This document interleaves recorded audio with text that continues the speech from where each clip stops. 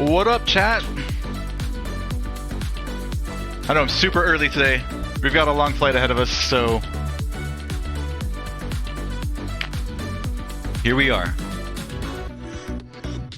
We'll start briefing here in about a minute.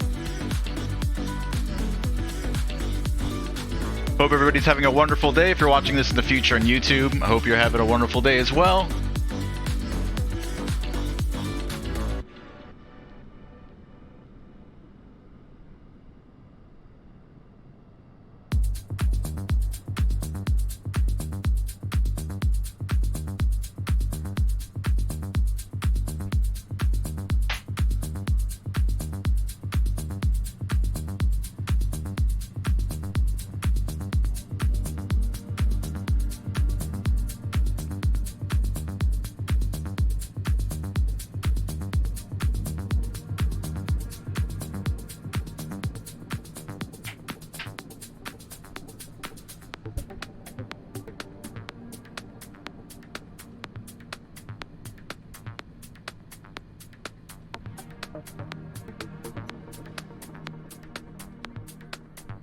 Who's this guy creeping behind us?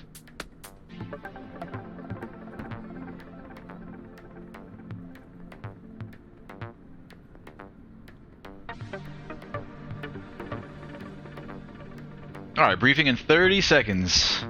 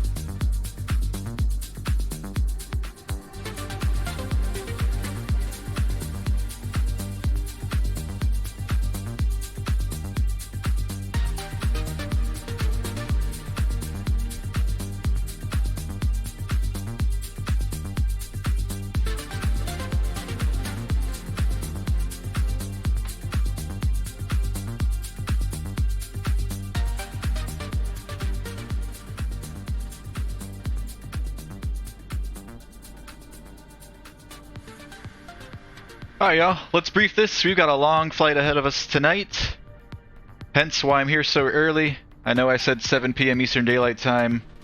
We're an hour and a half early because we're going to need that much time to get to our final destination on time. So it's Thursday, so it's TPC flying Thursday, and it's featuring James M. Cox, Dayton International Airport, Delta Alpha Yankee. So that's where we're going to be heading tonight.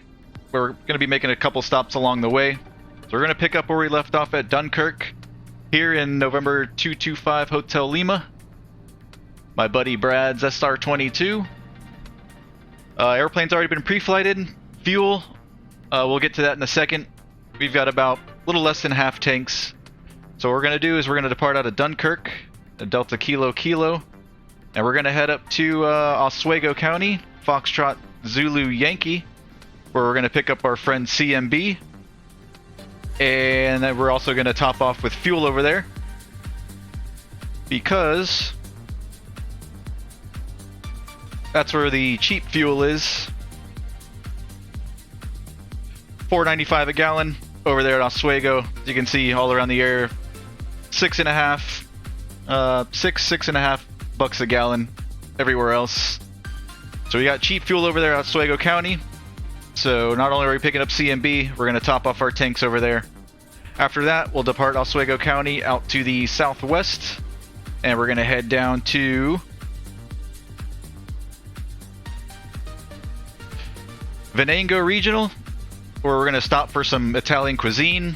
There's a nice airport restaurant there called the Primo Barone.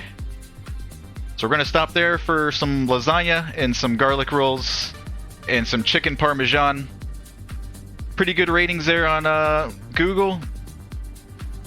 So it should be a nice restaurant. I've already spoke to them. They know we're coming. They just want us to text them when we're about 30 minutes away. So we'll stop there for some food. And then finally, we'll depart Venango and head to our final stop, our longest leg, down to Dayton, Ohio, James M. Cox. Entire trip is going to take us about 4 hours start to finish. And we do have some weather out here out to the west that's moving in, so there's a small chance we may have to file IFR for that last leg. But we'll try to get in VFR, but if not, we can always pick up IFR. Weather, I talked about that rain that's off to the west. Let's take a look at the weather everywhere else. It's looking pretty good. VFR across the area. Here at Dunkirk,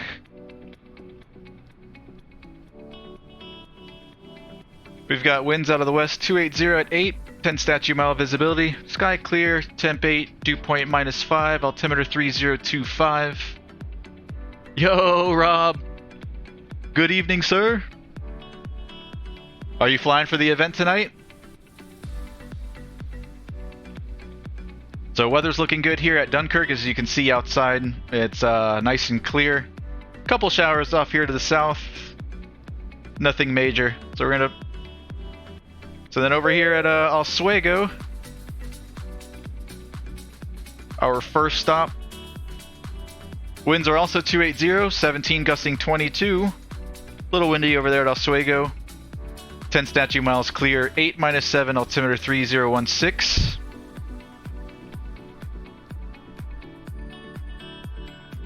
Down here at Venango, winds out of the northwest, 330 at 9, gusting 14.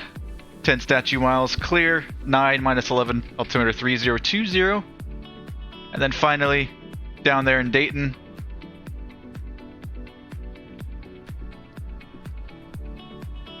winds are out of the east at 6, 090 at 6. 10 statute miles, broken layer at 8,500, overcast at 10,000. 13-0, altimeter 3022. Alright, Burke Lakefront to Dayton, XP11 in the P28R. But not till 7:30, got you, Rob. Nice, man. The P28R, is that Turbo Arrow?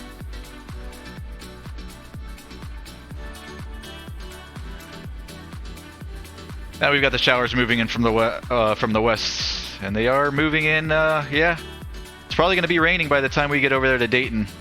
We'll see if we can get in VFR. If not, we can pick up IFR. Let's talk airspace now. We'll do this. I was going to say we'll do it leg by leg, but let's just do the whole thing. So departing out of Dunkirk out to the northeast. See if there's anything special. We've got Buffalo's Class Charlie up north, but we're going to be well south of that. Parachute area here at Perry Warsaw will be north of that. Okay, then we've got this is Rochester's Class Charlie, which we're going to be flying over. This first leg we're going to do 5,500 on the altitude in that Class Charlie. Tops off at 46, so we're going over the Class Charlie. Couple MOAs out here and restricteds out to the north. That shouldn't be a problem for us. We'll be south of that into Oswego. Departing Oswego out to the southwest. Looks pretty clean. A MOA, Duke MOA out to the southeast. No factor. Yeah, nice clean ride into Venango. And then for our final leg, we've got Youngstown's Class Delta just north of our route. We'll be up over that. We'll be doing 6,500 for this leg. So up over the Class Delta, up over the Tursa, up over Akron's Class Charlie, which extends up to 5,200. Again, we're going to be okay at 65.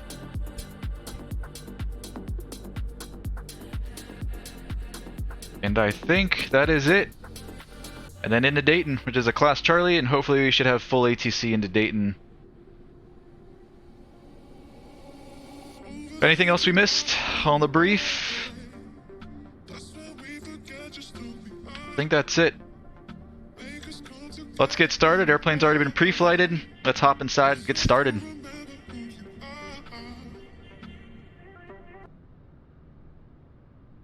Showers will dissipate, says Rob. Good to know, man.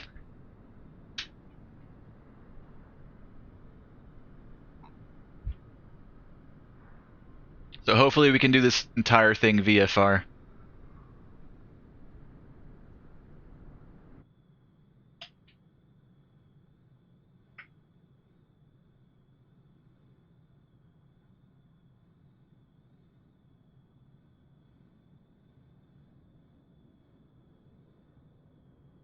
Alright, before start checklist, pre-flight's already been complete. Weighed and balanced within limits. Emergency equipment on board. Passengers briefed. Seats, belts, and harnesses. And then engine start. Parking brake is set. Battery switches and alt switches are coming on. Strobe light.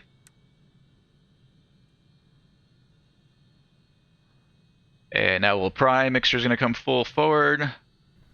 Power full forward. Fuel is on. We're feeding off the left. We're going to prime for a few seconds and go into boost. All 1000 to 1003. Crack the throttle. Into boost. Clear prop. Make sure we're all clear. All around. Here we go. She goes. Oil pressure in the green. Throttle to 1000. Pressure. Throttle. Avionics is coming on. Nav lights coming on.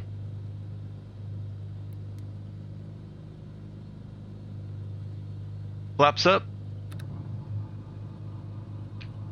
And we'll lean our mixture for taxi. And boost pump can come off. Let's let her warm up for a few moments while we set up our avionics. We're going to go to 122.8, which we're already on.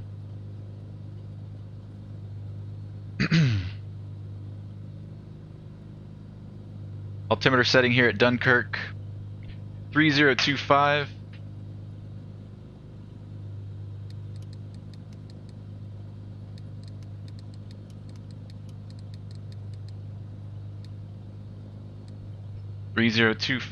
And down here on our backup, 3025.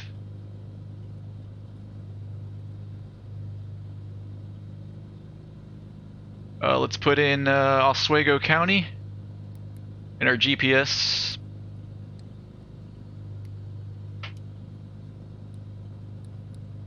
That's Kilo.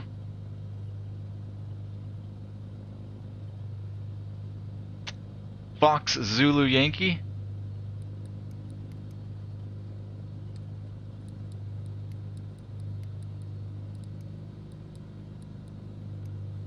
Z, where's Z?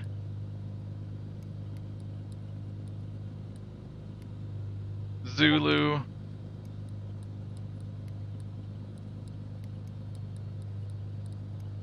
Yankee, Fulton, Oswego County, enter and activate. And we're going to fly it just like that, direct.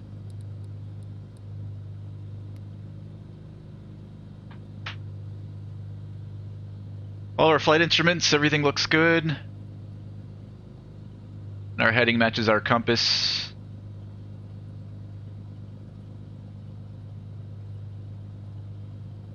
Back to our checklist. We did all this stuff. Oil pressure is checked. Alternator, we're charging. Avionics is on. Engine parameters are all in the green. No external power. Ammeter and volts checked. Before taxi, flaps up. Radios, avionics are set. Cabin heat defrost. And fuel selector, switch tank.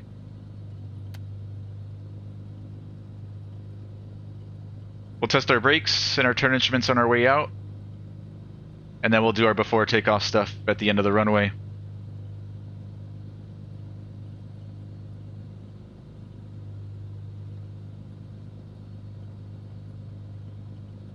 Winds are out of the west, so we'll use runway 24, the longer one. So let's brief our taxi. We'll take Alpha. We'll cross runway 33 at Alpha, and Alpha all the way down to runway 24. And then we'll make a left downwind departure out to the northeast. We'll go up to 5,500. Let's put in 240 here for runway heading.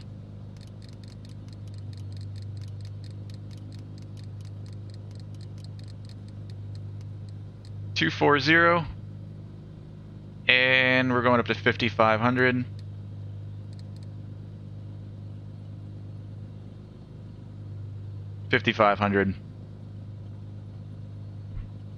Alright, I am on the brakes. Parking brake released. We're clear right, clear left. There goes that creeper, he left. Alright, let's go.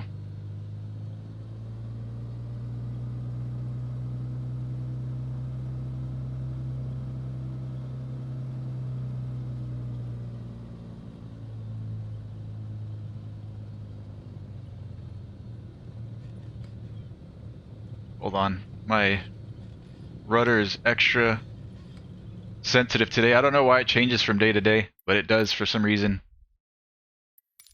Yesterday it was fine on my saved settings, but every now and then I have to come in here and turn things down. That seems to be the case today. When that happens, I just turn down my reactivity to 50. It usually helps a little bit. I don't know why it does that.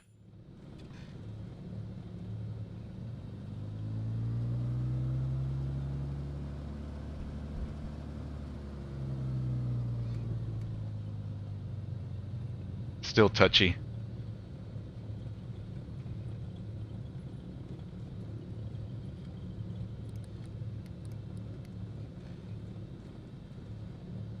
Clear left, clear right.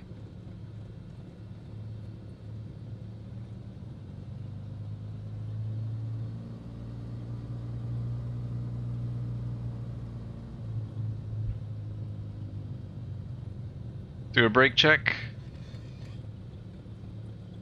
Brakes are good.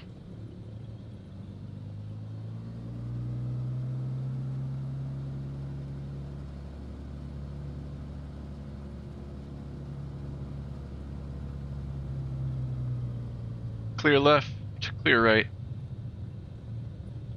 Let's test our turn instruments. Right turn, everything's spinning to the right. And we'll test the left turn up here.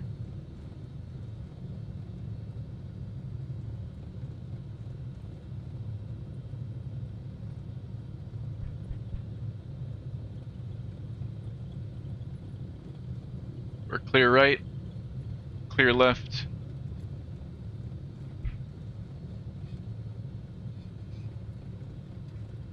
Dunkirk traffic, Cirrus 225 Hotel Lima is crossing runway 33 at Alpha, Dunkirk. Clear right, clear left.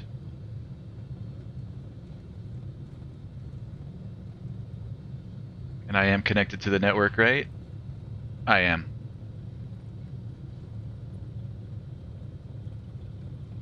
I didn't look at my turn instruments there, so let's do a little less turn here. Right turn, everything's spinning to the right. Left turn, everything's spinning to the left.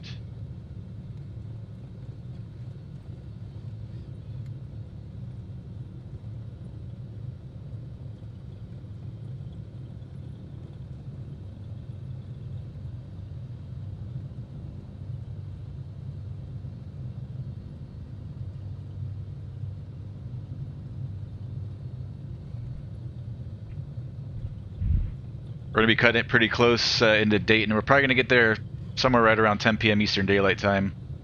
Target time for the pilot close between 9 p.m. and 10 p.m. That's when we want to be landing there at Dayton. So we're going to be landing on the later side. Hopefully, if we get there in time.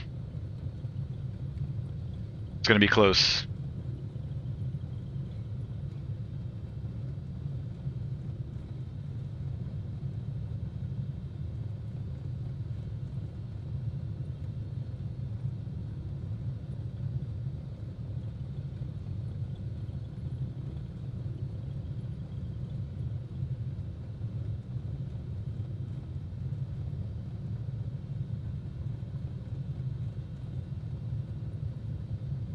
Take a look at the windsock there. It's going to be a right quartering headwind. Bit of a crosswind coming from the right.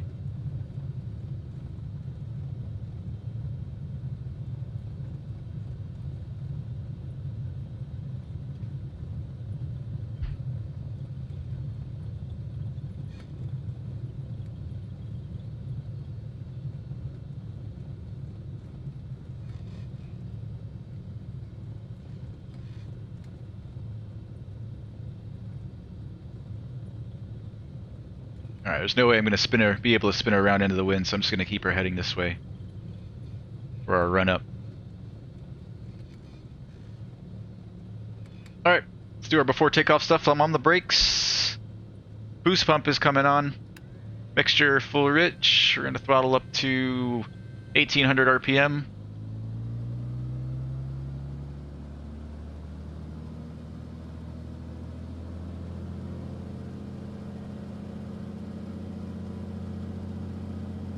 $1,800, and we're going to test our magnetos. We're going to be looking for a drop in RPM.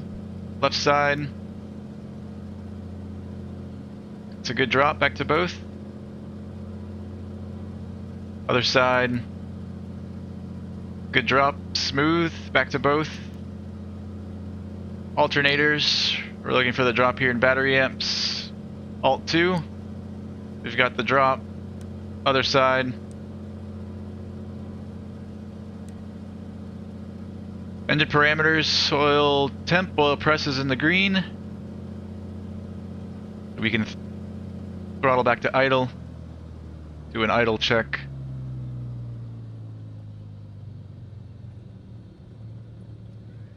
Make sure she runs nice and smooth. She does, throttle back up to 1,000.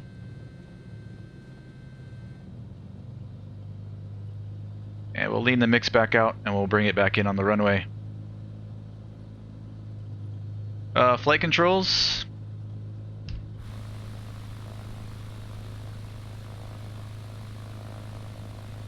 Aileron left, aileron right, elevator up, elevator down, rudder left, rudder right. Flight controls, free and correct.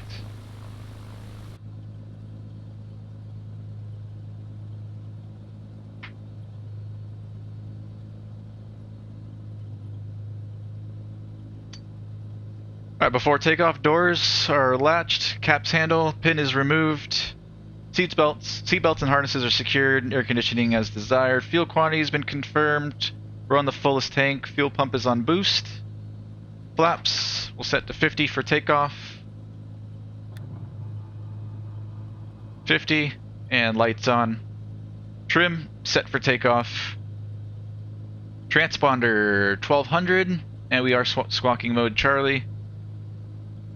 Autopilot test. Engaging autopilot. Navigation radios and GPS is all set.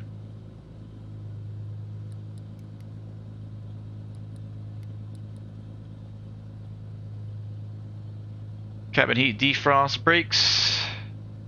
Alternator, we tested, pitot heat's coming on. All of our lights are coming on.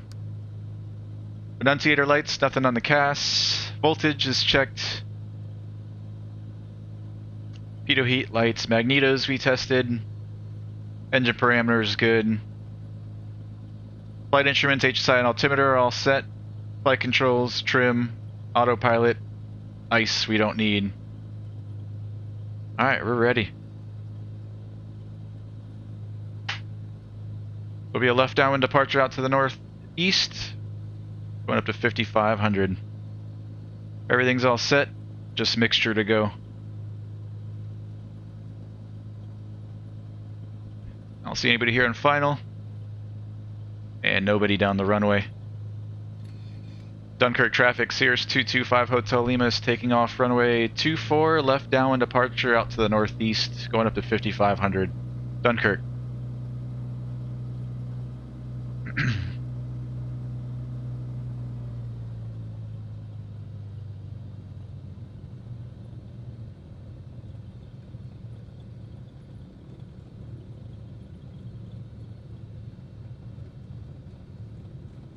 A little bit of right aileron for crosswind correction.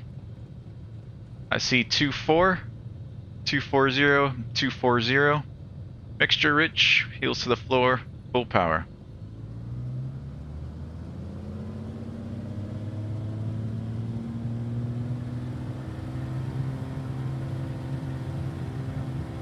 Power set, engine's green, airspeed's alive. Rotating at 77. 77 rotate. And mash on the brakes.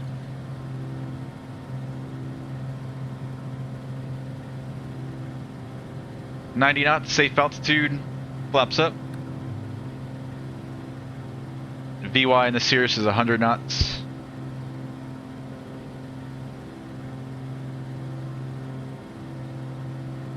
.500, captain's available.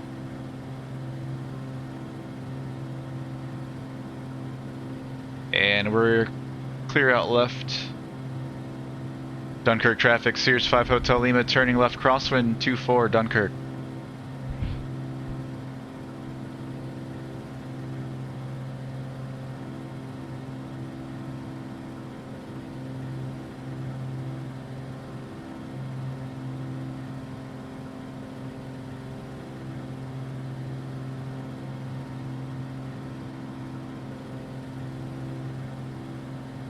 Go wings level for just a second, and then we'll start that downwind turn. We're clear left.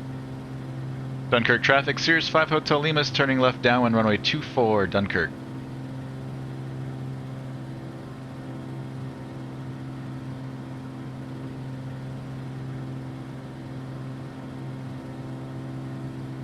Alright, we'll cruise climb it at 120 knots up to 5,500.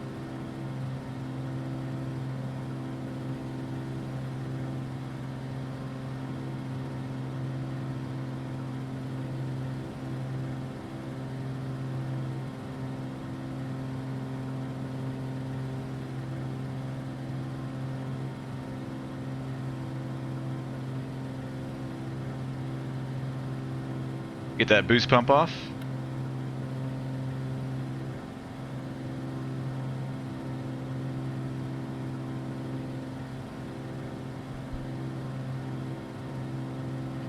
Let's sync our heading.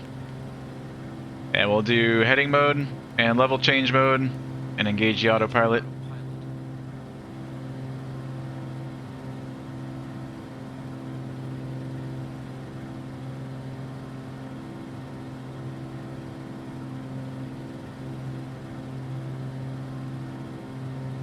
And we'll just go direct Oswego County. Direct. Repaint the line.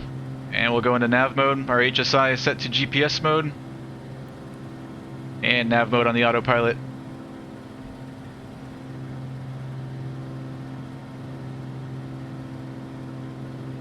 See ya, Dunkirk. It's been a pleasure. Till next time.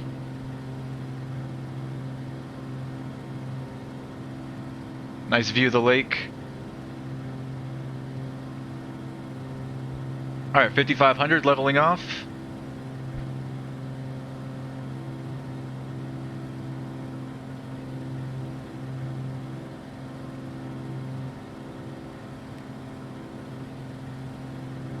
At 150 knots, we'll pull our power back to 60% for cruise.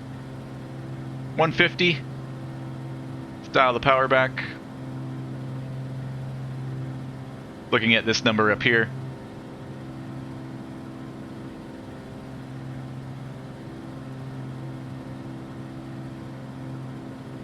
$60. And let's lean the mixture. So I'm going to lean until I see peak EGT, until this temperature peaks, and then we're going to bring the mixture back in until it reads 50 degrees rich of peak. So mixture is going to slowly come back. And you're going to see our EGT start to rise.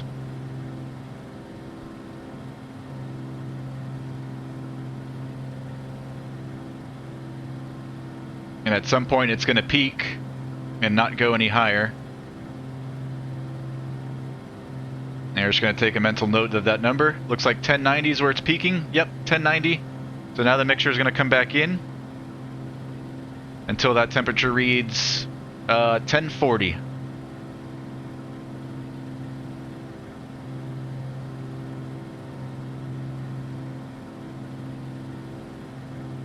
Right there.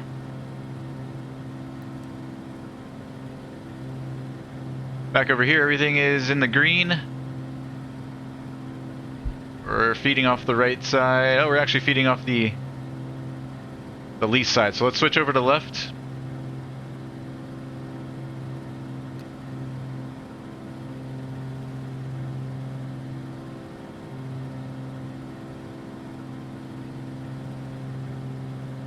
Back to our checklist.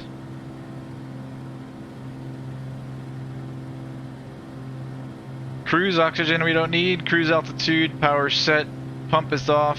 Mixtures adjusted, engine parameters are in the green. Mixtures leaned. And autopilot.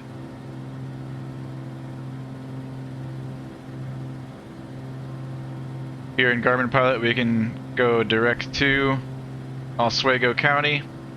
Activate that, and now we've got the new line painted there.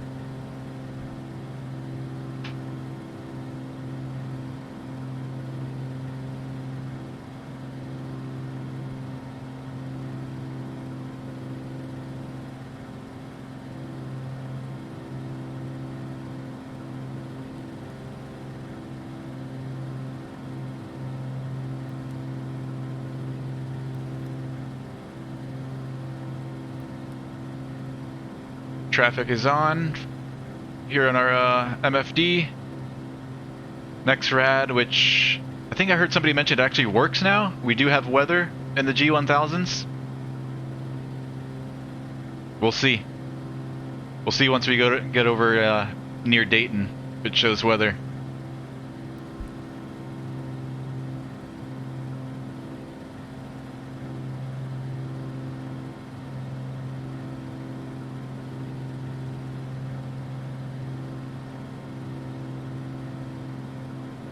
I didn't mention anything about ATC in the brief. Well, I did mention that we might have ATC. We should have ATC over there at Dayton, but let's see if there's any center controllers online over here. And I believe this is Cleveland's airspace. If so, we'll pick up flight following, which is always smart to do. Flying VFR.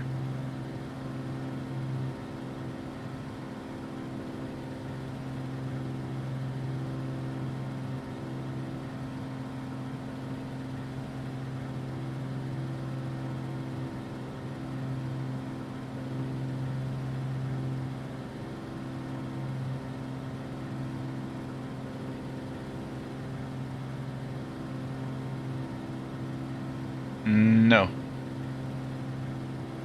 Cleveland's not online. And Oswego is under Cleveland's airspace, so we're on our own for now.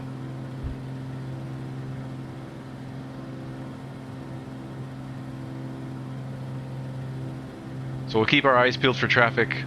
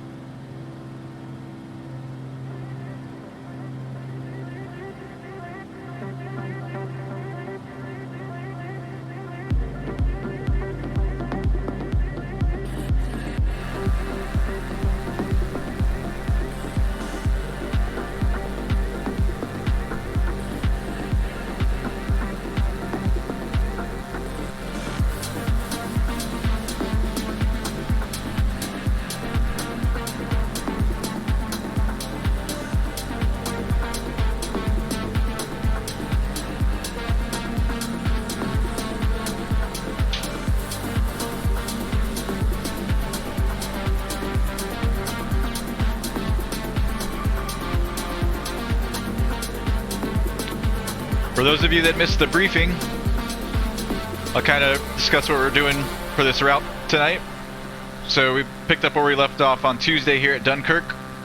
We're going to head over to Oswego County. We're going to pick up our friend CMB, and we're also going to top off with fuel. So we got cheap fuel over there at Oswego County. $4.95 a gallon over there at Oswego. As you can see all around the area here, $6.50 a gallon everywhere else. So Oswego is the cheapest in the area. We didn't have much fuel. Well, a little less than half half tanks on both sides when we left off there at Dunkirk. So we're going to pick up CMB, we're going to refuel, and then we're going to part out to the southwest and head over to Venango Regional, where they have a Italian restaurant there on site at the airport. The Primo Barone. So we'll go over there, we'll pick up some Italian cuisine. I placed an order in for some baked ziti, some garlic rolls, and some chicken parmesan. Restaurant's got some pretty good reviews, so it should be nice. We'll stop there, we'll grab a bite to eat. I've already placed the order. They just asked that we text them when we're 30 minutes out, and they're gonna have it ready for us once we land. So after we eat there at the restaurant, we'll depart Venango and head over to our last stop in Dayton to meet up with the Pilot Club for their Thursday night fly-in. So that's the plan.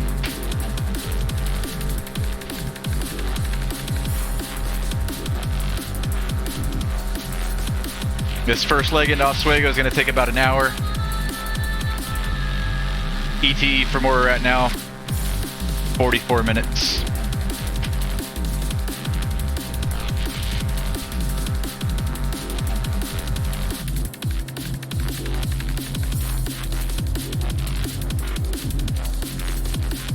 We're 113 miles out. We're doing 156 knots over the ground. ETE, 43.5 minutes.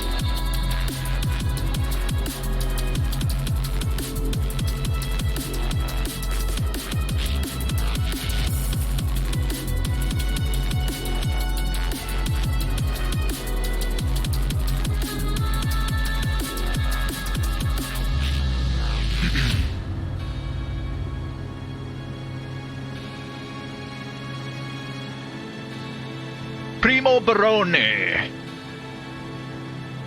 Supposedly a good restaurant. We'll see.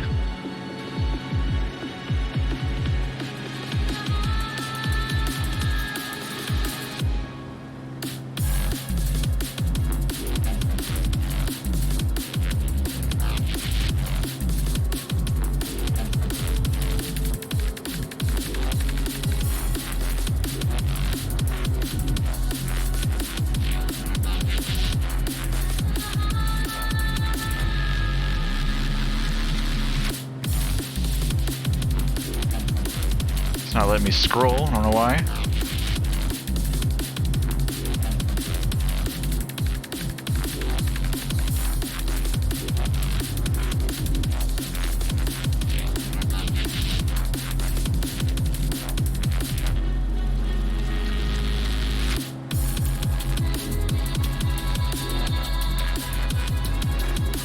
It's right on site there at the airport at Venango, so we're gonna park right in front of the doors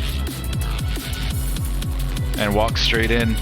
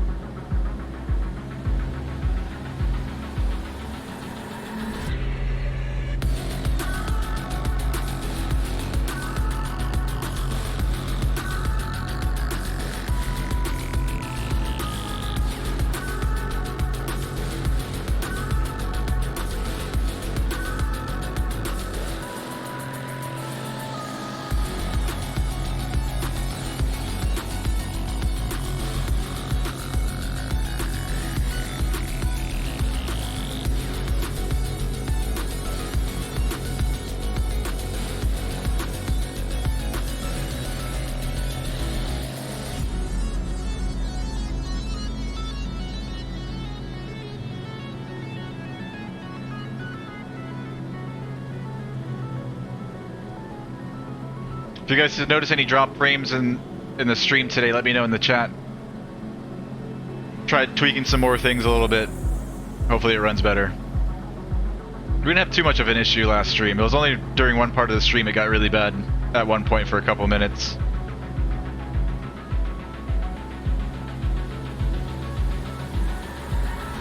Brand new GPU, so I'm still dialing things in. We'll get it running perfect.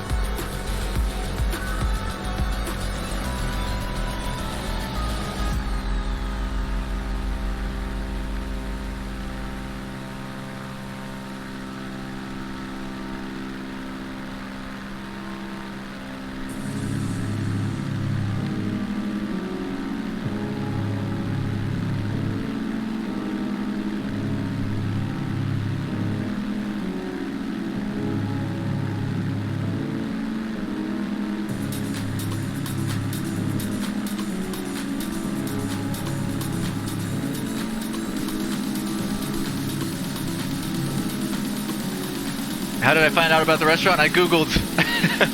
You can Google $100 hamburgers on Google. There's a few websites there that have a list of airport restaurants. Just search for $100 hamburgers. I know the first site I found was a paid site that you have to pay like $1 or something to use, but there's a couple of free ones out there. So you can plug in the airport that you're going to, and or you can actually plug in the route that you're flying, and it'll let you know all of the airport restaurants along the way. That's how I found it.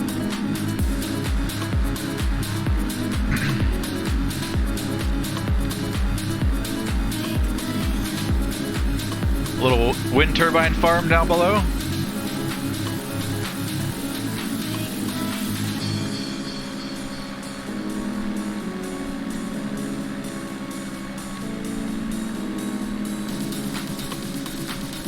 Pretty big one, actually.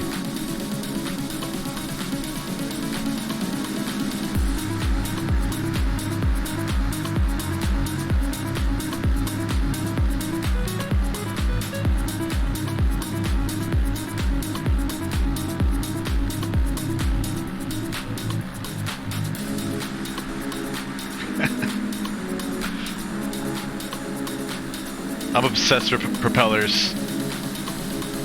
Something about it when there's music playing and there's a propeller spinning, it just like does something to me. I don't know. It really does put me in like a weird trance. I love spinning propellers, even ceiling fans.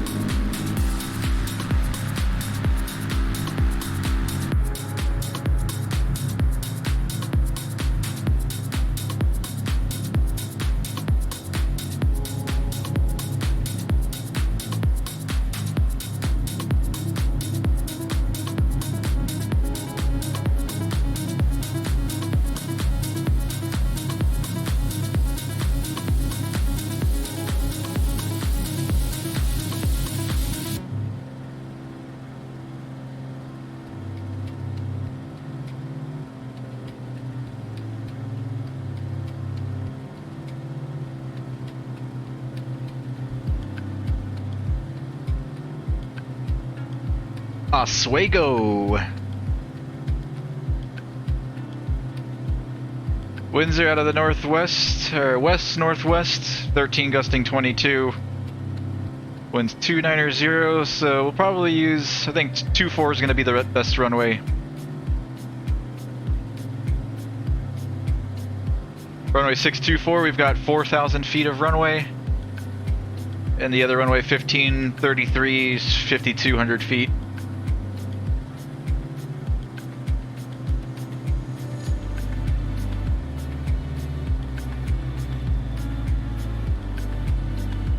Yeah, I think we're going to use runway 24.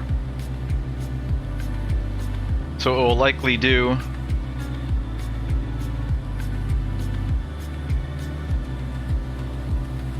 is once we get closer, I'll probably turn out this way. And then we'll come in and join the 45 left downwind for runway 24.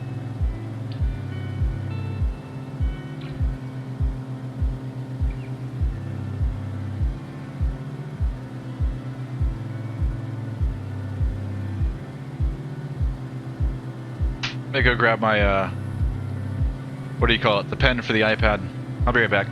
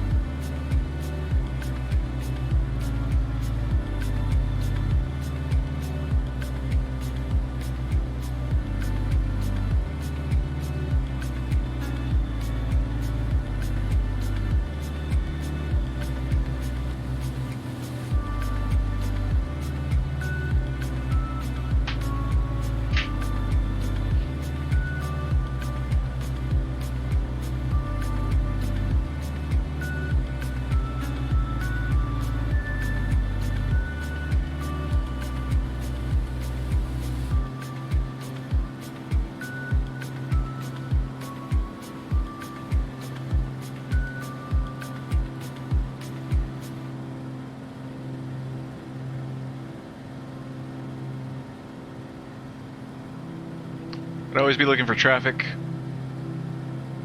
especially when you're not on flight following. You should do it on when you're on flight following as well, but especially when not.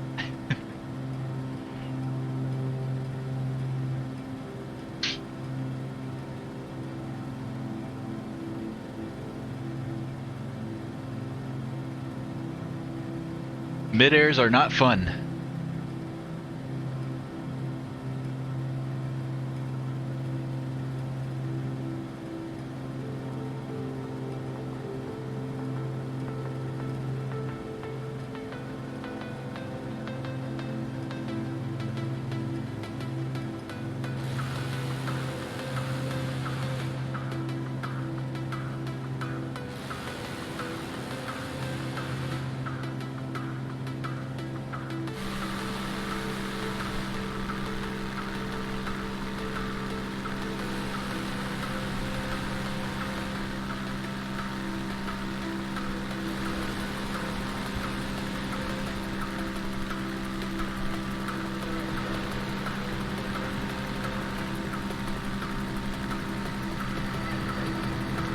Pilot Club briefings at 8 p.m. Eastern Daylight Time. Midnight Zulu. If you guys remember in the chat, when it gets close to 8 p.m., scream at me, so I always forget.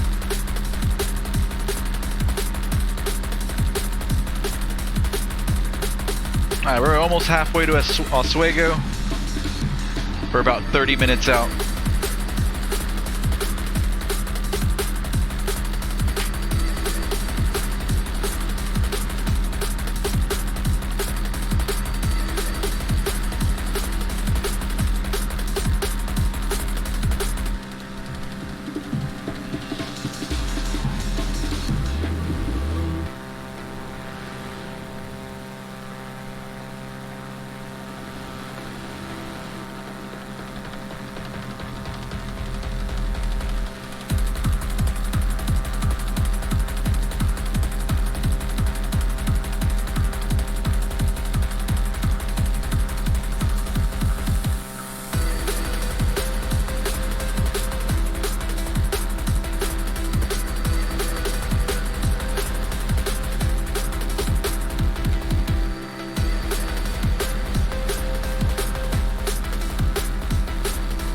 Now I really wish I did have some Italian here in real life.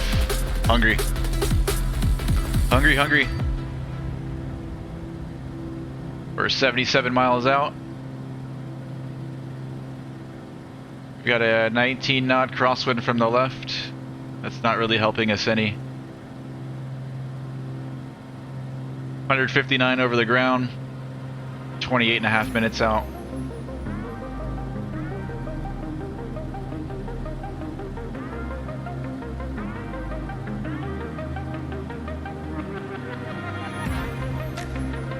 We're coming up on Rochester's class Charlie, which extends up to either 42 or 4600 as we briefed. We're at 55, so we're okay. Let's get their local altimeter setting.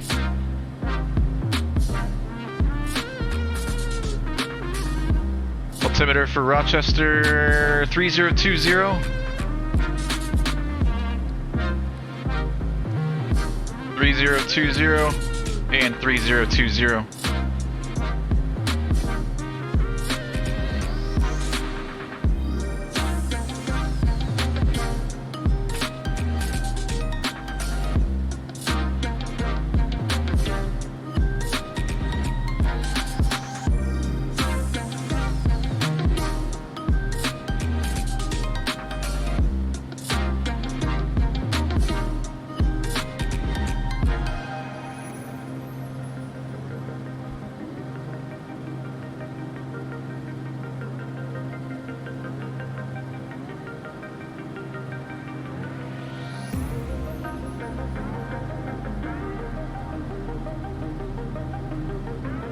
So the best way to scan for traffic in the real world is you want to be looking at the horizon, and you want to be looking in 10-degree increments. You don't want to just like sweep across or look in general.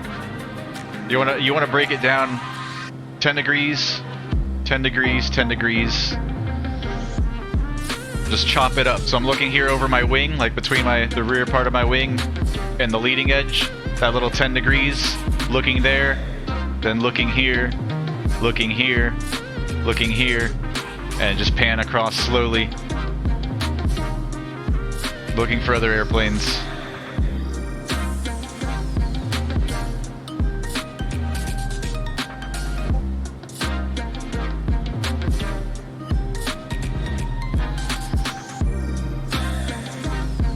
Nice and slow, you don't want to move too quick. You'll miss it.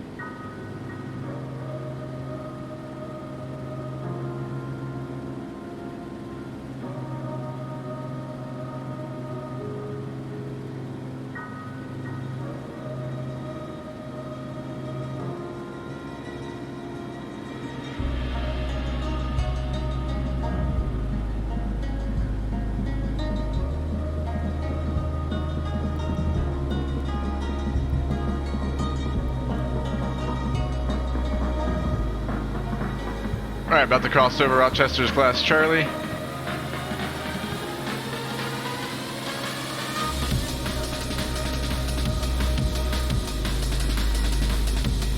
There's Rochester Airport.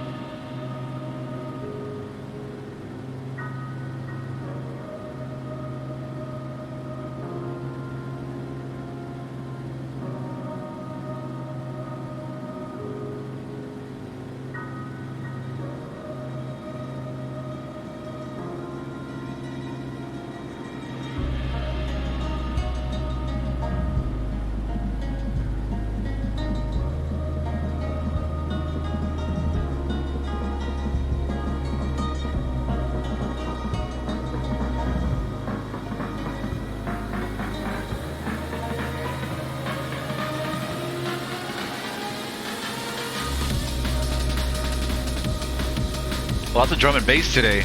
Kind of like it.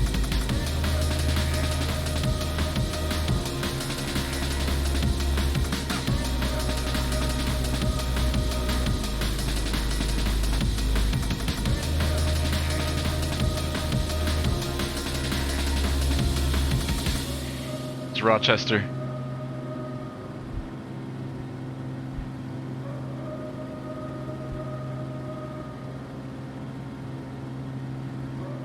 Rochester.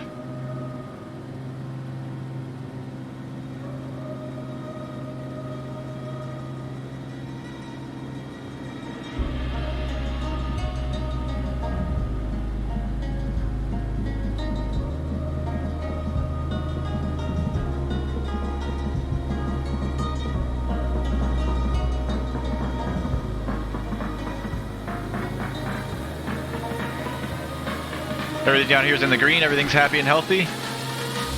Fuel is balanced. We're still feeding off the left side.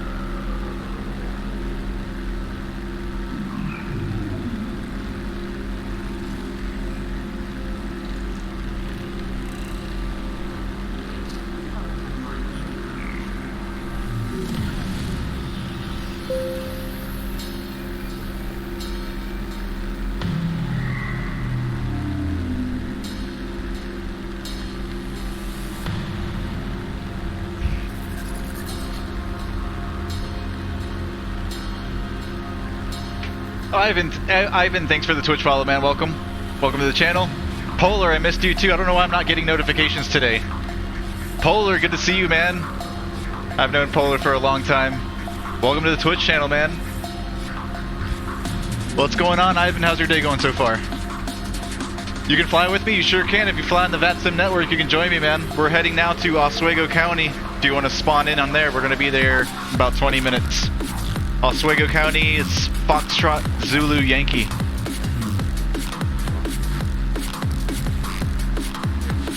If you want to fly, you can spawn in there at Oswego County, and then we're going to be heading to Fandango. Is it Vendango? Venango Regional. Foxtrot Kilo Lima is where we're going to be going to next after Oswego.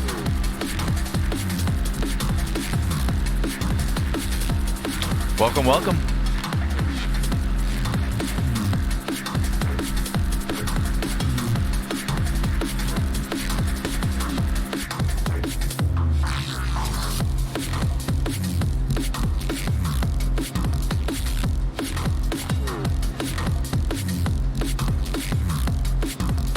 I do all my flying on the VATSIM network, always. I do not fly on the regular MSFS multiplayer network. We could. I've thought about doing that maybe once a week. People that want to fly that don't want to bother dealing with ATC and stuff like that, just want to fart around. But I do most of my flying on VATSIM.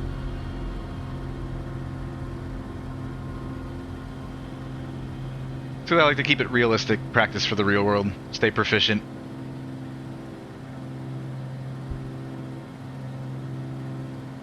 We're 17 minutes out, 45 miles.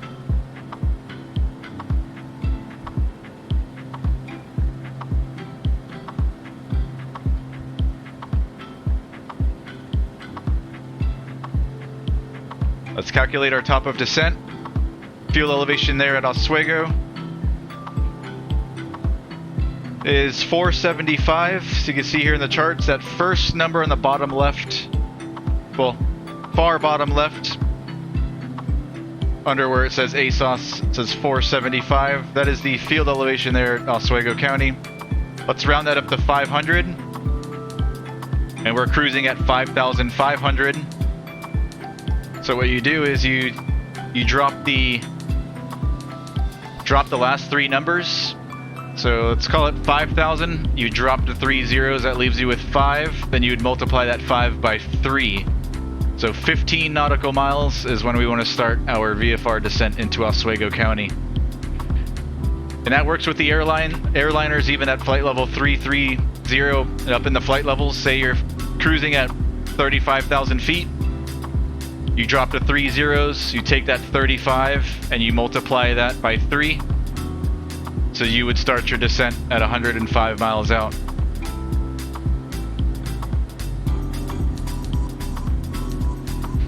In our case, we have 5,000 feet to lose. We drop the 3 from the 5,000, I mean the 3 zeros from the 5,000, multiply that 5 by 3, 15 nautical miles is when we're going to begin our VFR descent.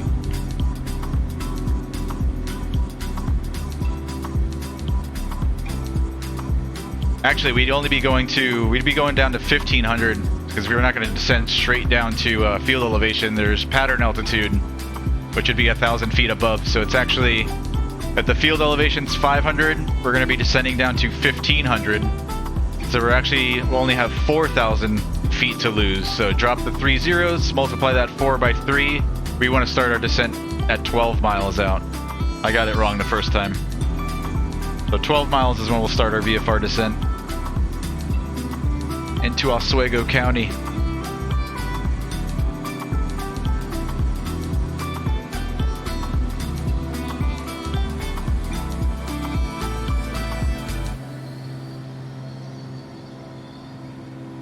Fulton, New York.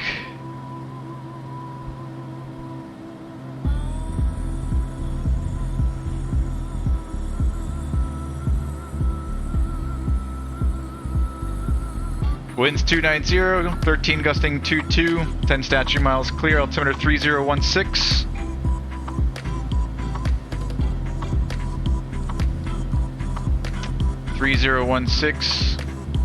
And 3016. We'll stick with our original plan. We'll fly out to the south of the field here, and then we'll come in and join the 45-degree entry into the left downwind for 24. We're gonna be doing a full stop there at Oswego. We're gonna go pick up CMB, our friend that we met last stream, and then we're gonna fill up with fuel there since they have cheap fuel there at Oswego County.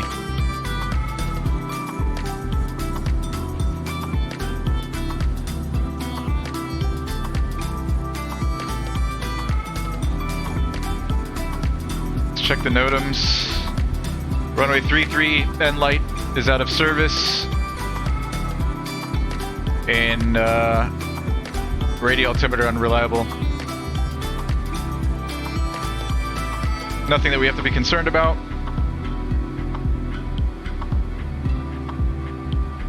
Let's see, there's an obstacle tower light. 656 feet. MSL, 384 feet. AGL. The light's out of service on that obstacle. And there's two of them. And no FDC NOTAMs. FBOs, we're going to be going to True Course Flight School to pick up CMB.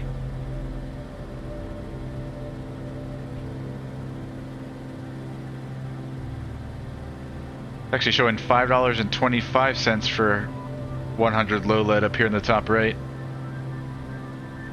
Which differs from what it says in the very top right. It says $4.95, 100 low lead. Where's this fuel at? Okay, yeah, self-service is $4.95, so we'll pull up to the pump, we'll pump it ourselves. $4.95 for 100 low lead.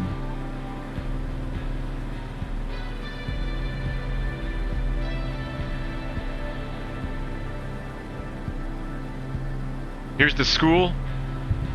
True Course. But we'll be going over here to the fuel farm. And we'll have CMB walk out to the airplane. We'll fuel up real quick. Make this a quick turnaround so we're not too late getting into Dayton later tonight. So landing there, runway 24, it's going to be a right turn off. We'll probably get off at this taxiway right here. Straight into the fuel farm.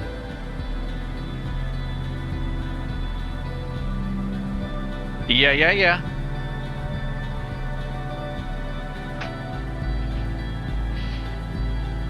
FB Aviator, what's up, man? Resubscribe for a total of 2. Hey, thanks for the resub, man. Appreciate you. What's going on, man? How's your day going?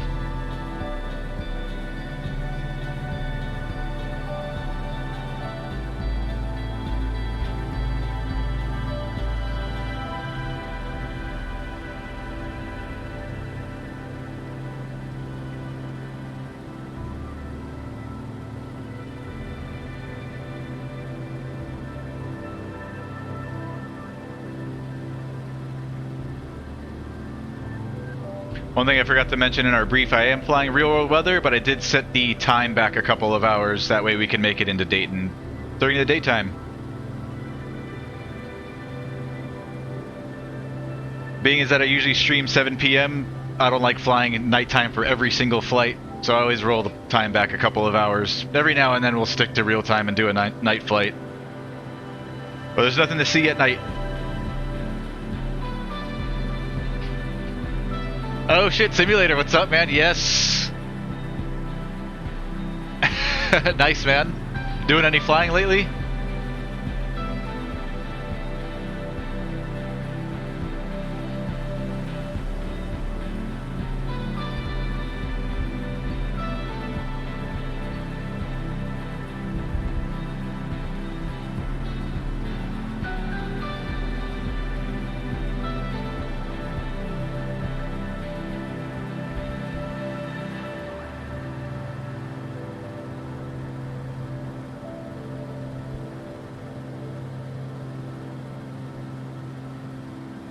Alright, we are 24 miles out.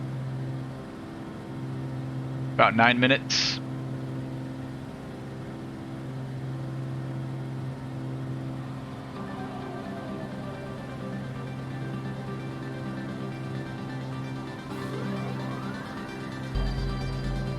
Descent checklist, oxygen we don't need. Altimeters are set. cabin heat defrost as required. Lights are all on. Fuel system. Alright, let's switch back over to the right side. So we have a little bit of an imbalance there. We're still feeding off the left, so we're going to switch back over to the right.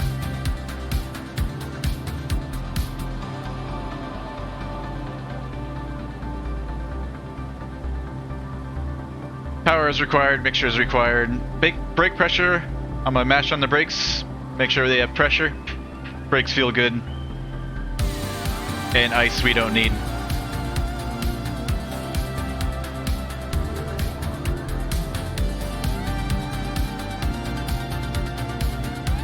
Let's start that right turn out to the south of the field.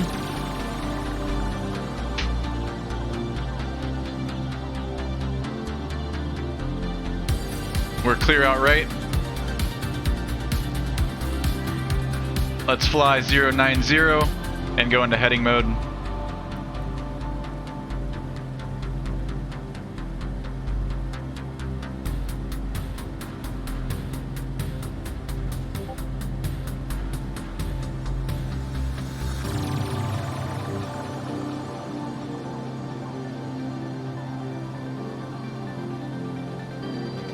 Not much, just mostly offline for... Oh, flying offline for your VA, awesome man. Which VA is it? Rob Valkyrie loading up at Burke, departing at 7. Oh, you're gonna be way ahead of me, Rob.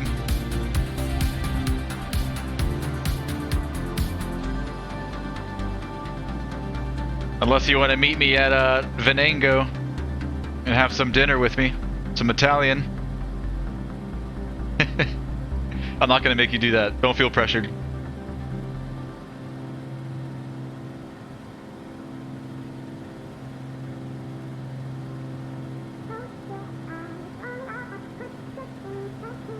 Are you going IFR or VFR today, Rob?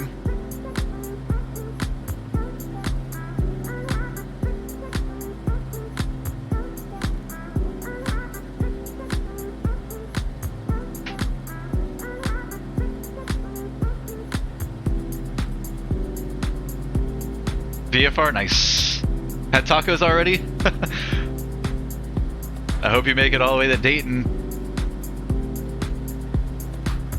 without pooping your pants.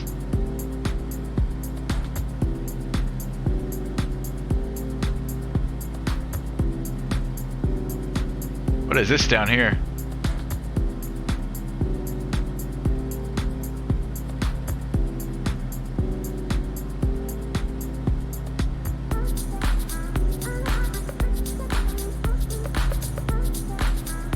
Alright, 15 miles out now. Let's start a slow VFR descent down to pattern altitude. We're going to be going down to 1500. So let's bug that in up here. The autopilot 1500, and we'll VS it, or in the Cirrus's case, indicated airspeed mode. Click on that bad boy, just pull the power back just a little bit. Actually, mixture is going to come in a little bit first, and then pull the power.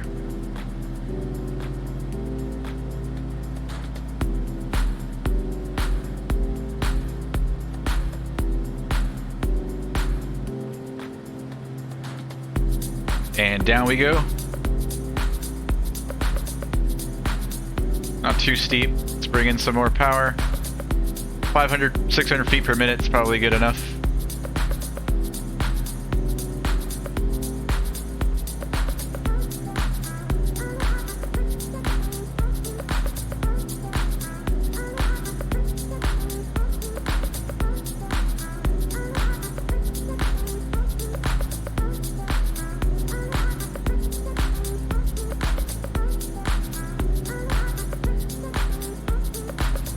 Alright, 11 miles out. I'll make my first call at 10 miles. We are 10 miles southwest of the field, and we're going to be joining a left down for runway 24.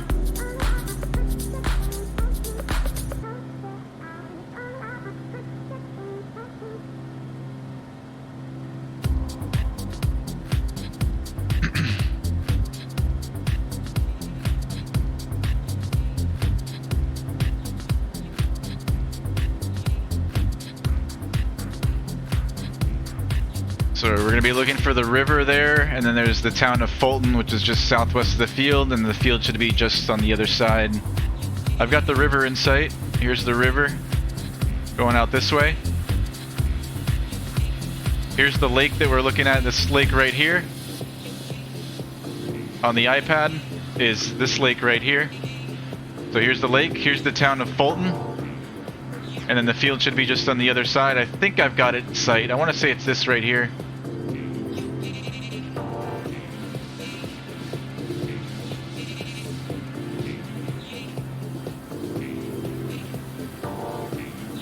Oswego. Alright, we're on 122.8. Oswego traffic, Cirrus 225 Hotel Lima. We're 8.5 miles out to the southwest, descending through 3,800 for 1,500. Looking to join a left downwind for runway 24, full stop, Oswego. Where what I do affects your outcomes, and what you do affects my outcome. Alright, let's go stereo cockpit for the rest of this approach.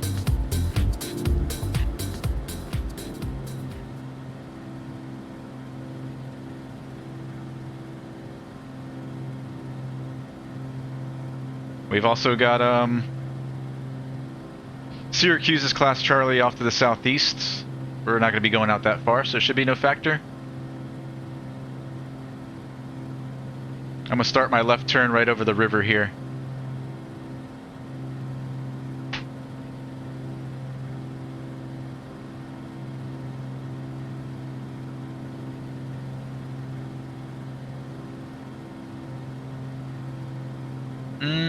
I don't think I was looking at the right field.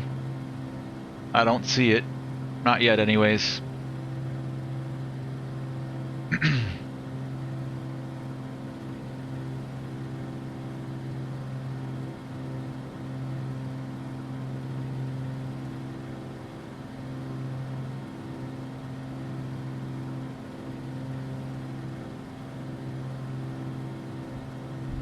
Yeah, it should be just on the other side of the town. Alright, let's start that left turn. We are clear left. I'm going to go ahead and take over and hand fly it the rest of the way in. Autopilot disengaged. My airplane clear left.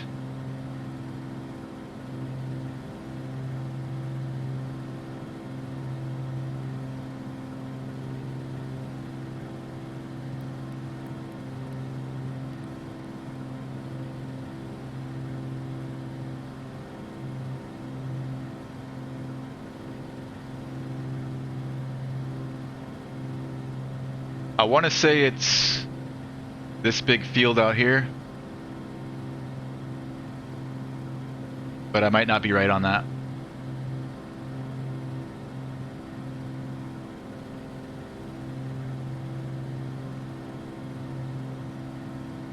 Oswego traffic, Cirrus 225 Hotel Lima is 5 miles south of the field on the 45 to join a left downwind for runway 24, full stop, Oswego. I want to say this green field right here is it. I'm gonna head there.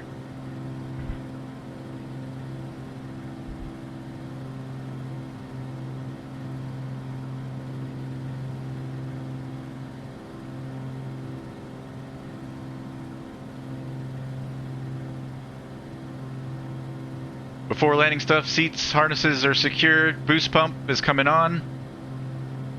Mixture full rich. Level off at 1500 here. Flaps to go. Autopilot's disengaged. Let's slow it up. We don't want to be too fast in the pattern. Let's get down to, I don't know, 110, 120 Cessna speeds. Just in case there's some Cessnas in the traffic pattern training. Yeah, that's definitely the field right there.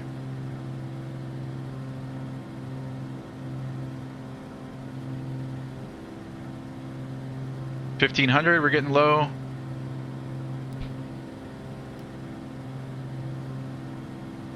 I don't see any other airplanes in the pattern. I haven't heard anybody.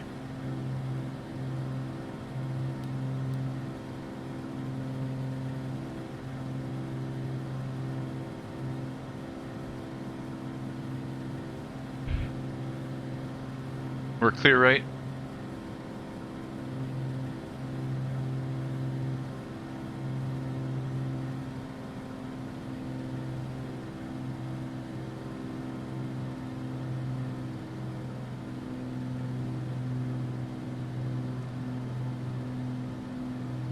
Oswego traffic, Cirrus 5 Hotel Lima is left midfield downwind, runway 24, full stop, Oswego.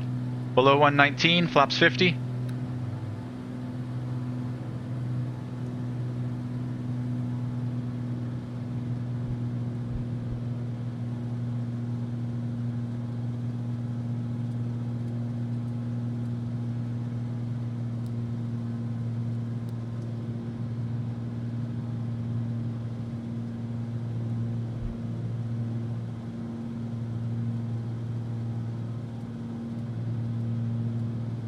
Alright, clear left.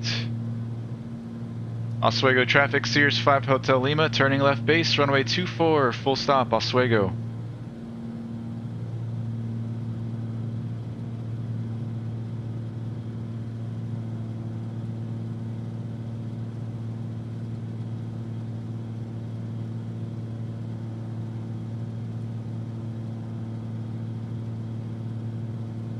And checking our final approach path, making sure it's clear. Nobody here on final. And we're clear left. Oswego traffic, Cirrus 5 Hotel Lima is turning final, runway 24, full stop, Oswego.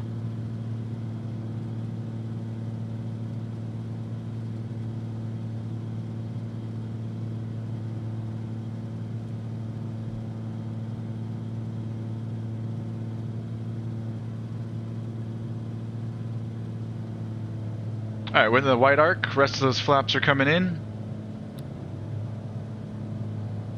And gumps check, gas, undercarriage, mix, prop, seatbelt, switches, flaps. 80 knots here on final. I can feel that crosswind from the right.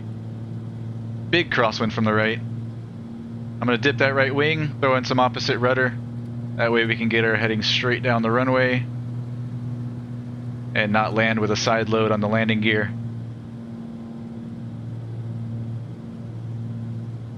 The right aileron, left rudder.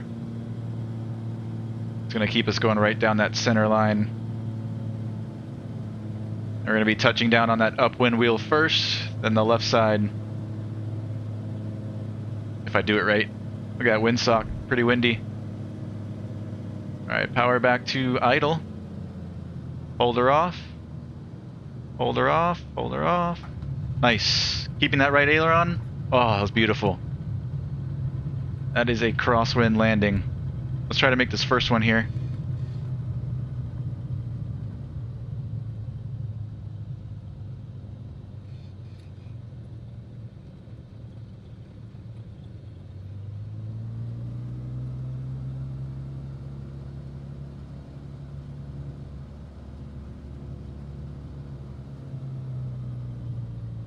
I'm not going to clean her up. I'm going to go straight to the fuel farm so we don't waste any time. Oswego County, 5 Hotel Lima is clear of runway 24. Taxiing to the ramp on Bravo. Oswego. Clear right, clear left. We'll pull the mixture back though. Alright, let's go fuel up. $4.95 a gallon for 100 low lead here, not too bad. Considering gas prices.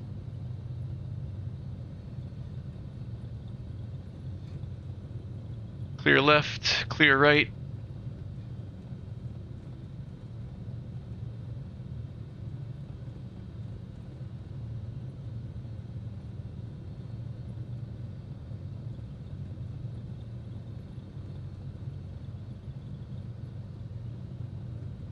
Clear right.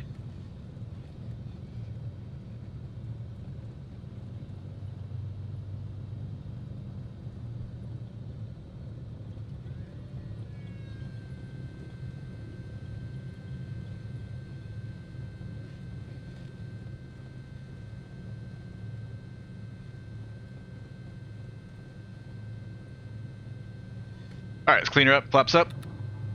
Boost pump can come off. Lights are all coming off. Pitot heat. Avionics. And we'll pull the mixture.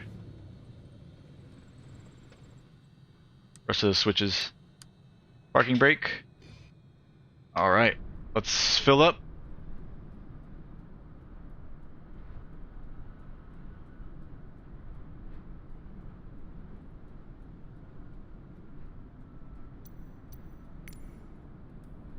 We're gonna top her off.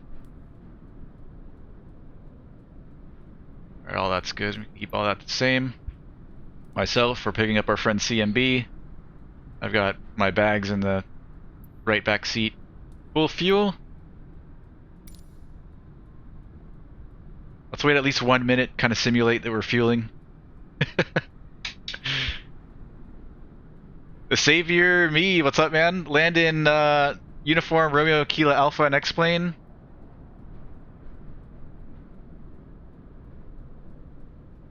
I don't know what WH is, but I know XP Realistic. What's up, man? Hope you're having a good day. I missed your first 2 messages. Have a nice flight. I appreciate it, Xavier. Yep, arcade sim. It's not too bad, man. It's getting better. I mean, I used to fly P3D and FS9 and FSX. As long as you tweak your flight controls to feel nice, you gotta add a curve and adjust the sensitivities, you can get it feeling pretty good. But I do know, yeah, I know there's not that many great airplanes out there, and I don't know if you can call it full IFR ready, but there's some planes that are good enough.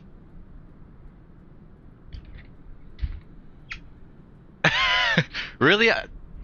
Man, you know, when I switched to FS-2020 from P3D, I actually thought it was harder to land in Musfuss in FS-2020.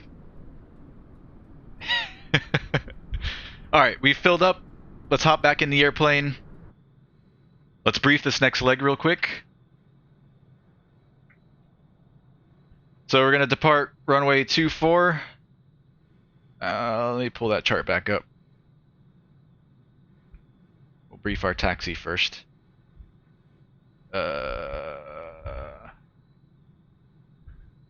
Oswego. So we're going to take Bravo and Echo cross runway 33 all the way down to 24. Then we're going to take off straight out. We're going to go, yeah, it's pretty much straight out. Straight out runway 24. We're going to go up to, let's see, so we're going to go up to 6,500 for this leg. And we already briefed all the airspace before over there back at Dunkirk. There's no special airspace anywhere in our route. It's pretty much a straight shot, nothing to worry about. Weather down there right now at Venango. This METAR's an hour old, so they're gonna update it any minute now. But winds are out of the northwest, 330 at 8. Winds are varying between 300, 300 and 360. 10 statute mile visibility, clear skies. Temp 9, dew point -11, altimeter 3021. And weather here at this one's also an hour old. 290, 13 gusting 22, 3016 on the altimeter. Alright guys, let's not waste any time. We need to get to Dayton. So let's go. Parking brake is set. Switches. Battery and alts are coming on. Strobe lights coming on. No need to prime. We'll just go full rich, crack the throttle. And I don't even think we need our boost pump, honestly. Let's make sure we're all clear. Clear! We're clear all around. There she goes, throttle 1000, oil pressure in the green. And avionics and lights.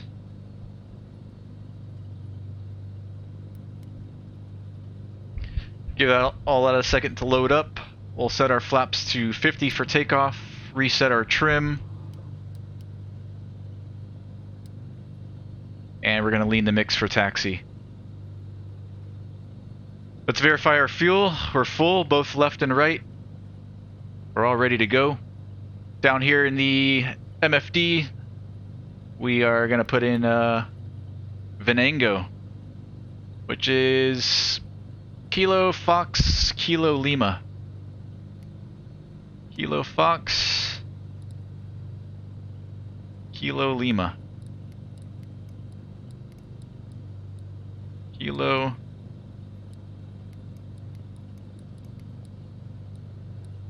Lima Venango. Enter and activate. There it is.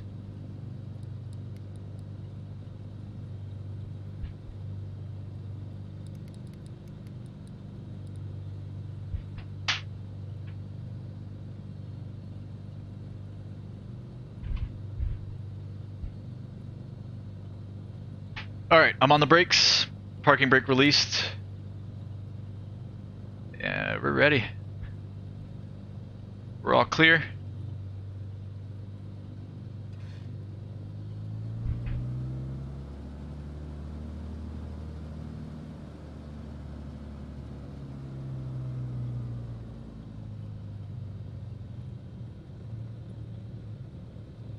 Left turn here on Bravo.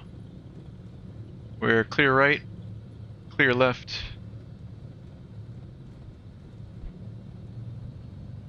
Clear right, clear left. Wind is coming directly from behind us, so what I'm going to do is push forward on our stick, away from the wind, and that's going to keep that wind from lifting our tail and flipping us over on our nose. So stick full forward on the elevator. And left turn here on Echo. We're clear left. We're clear right.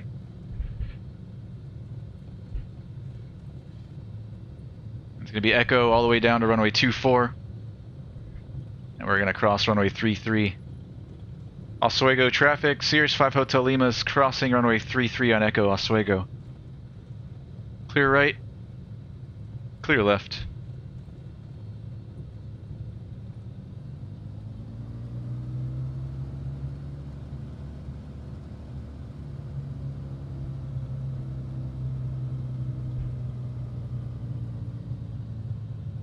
No need to do another run up. We know the airplane's running good.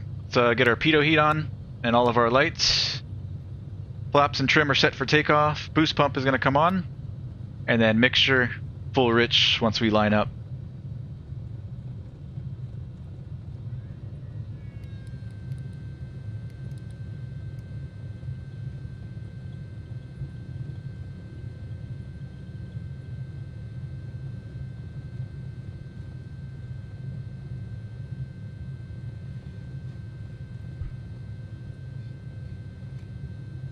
And I'll catch up with you guys here in the chat once I'm airborne.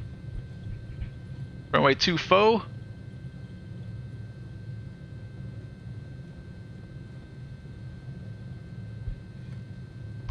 Oswego traffic, Cirrus 225 Hotel Lima is going to be taking off runway 24, going straight out and up to 6,500 Oswego. Clear left, high and low, nobody on final, nobody in the traffic pattern, and nobody down the runway. Let's go. If we lose an engine on the runway, we'll stop. Anything below 500, we're landing straight ahead. Between 500 and 1,000, we've got caps. Above 1,000, we'll make a turn back here for Oswego. Rotating at 77 knots, flaps coming up at 90 and a safe altitude, and then we'll climb at 100 initially, and then once we're at altitude, we'll cruise climb it at 120. See 24, 240, and 240, mixture full rich, heels to the floor, full power. Right aileron for crosswind correction. Here we go.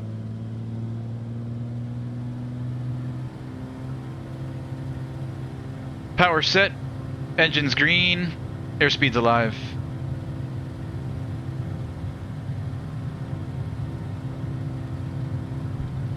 .77 rotate. Positive rate, mash on the brakes.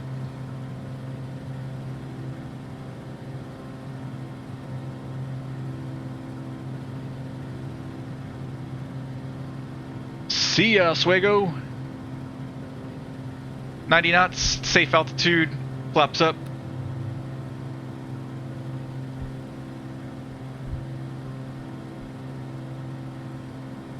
.100 knots, VY.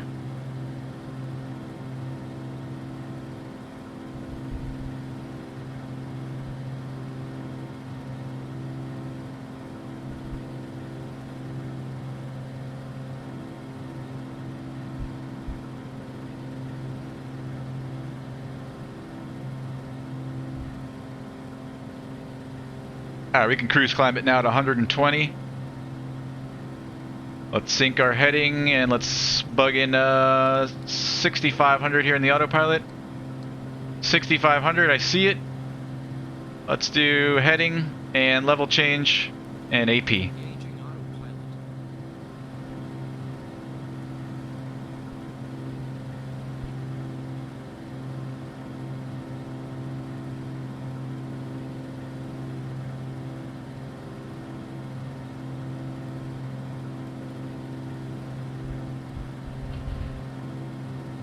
So we're indicated airspeed mode at 120 knots, and we're going up to 6500.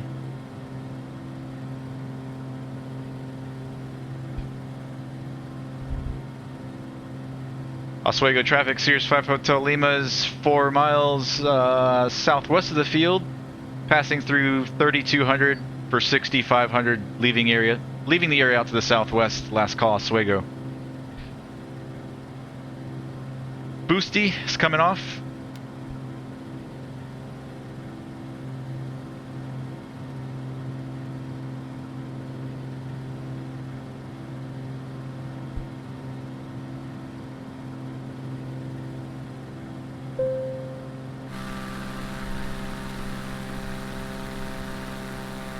Cirrus, baby. There's the airport back there.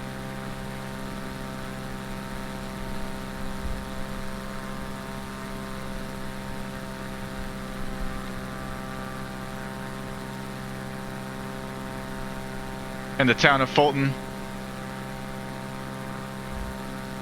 It's been real. We'll be back one day.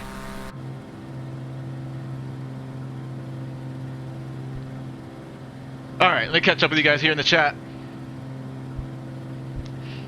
Dub, what's going on, Dub? I watched that episode last night.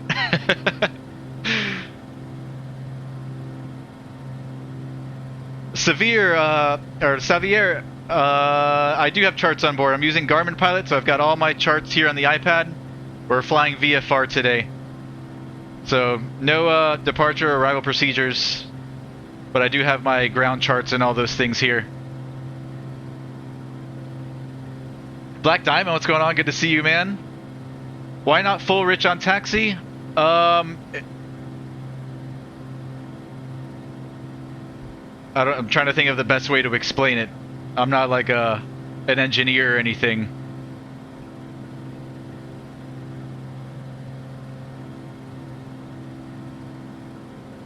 If you kept it at full rich, you'll foul up the spark plugs. Your magnetos, I'm trying to think of the best way to explain why.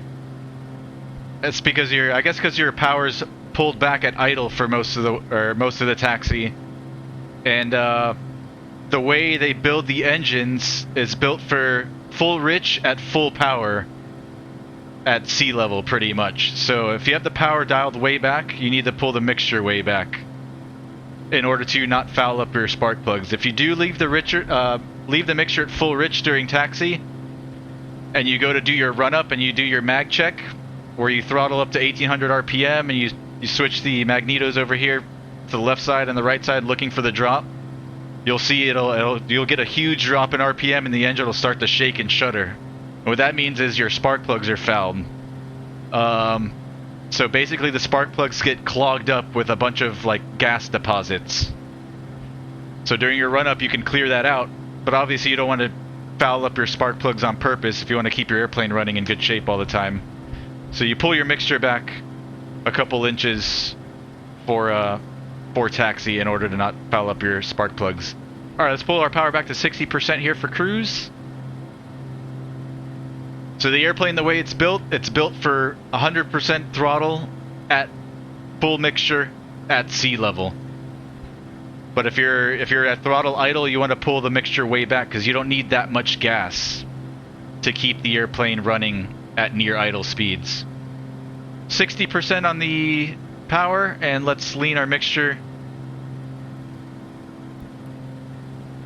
I'm going to go to my lean page. Now I'm going to slowly pull the mixture out until we see a peak here in our exhaust gas temp gauge. Right now it's at 980. We're going to pull the mixture back slowly until our EGTs peaked around 1090 last time. We can expect it to peak somewhere around the same. I hope I explained that good enough for you there, Black Diamond. I'm not the best at explaining things. There it is, peaking at 1090 again. So now they'll bring the mixture back in slowly until that reads 50 degrees rich of peak. So 1090 minus 50 is 1040. So the mixture is going to come back in until we see 1040 here in the EGTs. Yeah, so the engine doesn't need that much fuel at idle when on the ground, so you pull the mixture back. That's the simplest way to explain it. And if you don't do that, you'll foul up your spark plugs. Alright, everything's in the green, everything's happy and healthy.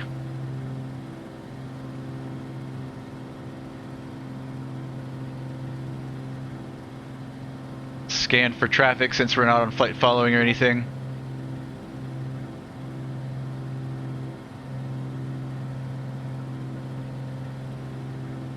So that mixture knob is controlling how much fuel is getting fed to the engine.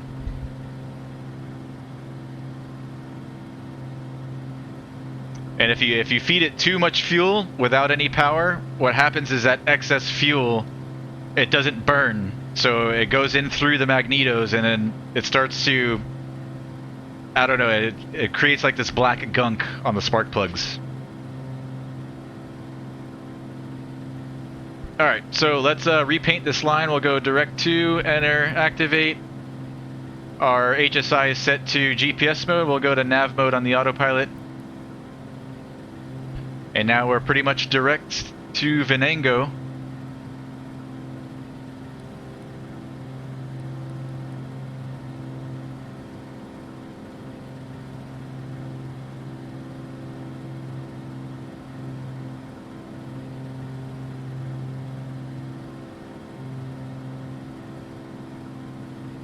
Go to our checklist, cruise check. Oxygen we don't need. Altitude's established. Power set. Boost pump is off. The mixture is adjusted. Engine parameters are in the green. Fuel flow balance monitor. And mixture set. And we are on autopilot. Here in Garmin Pilot, let's go direct to Venango. Oops, wrong button. Direct to Venango and repaint that line. This is a pretty long leg. Hey, I see somebody just spawned in over there at Oswego. Charlie Golf, Victor Victor Romeo.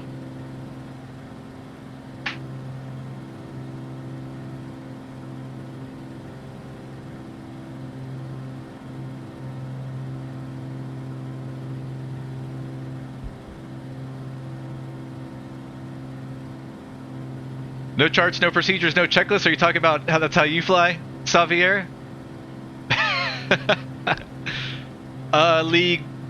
Ligurian Air? What's up, man? Okay. LGX23R on 134.7.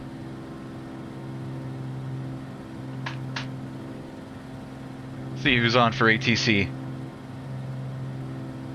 Boston Center's online, and we are in Boston Center's airspace, but we're about to leave their airspace, so no point in calling him for flight following because he's going to cut us loose here in a couple miles. I didn't realize Boston was on. Awesome, awesome. So is that you, Ligurian Air? Are you Boston Center? What's going on, man? VFR flight does not allow the use of autopilot. I usually like to hand fly most of the time, but since this is a longer leg, we're going autopilot. I'm gonna get tired. Plus I like to check up on the chat and things, and I can't do that when I'm hand flying.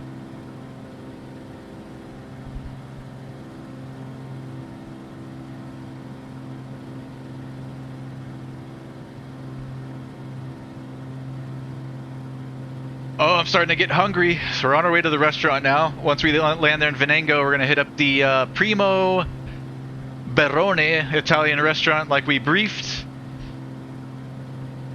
I've already placed our order. The restaurant owner just asked that we send them a text when we're 30 minutes out, and they're going to have our food ready for us when we land. So we land there at Venango. We're going to Primo Barones for some Italian.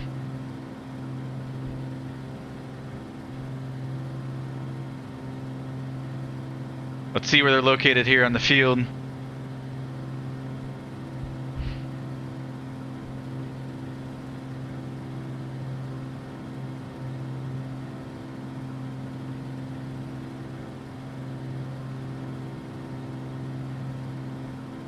Alright, so there's the restaurant right there by the main parking. It's the main FBO. So we know where we're going. We're just going to park right there where that little Cessna's parked.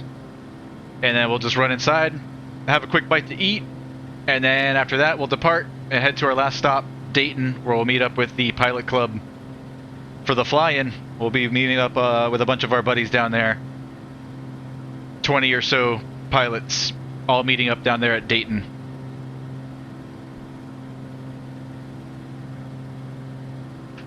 Know what I'm saying? So we're 165 miles out of Venango.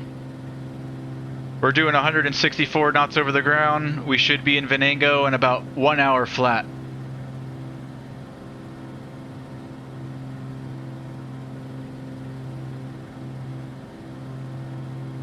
Oh man, I'm hungry. I don't know about you guys. Thinking about that Italian food.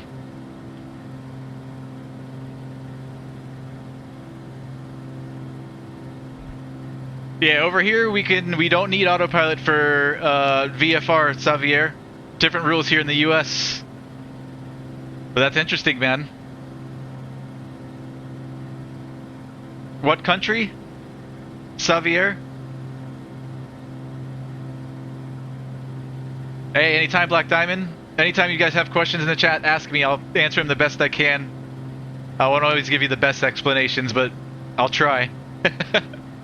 I've got a basic understanding. I just don't know how to put it in, like, technical terms.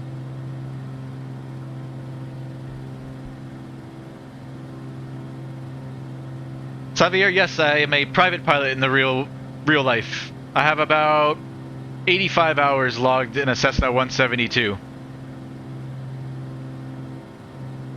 I have not been up in a while, though. It's been... Last time I flew, it was a year ago. I would like to start my instrument rating soon. I'm working on it. Working on putting enough money away to set aside to just get it done.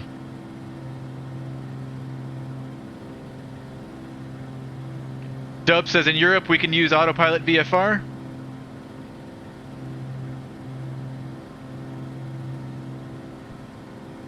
Here in the US it doesn't matter VFR. Autopilot or not, it's up to you.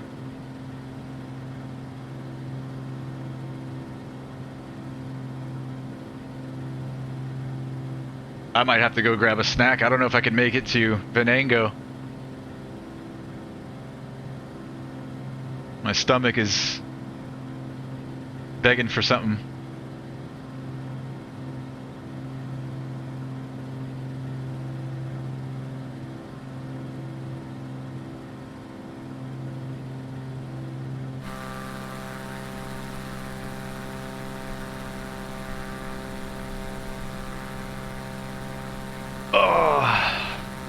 I did bring a banana on board, just in case I need it.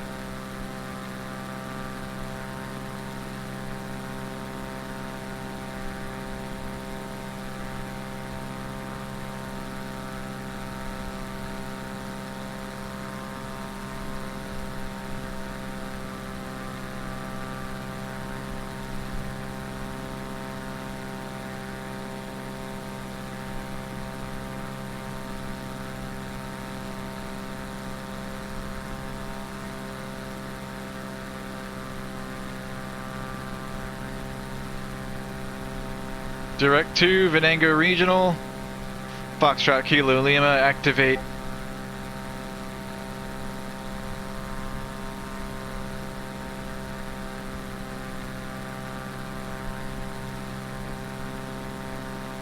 Let's see if they updated the weather there at Venango.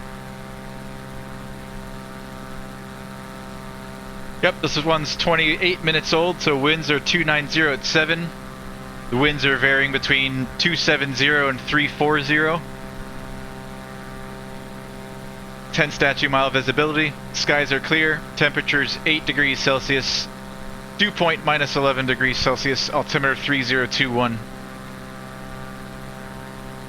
So winds out of the west-southwest. Let's see, what runway is going to work best for us? Either 30 or 21.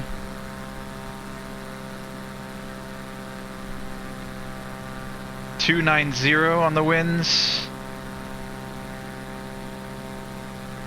So the winds look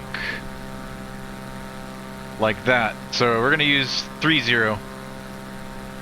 I don't know why I thought 21 would work. 30 is going to be the runway we want.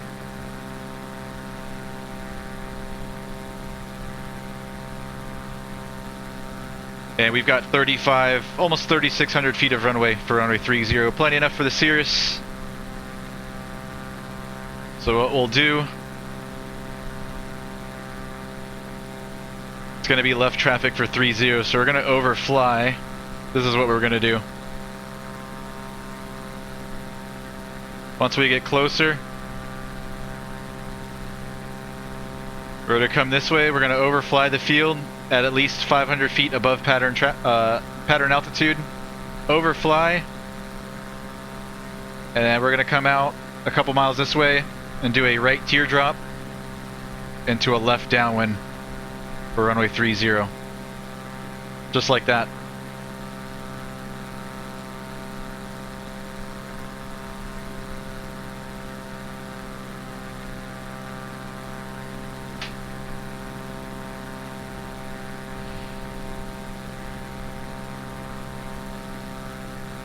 Can't beat Italian cuisine, says Dub. So I placed an order for baked ziti. We've got half dozen garlic rolls and chicken parmesan. So that's what I ordered. We just got to remember to text the owner once we're 30 minutes out, and he's going to have it ready for us.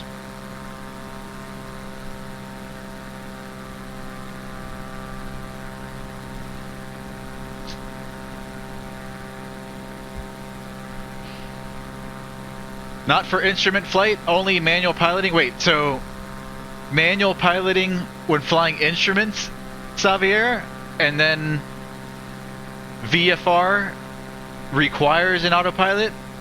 That sounds, why does that sound backwards to me?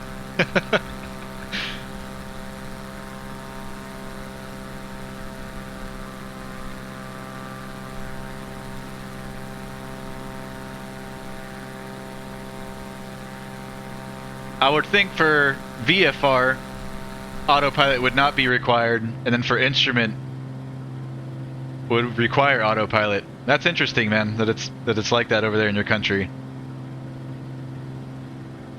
That's definitely very different from here in the US. Certain instrument procedures here in the US require an autopilot.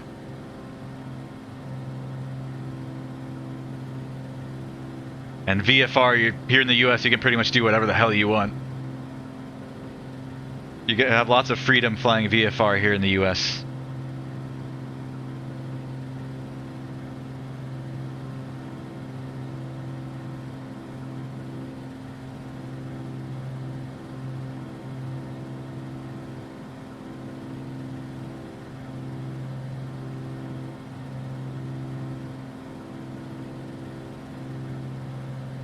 Alright, let's switch over to the other tank.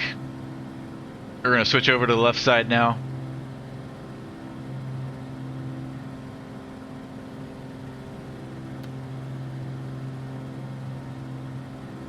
Everything's in the green, happy and healthy. We're burning about 14 gallons an hour, cruising here in the SR-22. Doing 157 over the ground, still 54.5 minutes out, 142 nautical miles.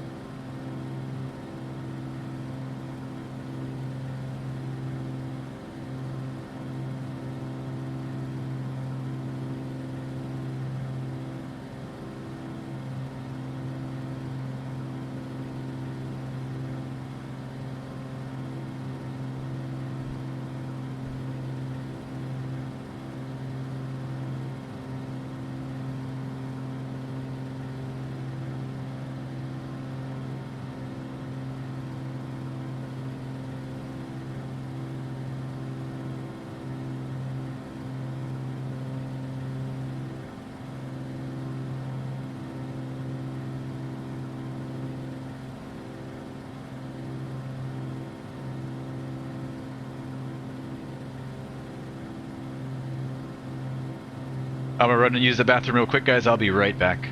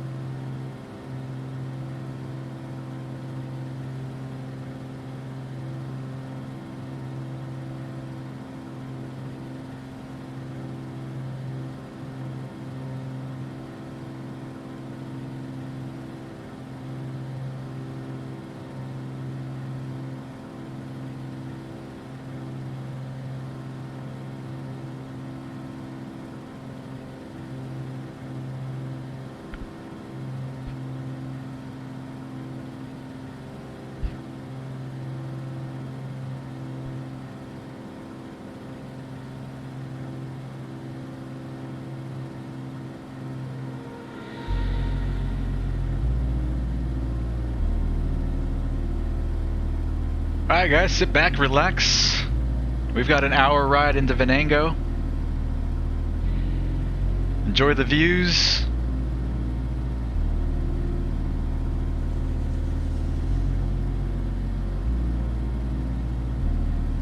Still no ATC online in the area, otherwise I'd pick up flight following. So we're on our own. We'll keep an eye out for traffic.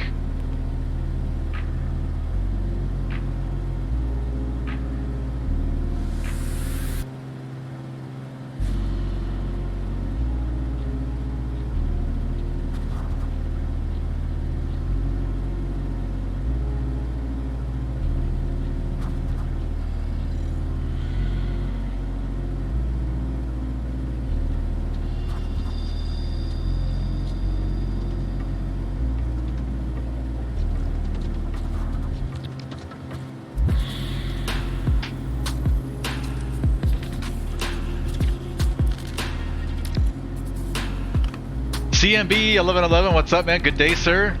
We just departed Oswego not too long ago. So we're back in 225 Hotel Lima. We started off where we left off there at Dunkirk. We flew to your airport. We picked you up. We filled up with fuel since you guys have cheap fuel over there at Oswego. Fueled up, topped off the Cirrus, and now we're heading to Venango, Foxtrot Kilo Lima, to pick up some Italian food. And then after that, we're going to be heading into Dayton to meet up with the Pilot Club. So we started our second leg not too long ago out of Oswego. Yeah, sorry, I know I said I was going to start at 7 p.m. The other day, but the target time to meet up with the Pilot Club in Dayton is between 9 p.m. and 10 p.m. Eastern Daylight Time, so I had to get started early. I didn't realize how far we were from Dayton, so I started streaming at 5:30 today. So I'm sorry about that, man. Sorry about giving you the wrong time. But I upload all my live streams to YouTube. So in a couple days it'll be up on YouTube and you can go check out the first portion of the flight and check out Oswego. I liked it, man. Nice little airport. You guys have the cheapest fuel in the area. So that's why we filled up there.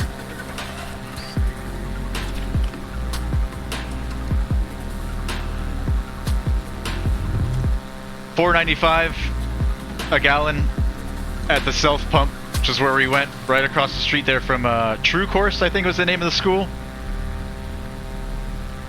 So yeah, man, nice little airport.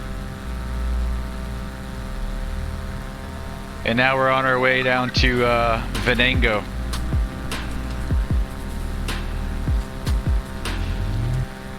We're gonna stop there and grab a bite to eat at the airport restaurant, the Primo Barone, and pick up some Italian food.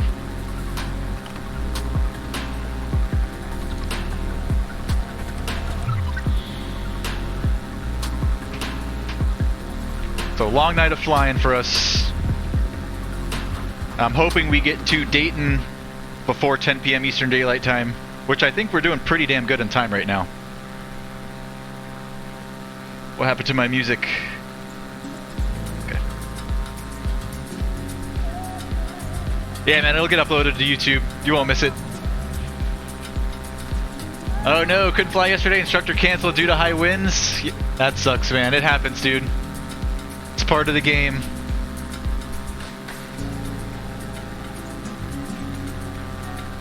Rohype, what's up, man? I'm doing well. What's going on, Rohype? How's work?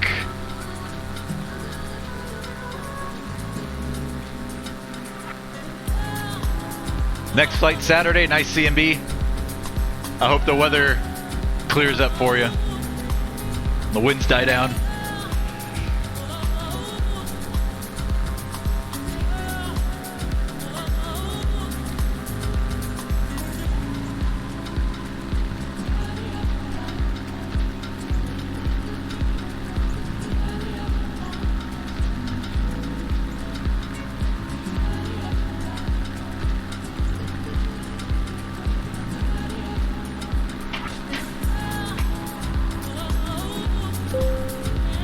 I know Rohype likes Italian food, right, Rohype?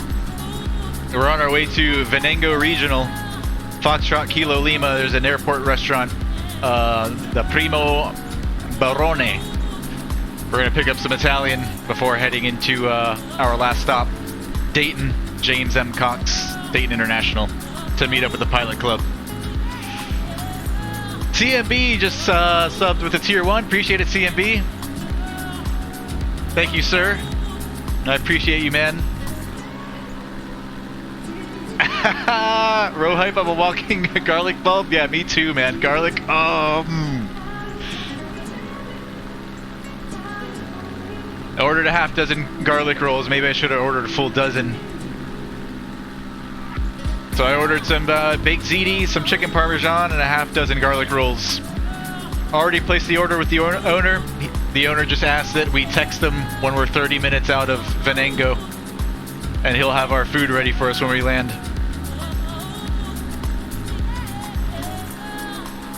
Hey, thank you, CMB, man. I appreciate you. Hey, Rohype, I keep pickled garlic on hand like candy.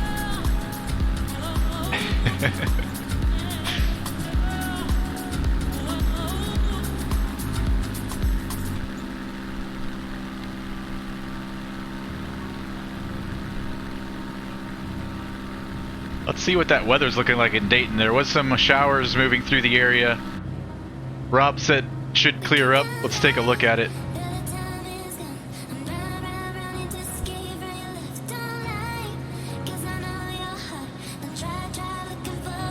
Still out there, not too bad though. I think we'll be able to get in VFR. Yeah, definitely. was planning to do the entire trip VFR, but if we needed to, we could do the last leg IFR if the weather got bad, but it's not looking too bad over there at KDAY. I think we're going to be alright VFR the entire way. Winds are 070 at 6, 10 statute miles, broken at 9,000, overcast at 10,000, 13 -1, altimeter 3021.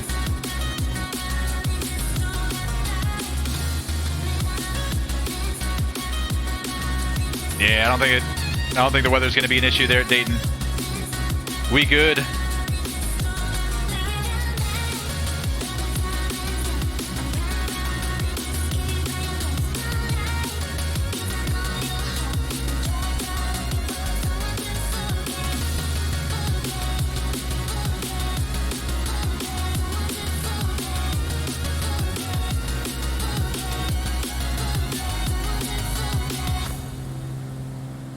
Check the NOTAMs for Venango.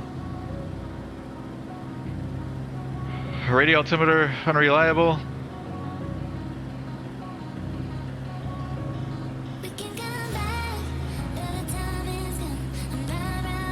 A couple of towers out there where the light's not working.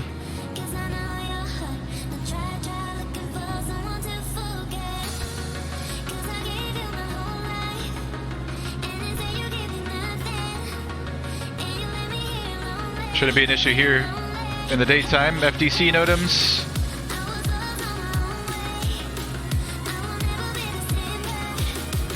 VOR runway 21. 11-8 Charlie. Procedure not authorized.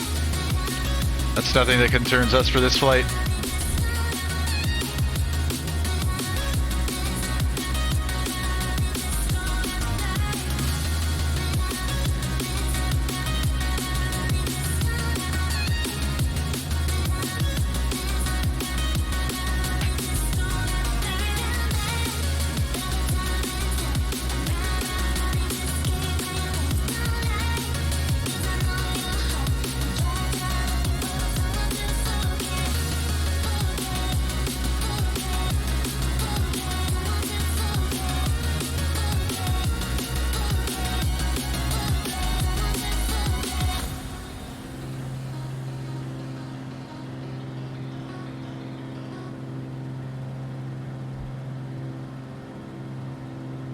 Keeping an eye out for traffic.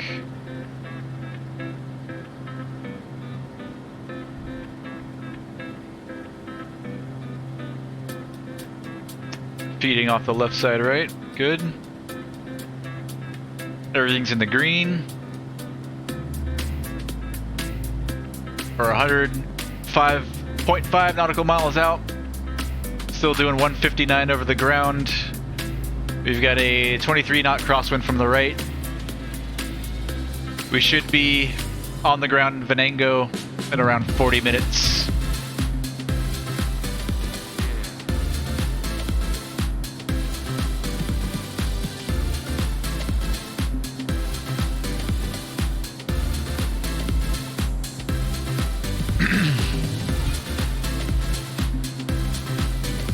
Yeah, you'll be way ahead of me, Rob. I'm not going to get there for another... Let's see, we're going to be in Venango at 38 minutes, and then from Venango to Dayton is going to be another hour, about an hour and a half. Our last leg is going to be the longest one. Venango to Dayton. Let's see, that's 2 hours minus 40. About an hour and 20 minutes after we depart Venango. So I'm expected to be into Dayton. We'll be in Dayton at around 2 hours and 15 minutes from this point. 2 hours and 15.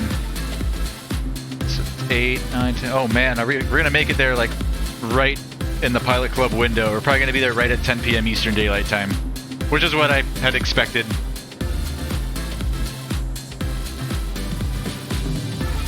Alright, we've got briefing in 15 minutes with the Pilot Club. Don't let me forget. Yeah, see, we're 2 hours out of Dayton right now, but we're going to stop in Venango for 15 minutes to eat. It's about 2 hours and 15 minutes.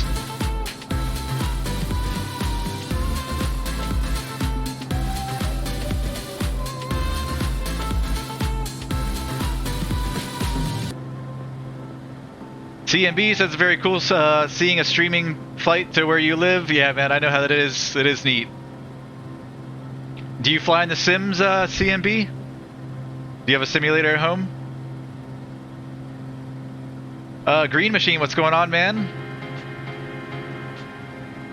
Is this game pretty easy to get stream sniped? Well, I only fly on the VATSIM network, and if somebody... it's a very strict rules on VATSIM, so you're not going to find randos here on the VATSIM network. There's and if somebody is on VATSIM, they're not going to bother, I don't know, getting in trouble and getting kicked off the network. If you're streaming on the flight simulators, they're the, how do I phrase it? The in-game built multiplayer system. It's pretty easy to get stream sniped. Anybody can jump on and find you and fly right across your windshield. It happens a lot with the big streamers, but flying on the VATSIM network, which is separate from Microsoft's multiplayer network, you won't get stream sniped on here. At least you won't find idiots flying like right across your windshield. They might come and do something that's legal and come like kind of close to you, but that's okay. I'd like that, having a buddy flying with me. But nobody's going to cause any problems on VATSIM, because they'll get kicked off the network and they won't be able to fly on here ever again.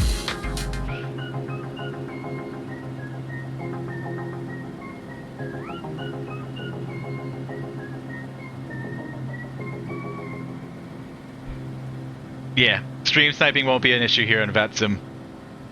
But on the regular multiplayer network, the built-in multiplayer in Flight Sim, it happens all the time. You'll see people doing crazy shit.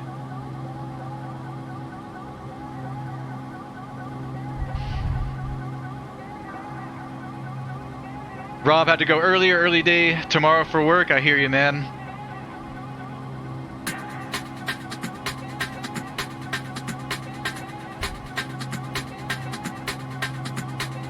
Like, I watched the Flying Fabio on Twitch, and he flies on VATSIM, but he also flies on the Microsoft's multiplayer network at the same time, and he always has stream snipers. Not particularly people being annoying, but like usually he'll have an F-18 right outside his... He'll be escorted by F-18s and stuff like that. Which is not something you'll see here on the VATSIM network. And I'm sure if he flies on Microsoft's multiplayer network, he doesn't mind that stuff. I like to keep things kind of realistic here on my stream, so I don't want people flying across my screen and stuff like that, so I don't fly on Microsoft's multiplayer network, only on VATSIM.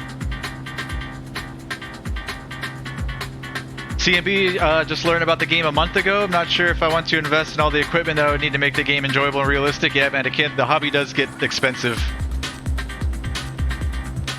I hear you on that one.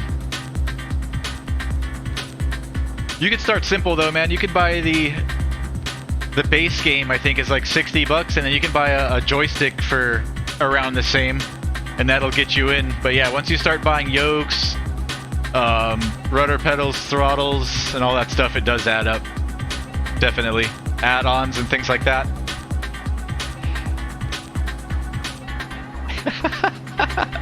Rob, this is a game? LOL simulator. I call them both, man. They're the same to me.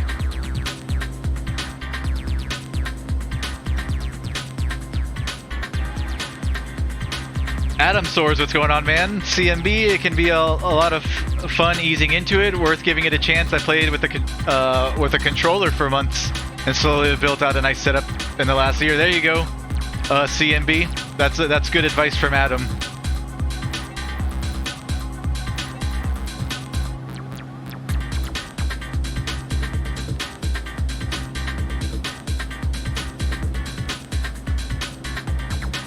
Rob, no, it's a simulator, damn it! Alright, Rob, it's a simulator.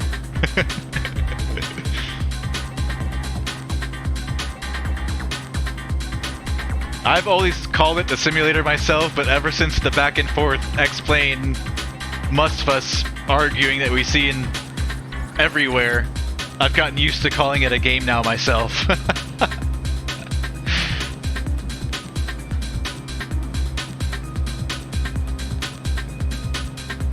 It can be used however you want to use it, as a game or as a simulator. I'll call it a sim for the rest of the stream today, so Rob doesn't beat me up.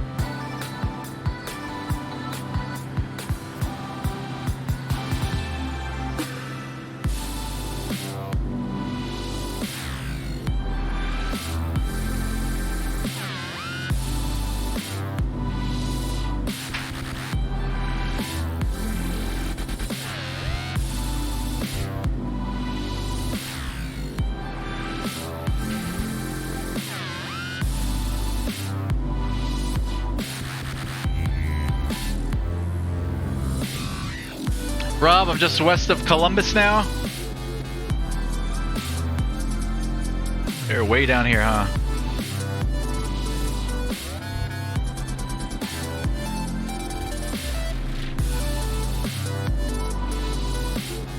Is it raining, Rob?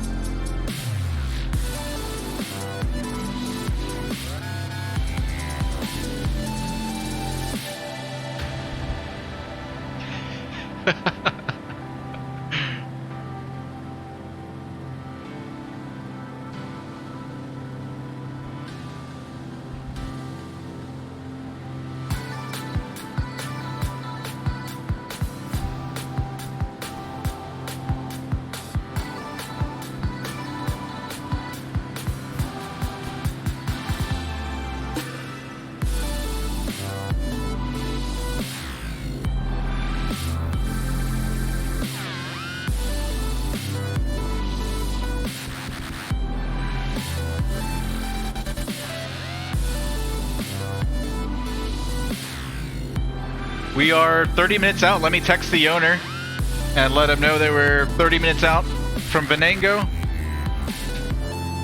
That way our food's ready for us. We are 27 minutes out.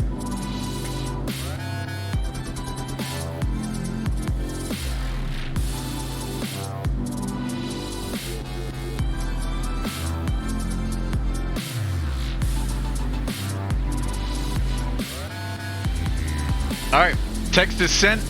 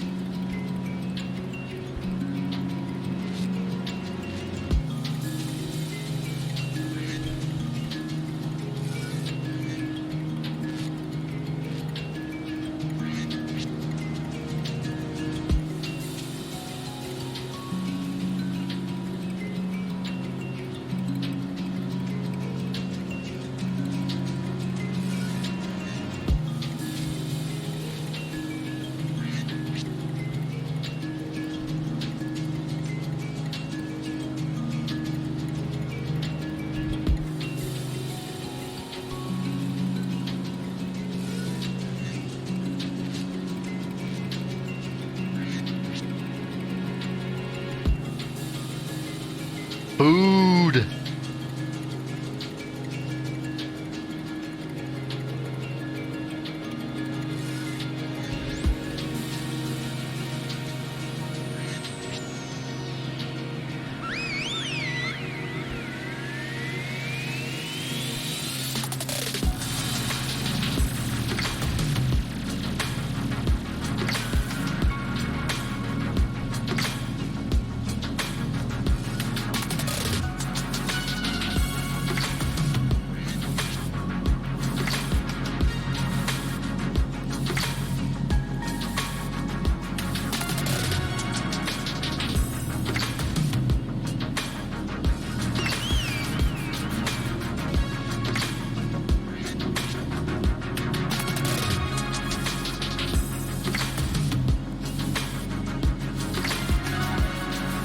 Let's see some pictures of the actual restaurant.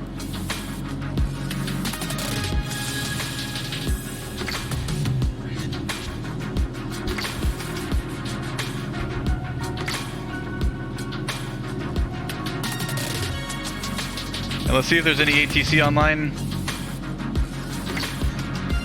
Still no Cleveland Center, so we've got Indianapolis Center is on, which covers Dayton. And we've got Columbus Approach online as well. So likely when we get into Indiana Center's airspace, we'll pick up flight following. That's going to be after Venango. We still have a lot of time before we get there. All right, let's see.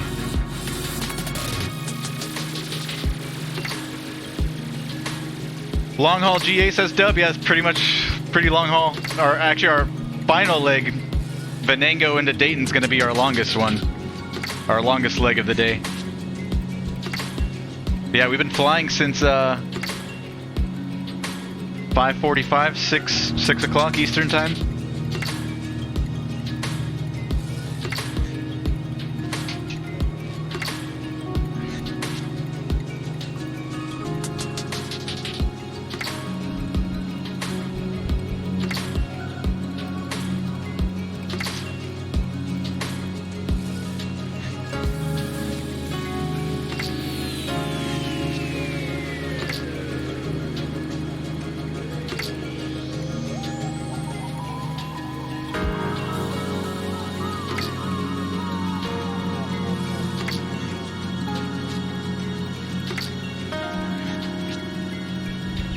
And every website has 5-star reviews for this place.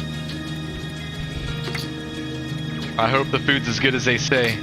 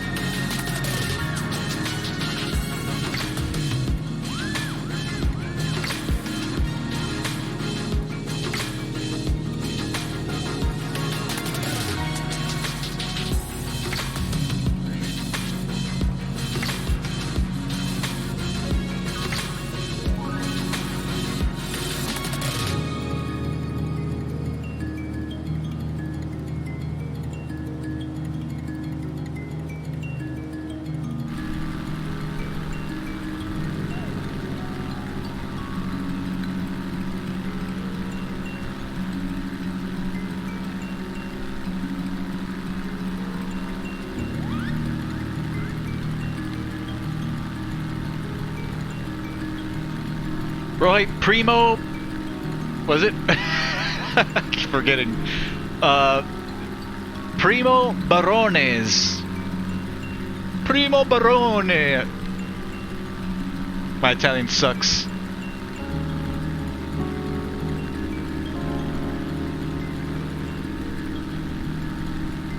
Primo Barone. Molte bella.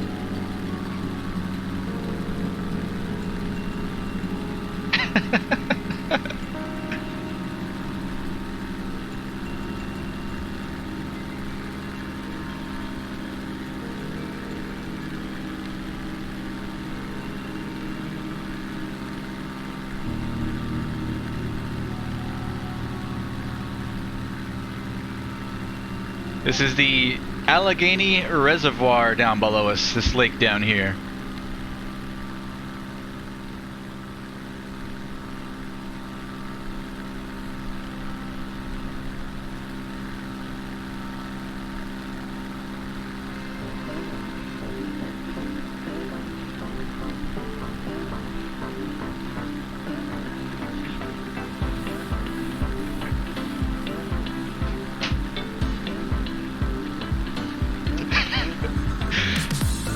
Wasn't that the family and Everybody Loves Raymond? I don't know. I don't remember right.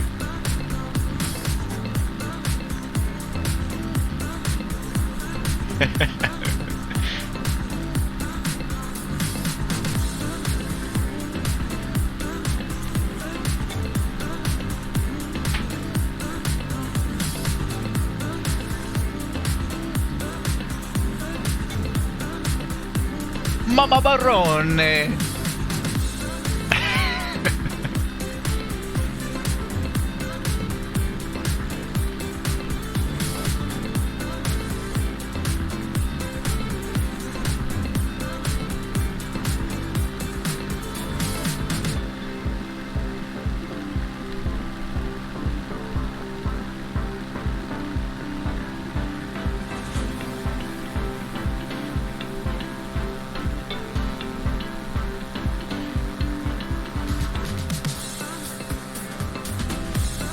Arrivederci. Grazie. These are all the words I remember from Italian class in high school. That's about it.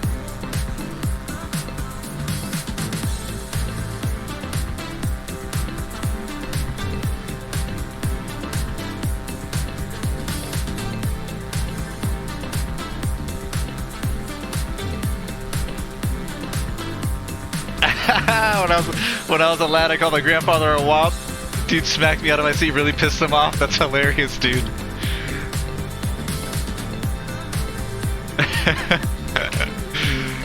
I used to... One of my old jobs back in the day when I was a kid, 19, 20 years old, my buddies used to always call me a wop. Used to call me a wop and a guinea.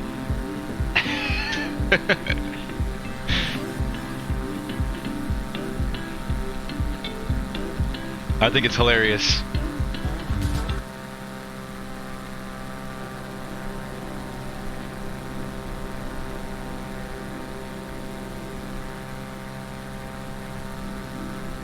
Now we're making pretty good time. We're 46.5 miles out now, about 18 minutes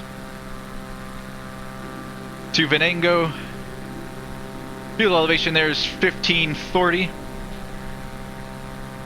So pattern altitude about 2,500, and we're going to want to overfly 500 above that. So 3,000 is where we're going to be descending to initially.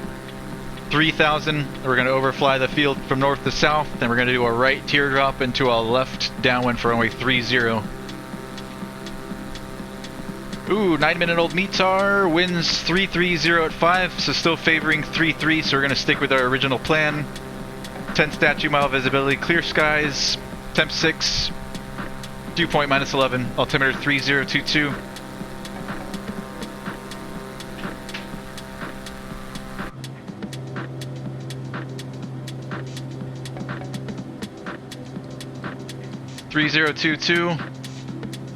And 3022.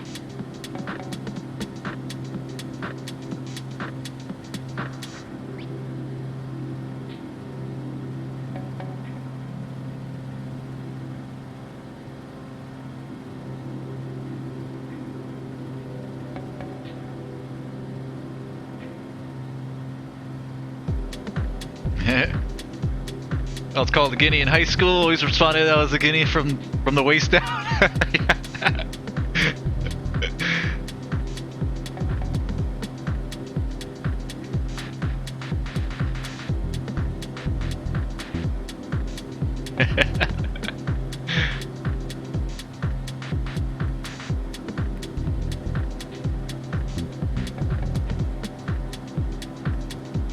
Us Italians, we're gifted.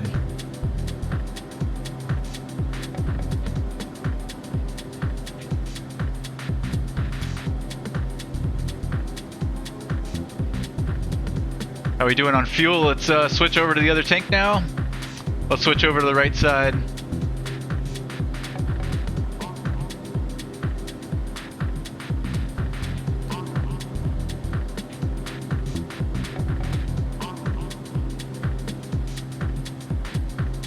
Alright, we're going to want to get down to 3,000, so we've got about 3,000 to lose. 3 times 3 is 9er. So we'll start our VFR descent when we're 10 miles out. We are 39 out now. Should be on the ground in about 15 minutes. 16 minutes. Since we will be overflying and doing the teardrop. Add another minute to that.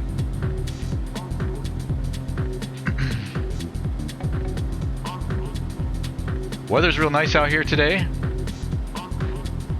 The few times I've flown out here in Ohio is really low ceilings. I remember last time we flew into Akron. We flew VFR and that was stressful as hell. Scud running the entire way. Weather's nice today.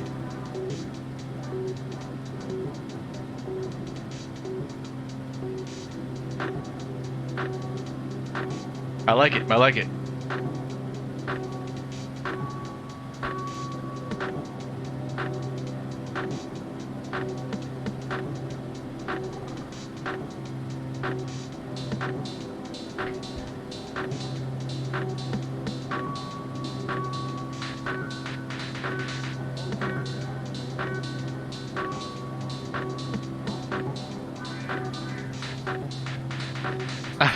Yeah.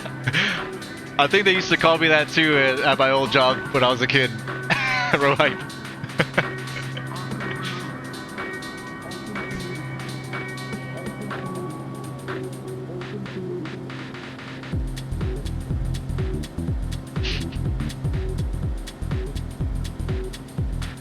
My buddy was Italian too. Tony Paraglia.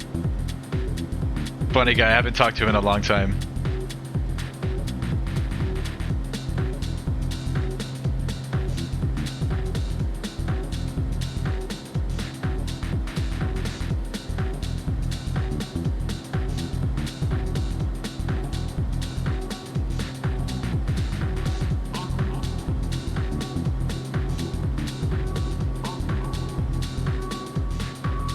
Oh shit.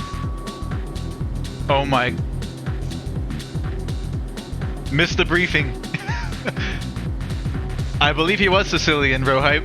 I'm pretty sure he was. It's 8:09, I missed a friggin' briefing. Pilot Club briefing. It doesn't really matter for these fly-ins. But man, every time. What the hell. As soon as I think about it, it's probably ending like right now.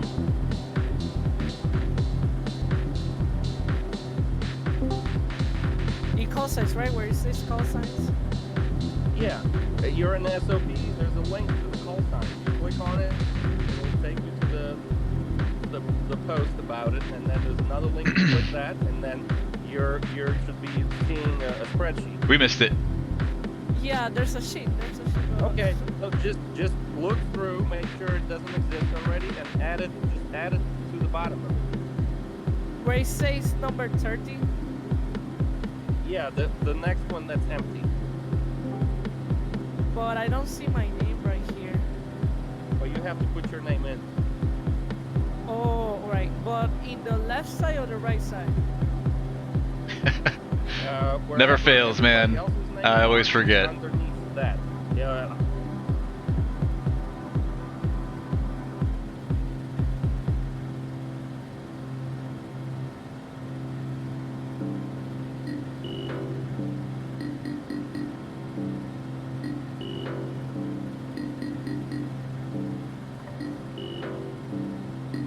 Alright, we are 11 minutes away from food.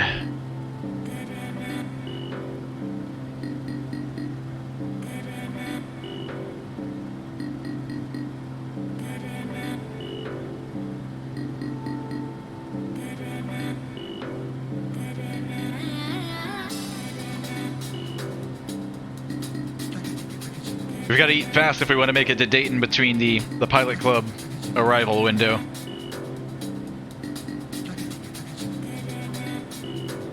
We should make it though. We should make it before 10 p.m. Eastern Daylight. We've got to eat in like 10 minutes. We'll simulate it though. We'll just sit on the ground for a minute and we'll leave. We'll get there. If we were to head straight to Dayton now, it'd be an hour and 31 minutes. So tack on 5-10 minutes to that. We'll be there in about an hour and 40. Yeah, we're good. We good.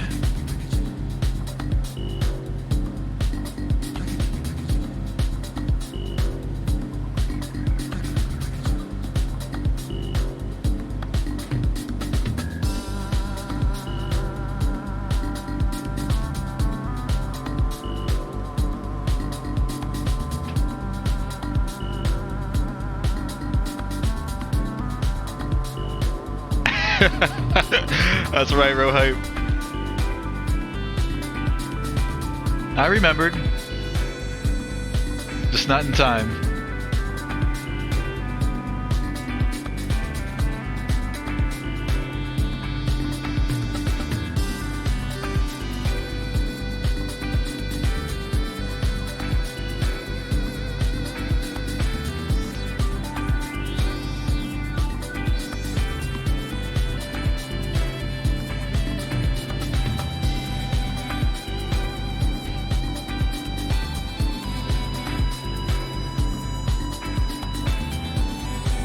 Like I mentioned earlier, Indiana Center's on, Columbus Approach. Looks like Dayton Ground is online.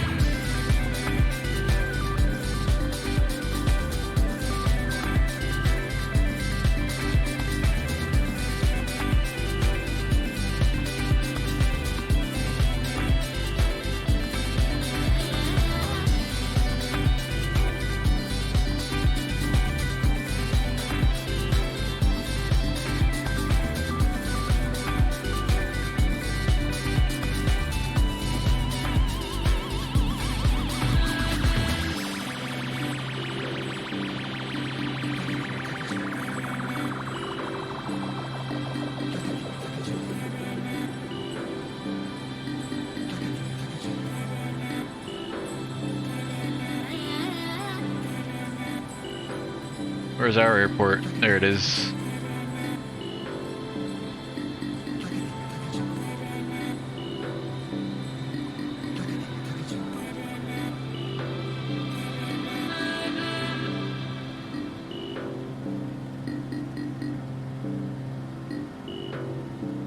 So for our next leg, we're going to be on our own for the first half of the flight, and then we'll pick up flight following with Indiana Center.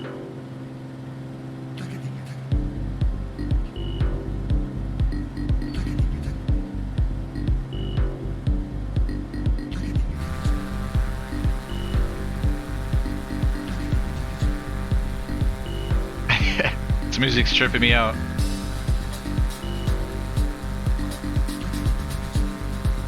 Sounds like I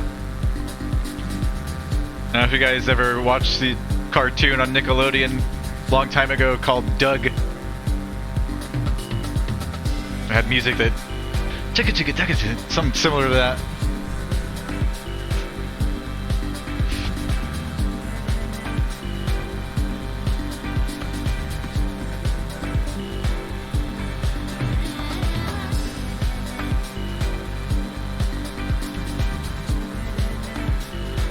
Oh, really, Rohype?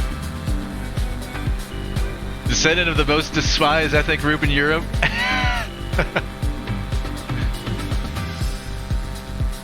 Ah, the gypsies!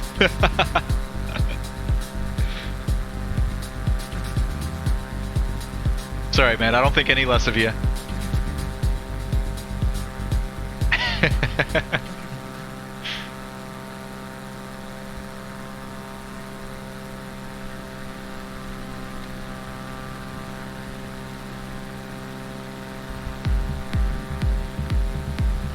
All right, we are really close. Let's start. See, we're 14 miles out. Let's start our VFR descent down to 3,000.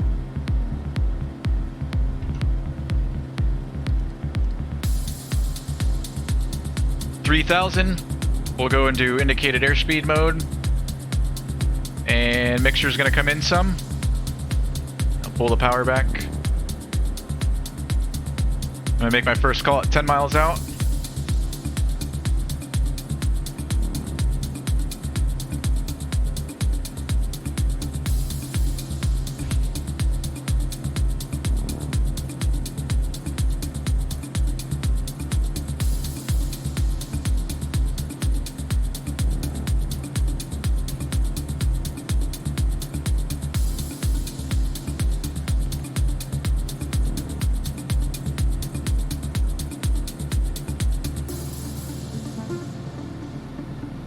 Alright, so there should be the town of Franklin just before the field, so we'll be looking for the town.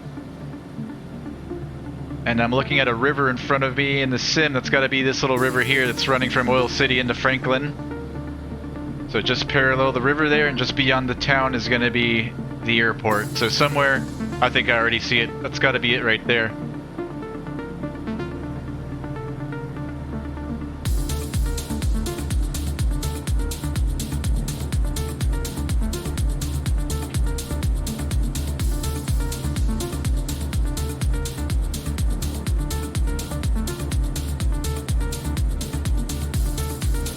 Let's come out this way, just north of the field, and we'll overfly that north-south runway. Out to the south end of the field and do that right teardrop into a left downwind. Alright, 9 miles out. Let's go sterile cockpit.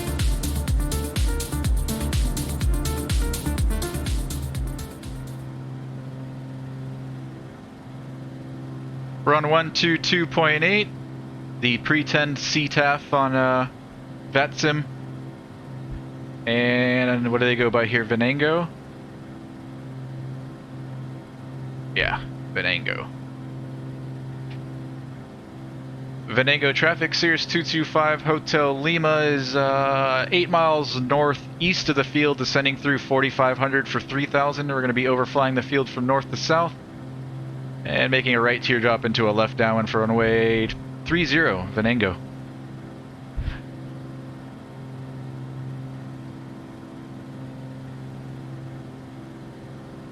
Let's sync our heading. Let's go into heading mode.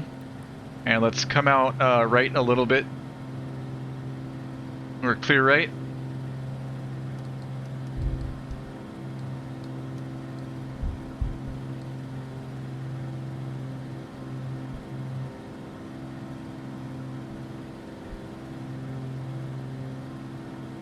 Yeah, that's definitely it right there, Venango. We're going to be landing on the east-west runway, and there's a north-south runway. That's going to be kind of our reference to overfly midfield. Field elevation 1,500. So on that teardrop, we'll bring it down to 2,500.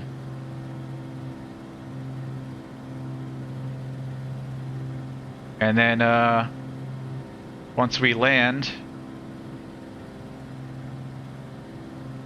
Oops. Okay, no ground chart.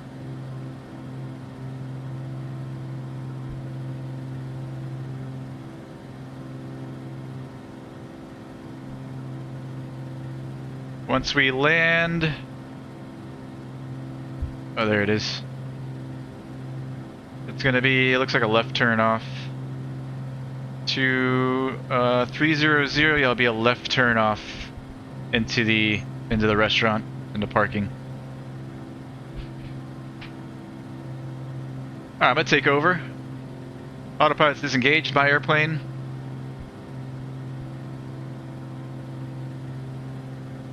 Venango traffic, Cirrus 5 Hotel Lima is 3 miles northeast of the field. Going to be overflying the field from north to south at 3,000. Right teardrop into a left downwind for runway 30, full stop Venango. We're clear out left. Just keep that 3,000. We don't want to be descending into pattern altitude. Let's go mixture full rich. Let's get our boost pump on. And all of our lights are on. And we'll slow it to, yeah, this is good on the speed. 120, 125.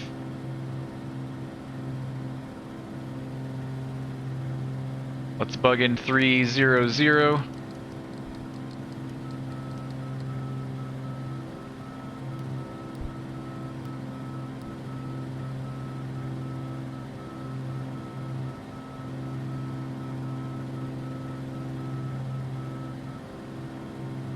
Boost pumps on, mixture's full rich, lights are all on, it's just flaps to go pretty much. Venango traffic, Cirrus 5 Hotel Lima is over midfield at 3,000, going to be flying out to the south-southwest and coming back in to join a left downwind for runway 30, full stop Venango.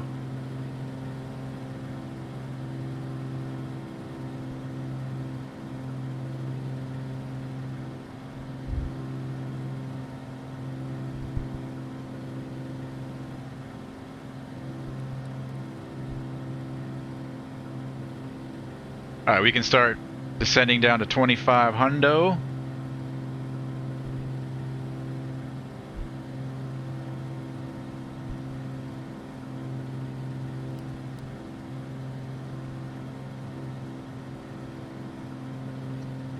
We're clear out right.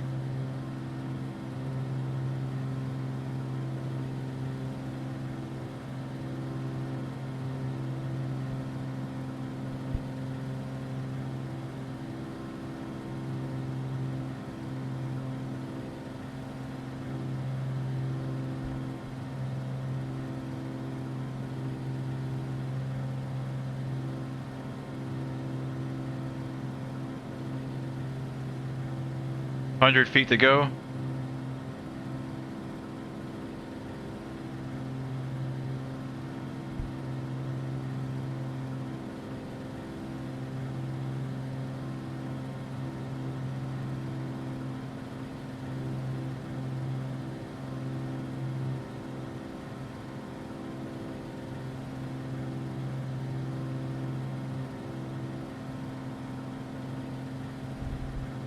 Alright, everybody got their seatbelts on?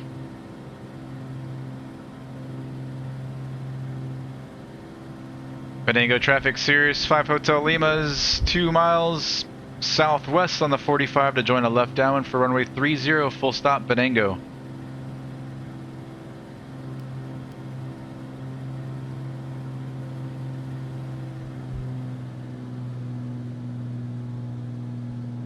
Make sure there's no other traffic in the pattern. I don't see anybody. I don't hear anybody. And we're clear right. Below 119, flaps 50.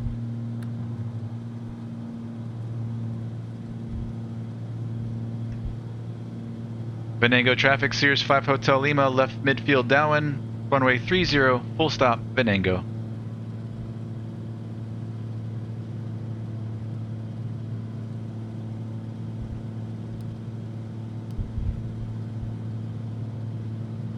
I see the restaurant. This is the restaurant right here, where our food awaits. We're clear left. Venango traffic, Cirrus 5 Hotel Lima, turning left base, runway 30, full stop, Venango.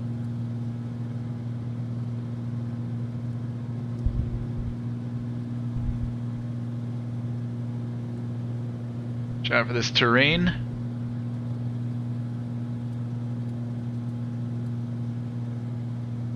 Final approach path looks clear. Oh, I'm gonna overshoot this one. Venango traffic, Cirrus 5 Hotel Lima is turning final, runway 30, full stop Venango. Alright, rest of those flaps. And Gumps check gas. Pump is on. undercarriage, mix, prop, seatbelt, switches, and flaps. 80 knots.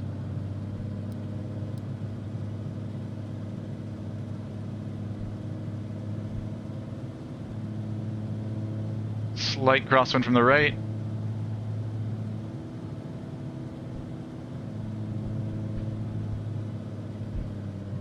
Power back to idle.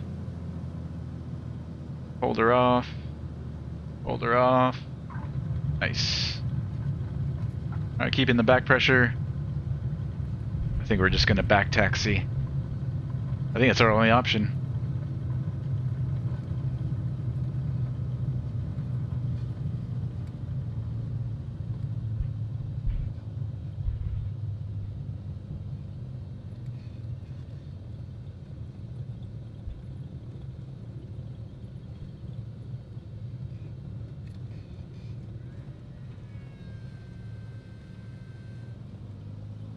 Venango traffic, Cirrus 5 Hotel Lima's back taxiing runway 30 to the FBO Venango.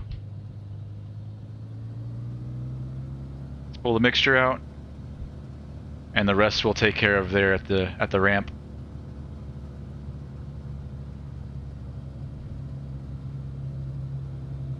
So after the runway, we'll hang that first right, and the restaurant's going to be straight ahead of us.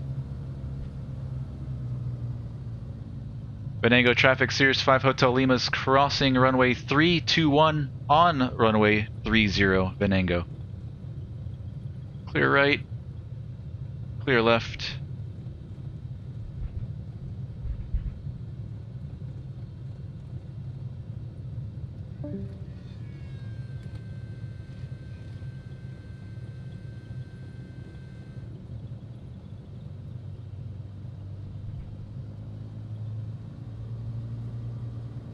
Clear left.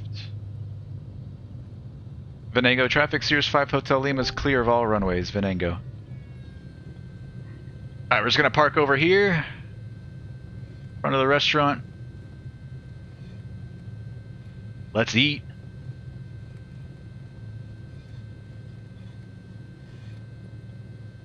Alright, parking brake. Let's clean her up. Flaps up. Boost pump is coming off. Lights, pitot heat, avionics, and pull the mixture. And the rest of those switches. Parking brake set. Alright boys, let's eat. Let's make it quick. And then we'll be on our way to Dayton. While we eat, we can brief this next leg. Greasy says dub, appreciate it. Rohive explains why I travel all the time. I'm gonna start carrying a tambourine.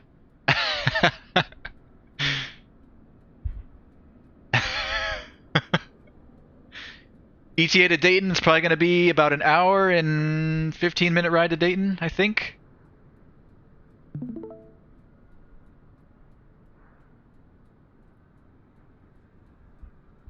Let's see. 341. Let's see. Yeah, it's gonna be 1 hour and actually gonna be probably close to an hour and 30 minutes. So we're cutting it real close. All right, let's brief this. So we'll use runway 30 again here at Venango. So it's gonna be a left turn out to the southeast. We've got Youngstown's class Delta as well as a Tursa, which we can fly through, but we'll be up over it. We'll use 6,500 for this leg again. So we'll be up over that. Then we've got Akron's class Charlie, which goes up to 5,200. Again, we'll be okay at 65. We're just going to fly direct to Dayton. Real simple. No special use airspace, no restricteds, no MOAs, nothing like that. And the weather looks good for now. Alright guys, you guys done eating? Let's go. If you're not done, you can take it on the road. I'll let you guys eat my Cirrus. I wouldn't let you do that in real life, but in the sim, I'll let you guys eat in the Cirrus.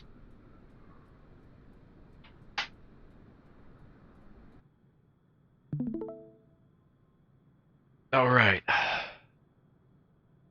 Doors are all closed. Parking brakes on.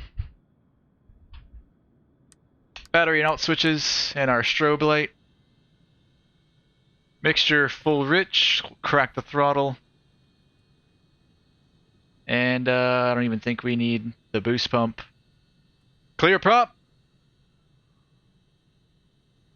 Sure we're all clear.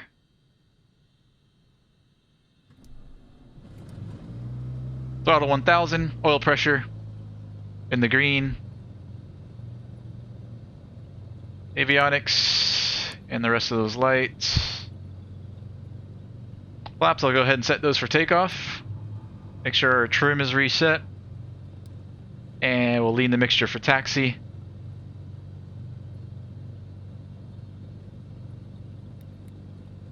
Let's plug in Dayton down here.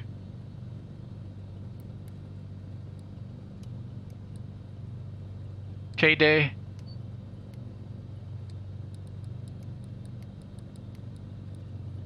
There it is, JMM Cox, Dayton International, Dayton, Ohio. Enter and activate.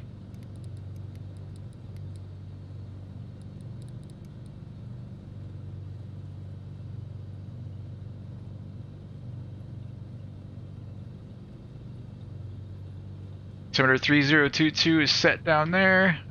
Alright, let's waste no time. I'm on the brakes. Parking brake released. We're clear right. We're clear left.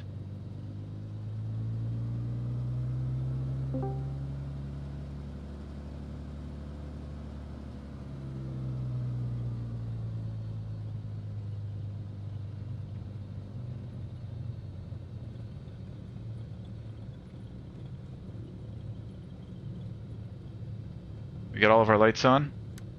And our pitot heat. Venango traffic, Cirrus 5 Hotel Lima, back taxiing runway 30, Venango.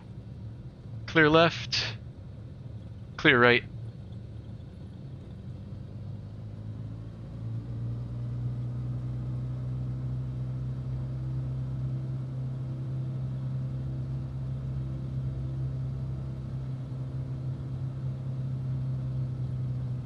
Alright, lights on.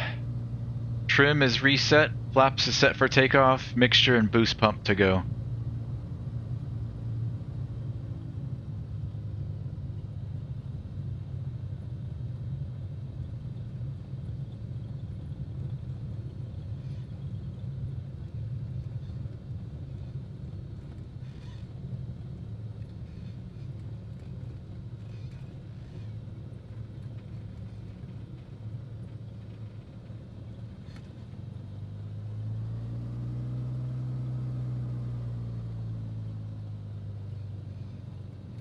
Alright, 300, 300. Mixture full rich, boost pump. Heels to the floor, full power. Venango traffic, Cirrus 5 Hotel Lima taking off. Runway 30, going to be a left turn out to the southwest, going up to 6500 Venango.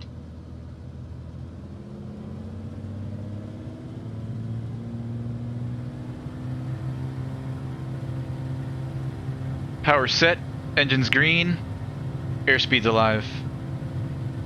Check that crossing runway, no airplanes taking off or landing. 77 knots, rotate. Positive rate, mash on the brakes.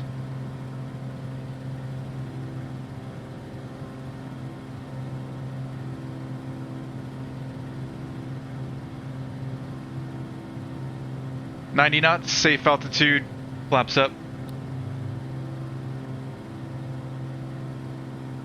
VY 100 knots.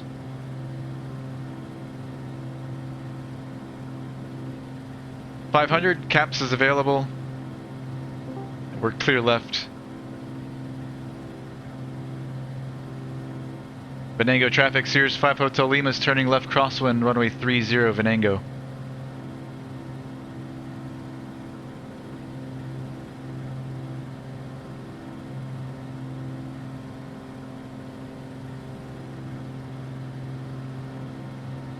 Kind of a crosswind.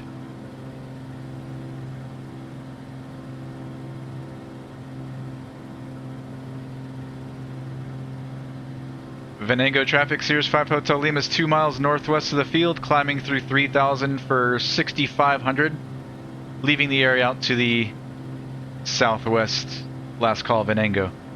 Alright, let's cruise climb at 120.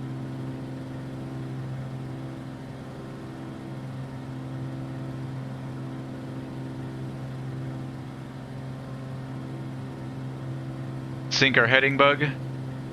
Let's plug in 6,500. I see it. Heading mode on the autopilot. Indicated airspeed mode, AP. Engaging autopilot.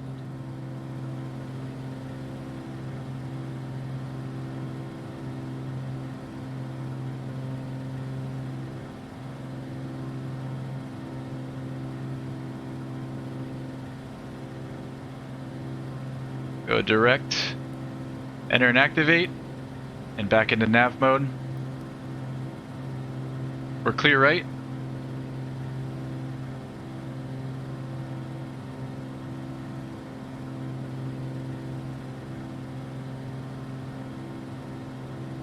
And boost pump can come off.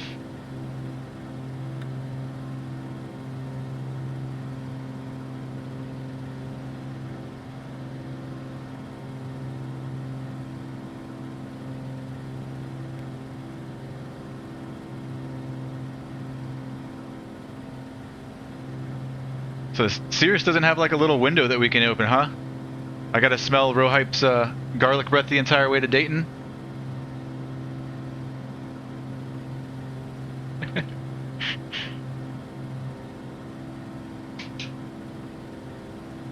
Supper.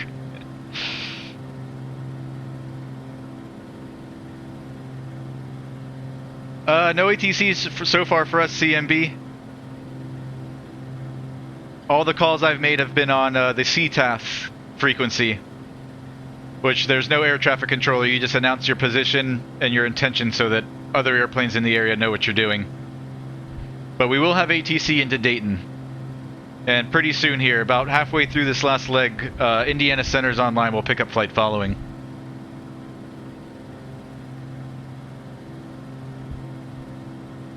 Hey, Freight Cartel, what up, my dude? Good to see you, man. It's been a while.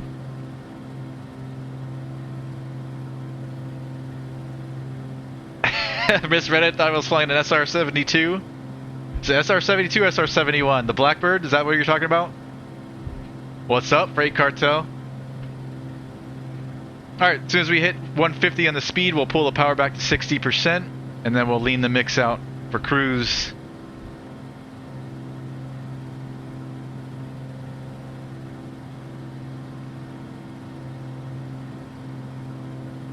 Alright, 150. 60% on the power.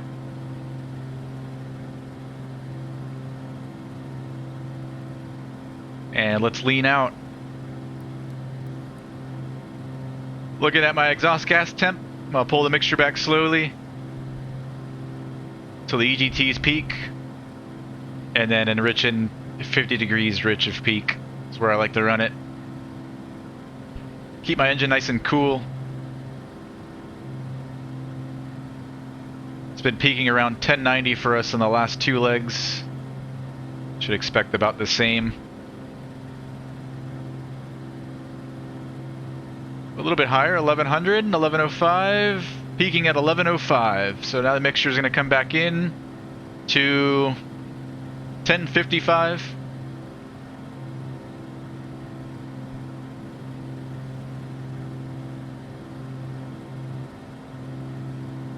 Right there. That looks good. Everything's in the green.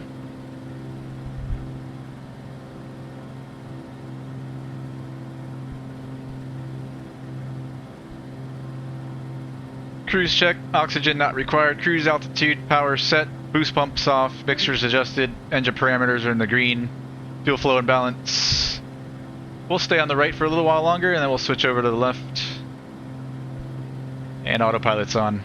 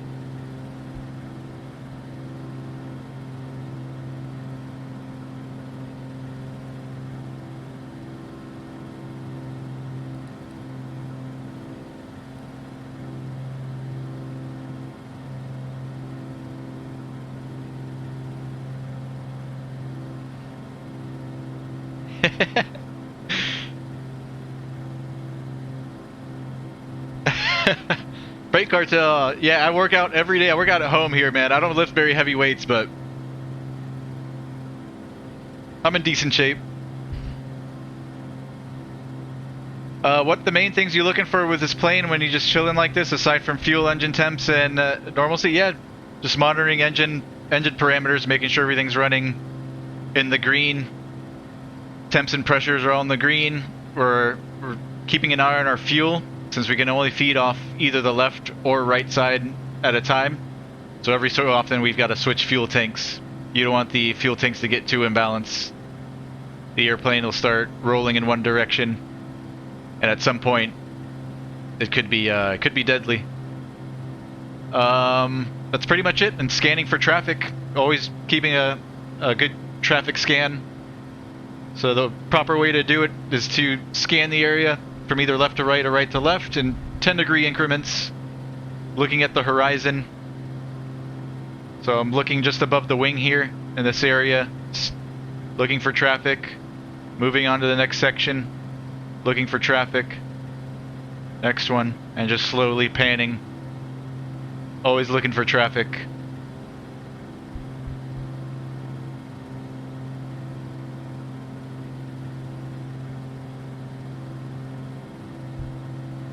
So keeping an eye out for traffic and monitoring those engine instruments.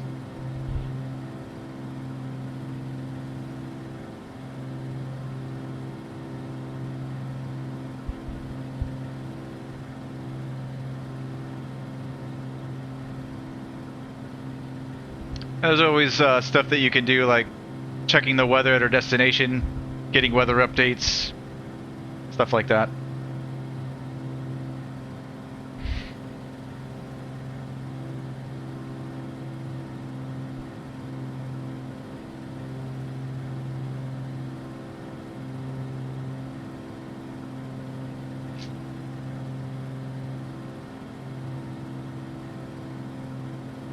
Yeah, you would think so, huh, Freight Cartel? A brand new airplane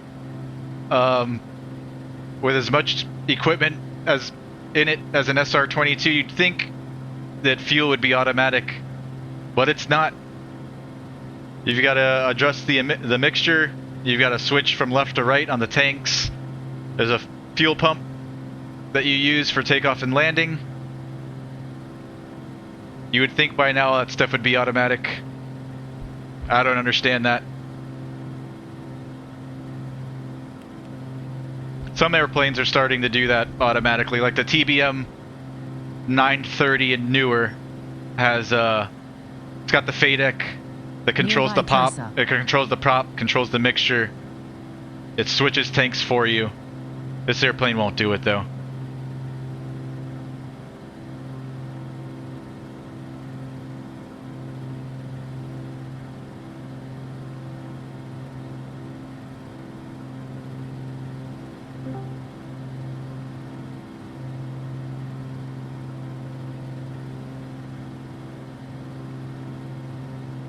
Let's get some music back on. We've got a pretty long ride into Dayton. We've got 192 miles. We're doing 159 over the ground. We're going to be in Dayton about an hour and 13 minutes, according to our MFD. Hour and 12 minutes.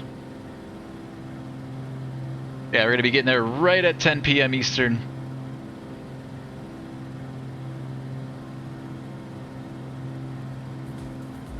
Unless we get some help from the wind.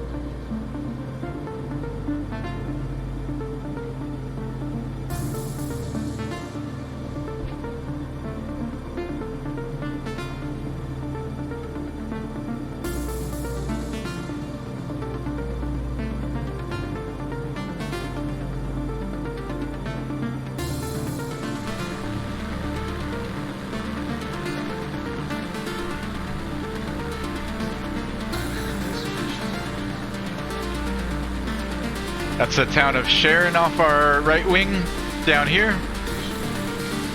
And then ahead, right in front of us, we've got Youngstown.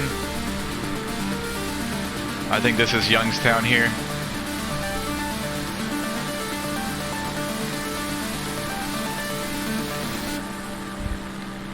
I've had this vision.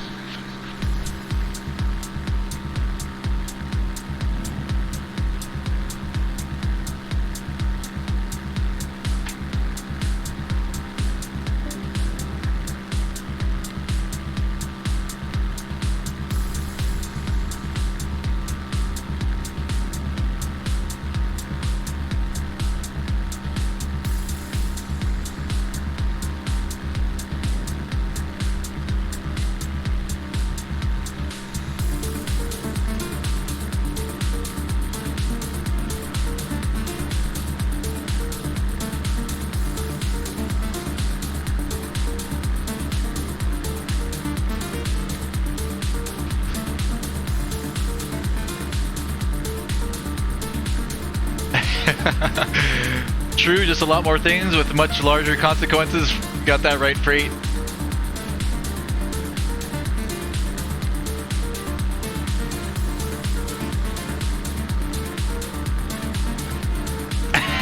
Right.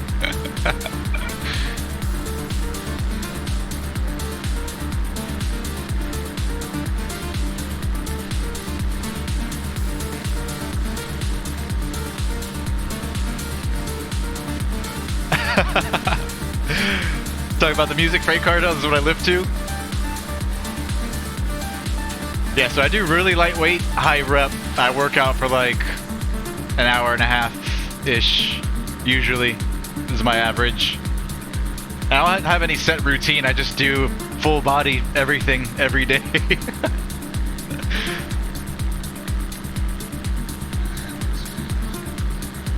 I used to be serious about lifting in my mid-20s and I got pretty big.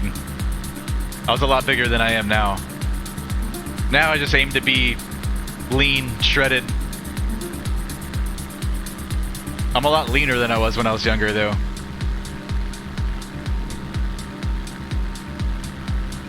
And actually, the leaner you get, the bigger you look. Too. As long as you have, you know, that base underneath. But the more pounds I shed off, man, the bigger I look in the mirror. It's nice.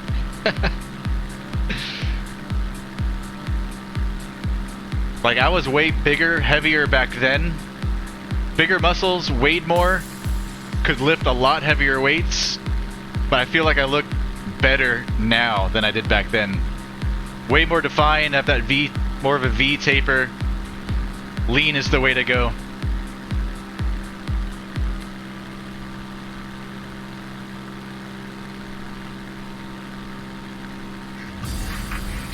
Supposed to be packing for a drive to Boston in a couple of hours. Awesome, man. What you gonna be doing out there? Watching this and having a drink is way more my speed. Nice, FC.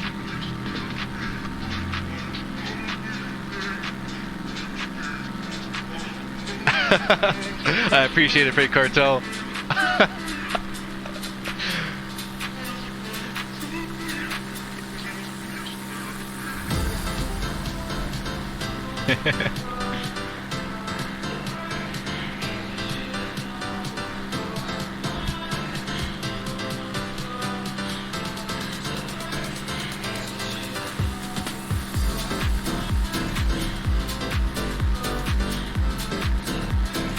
Looked better 2 months ago, and then the entire month of April I've been traveling with family and eating a bunch of crap. So put on, you know, you don't put on that much weight that quick, but a lot of water. Got kind of sloppy looking there for a minute, but since I've been back from vacation, I've been slowly getting back to my regular self.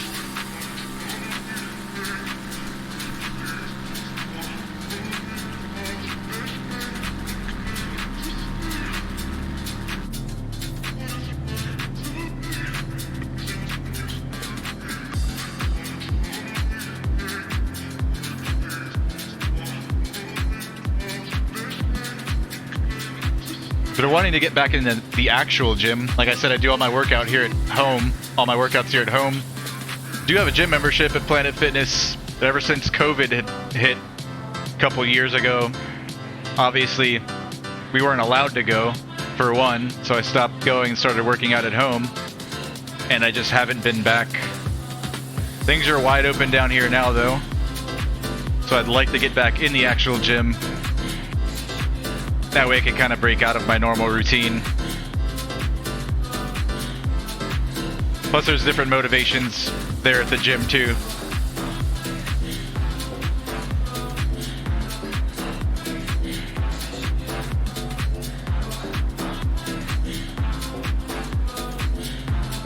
Only thing I don't like going to the gym, the reason I've held back so long now is the commute. Even though my gym is super close by, but still that half-hour time to drive there and back.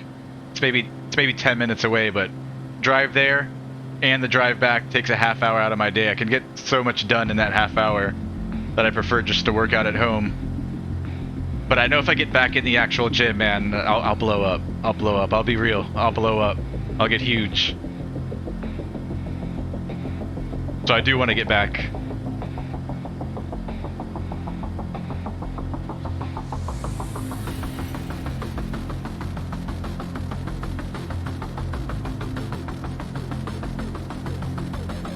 You and the lady just going... Damn, I feel like I screamed into the microphone there. Almost hurt my own ears. You and the lady just getting away for the weekend? Nice, man. See, that's what I've been doing with my girl and my daughter this whole month. We've been going on little roadies every weekend. We went down, beginning of April, we went down to the Keys. A friend of hers had a wedding down there. We went and spent 2 nights down there. I think it was the following weekend we went up to Lakeland. We went up to Lakeland, we went to Legoland, took my daughter to Legoland. Very next day we drove over to Orlando, we went to SeaWorld. And then I think it was the following weekend after that we went back to Lakeland for the Sun and Fun Air Show. And yeah, I think that was the last one. Anything else I'm missing? I think that's it. But we've been doing a lot this month. A lot of eating, a lot of drinking.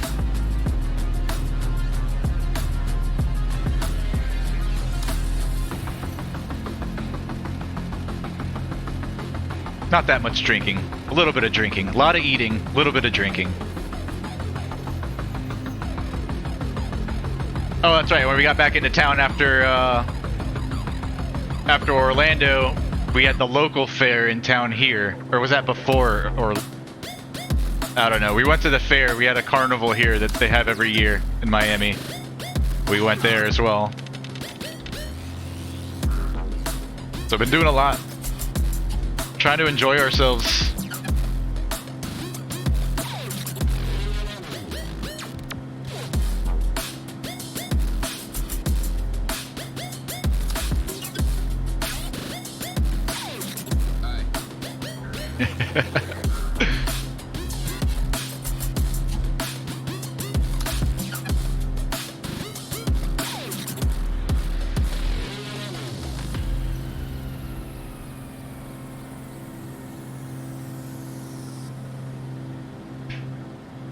Chibicabra, what's up, man? What do you think about the SR-22, man? Probably my... Can I... Safe enough to say it right now? We've talked about this on many streams. It's always been my top 2, top 3 favorite single-engine piston airplanes. It might be my favorite, man. It might be my number 1. If I had a couple $1 million right now, I'd probably buy me a Cirrus SR-22. And close second would probably be a Bonanza, Beechcraft Bonanza. So if I was loaded.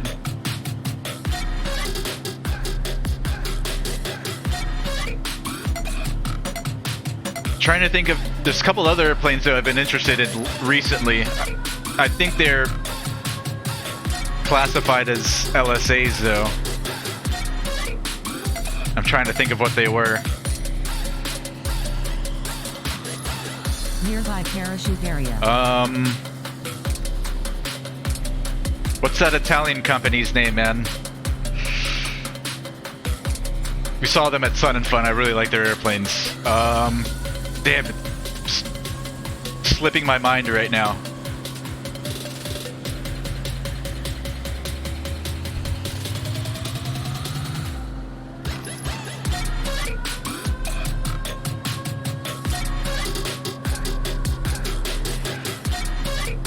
Yeah, man, you gotta get away every once in a while, Freight Cartel. Life can't be all about, you know, work and serious crap.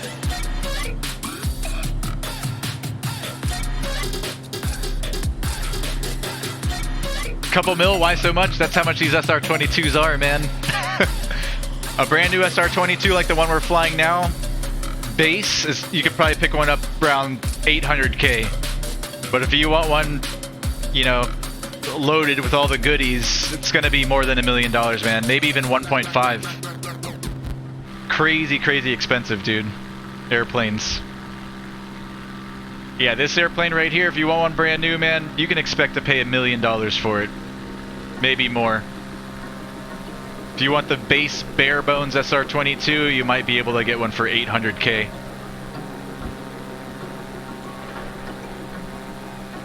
Technum, there you go. No, Compilation Kid got it right. Technum. I've been liking the Technums. Yeah, the Technums. You can get those with the G1000s, Autopilot and everything. They're real nice. They look just as nice as a Cirrus inside. And you can pick up one of those new for around 200K.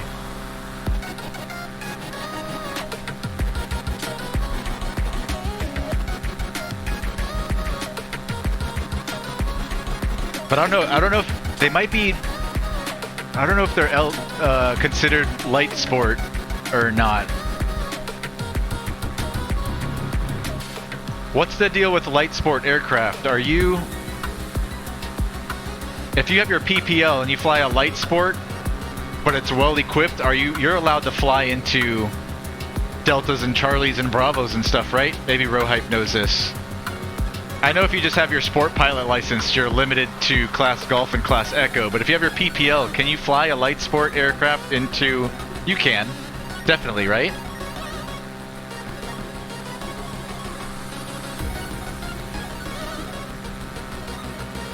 I don't know too much about light sport. Only if it has the required radios. Gotcha, yeah, Rohype, that makes sense. So you need the radios, the mode C transponder, and all that good stuff. And depending where you live, ADS-B out. But yeah, you can get all that in the Technums. Super nice. I wish I'd gotten some more video of the inside, the interior of those Technums. They're real nice airplanes. And they look like this inside. Actually cleaner than the SR-22 in my opinion. Real nice interior, you got the doors on both sides. Pretty sweet airplanes. I think it's the either the P2004 or the P2010 model. Again, I'm not too familiar with them, so I might be getting my model numbers way off. Alright, we're crossing over Akron's Class Charlie. We're well above, so no issue there.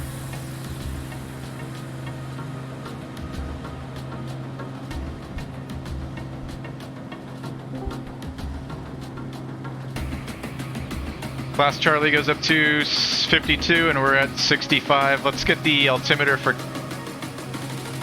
Akron Canton. 3024. 3024. 3024. Oh, we gotta switch tanks, almost forgot. Let's switch back over to the left side.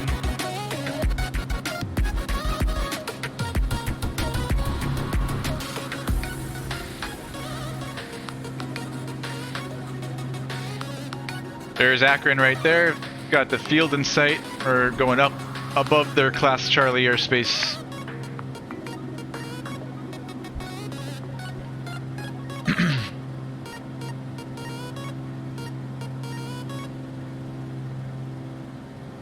CMB says, look at buying a Piper. Yes, I've always looked at the Pipers, man. I love Pipers. I like Pipers.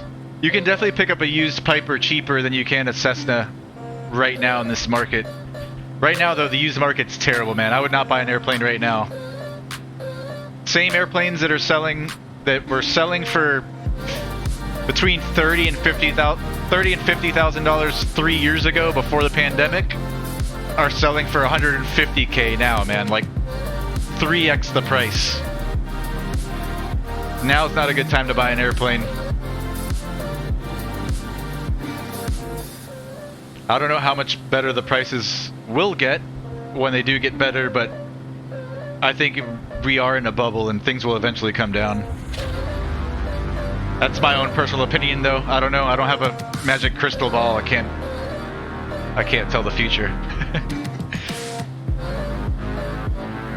But yeah, when I was looking for used airplanes, I was about to pull the trigger on a 172. I was also looking at the Pipers. You can pick up a PA-28 for much cheaper than you can buy a used 172.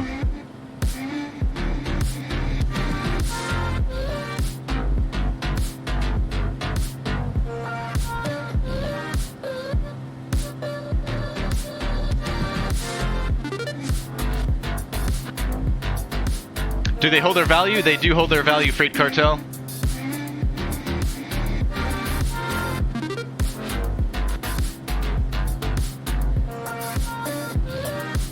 It looks like she does know something since Population Kid.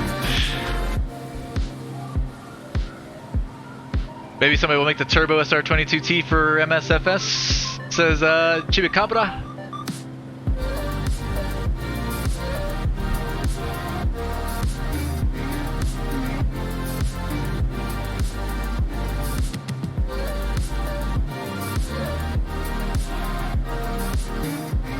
Alright, I know I'm like going backwards in the chat here. Sorry guys, it's hard for me to keep up.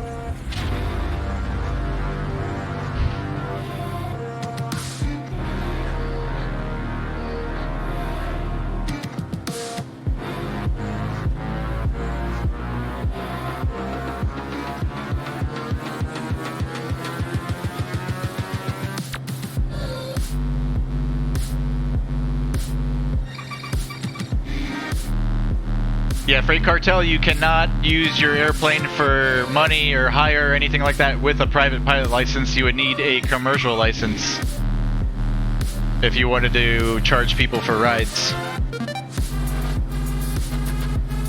Myself being a private pilot, I cannot charge anybody any money except for pro rata. I can charge people for the fuel that it's gonna cost for the trip and oil and things like that, but I cannot charge a ticket price to carry passengers.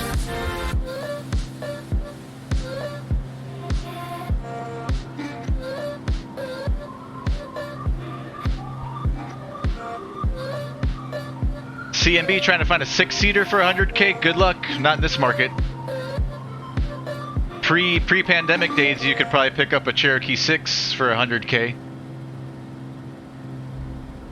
Or a Bonanza.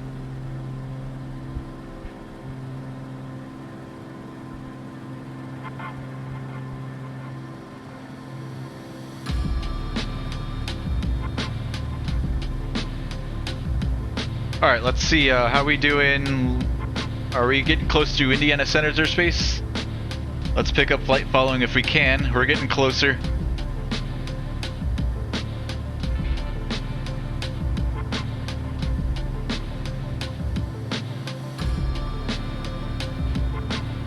ETE into Dayton. We've got about 52 minutes left.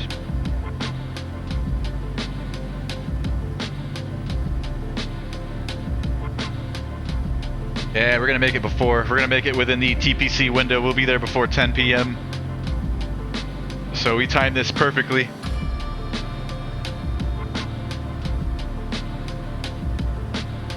Indiana Center is gonna be on 119er55. 119.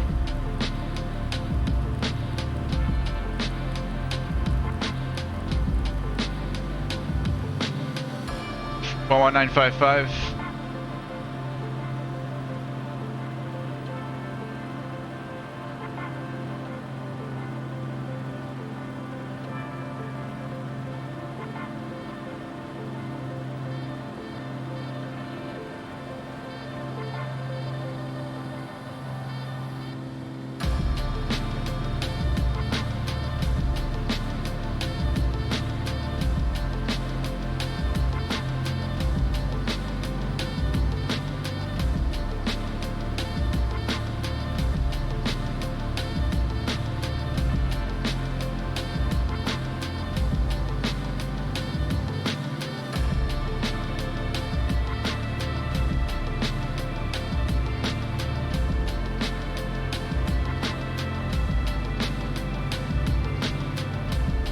There are ways you can make money.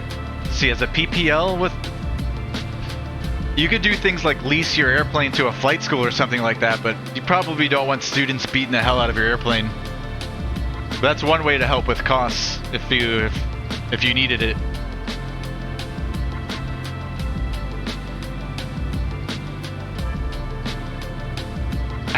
Yeah, Rohype saw pricing on a PA-28 140. A little itty bitty 140. 50-year-old aircraft, they went anywhere between 80K up to 200. Man, that's ridiculous, man. Those P-28 140s, man, I remember when those, you could pick one up same year that you're looking at now. You could pick them up low time, maybe 500 hours since major overhaul. You can pick them up for 20. This maybe 15 years ago. Back when I first started flying in high school, you could find PA-28 140s for 15, 20K for a nice one. 152s as well. You could find a Cessna 152 for 10K back in those days. Now a 152 is 60, maybe 50, 60, probably even more right now. Crazy, man.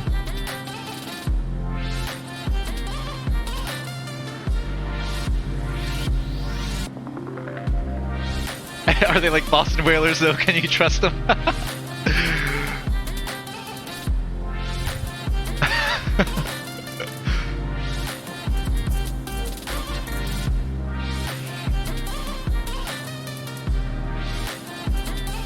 Ten years ago, they were between 20 and 30, but radio codes have really jacked stuff up. Yeah. Yep.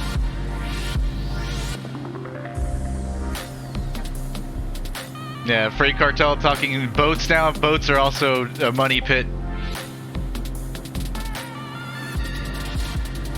And you can trust airplanes, man. As long as they're up to date with maintenance and stuff, we're required to keep these things running good. There's annual inspections that you have to do.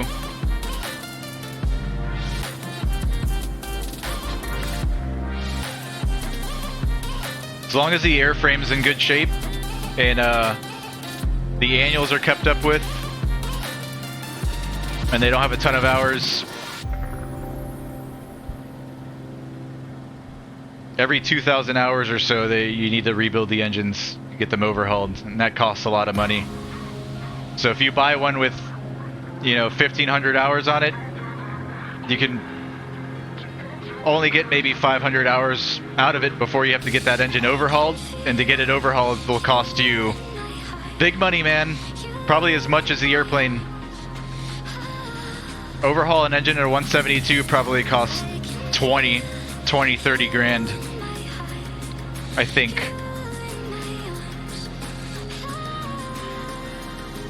So buy one with low time, 500 or less hours since major overhaul, and get rid of it when you're at 15 and can still get some money for it.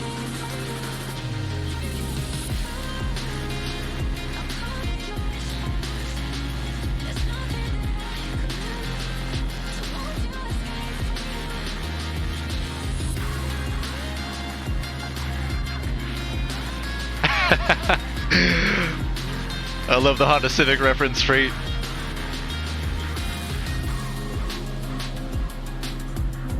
Yeah, exactly, Rohype. Purchase price is the easy part. Insurance, maintenance, hangar, oil, fuel. Yeah, man. If you buy a 172, say you own a 172 right now, if you want to fly it for 100 hours a year, you're going to be spending 20K on fuel and maintenance every year alone. So 20K a year just to maintain it, and fuel costs, oil, tie downs, and everything that Rohype mentioned.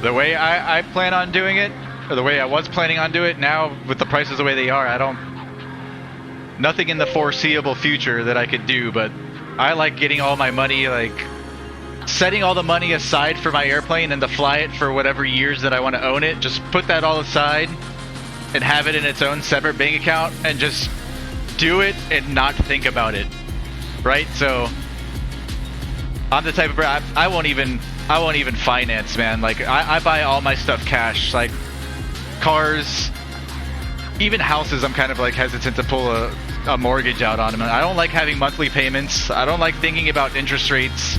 I don't like worrying about, you know, living paycheck to paycheck. I just put all the money away, buy the airplane cash. You know, if it's $20K a year to fly the airplane per year, I'm going to put away $60K that's going to cover all of that so that I can fly for the next 3 years and just not even think about it.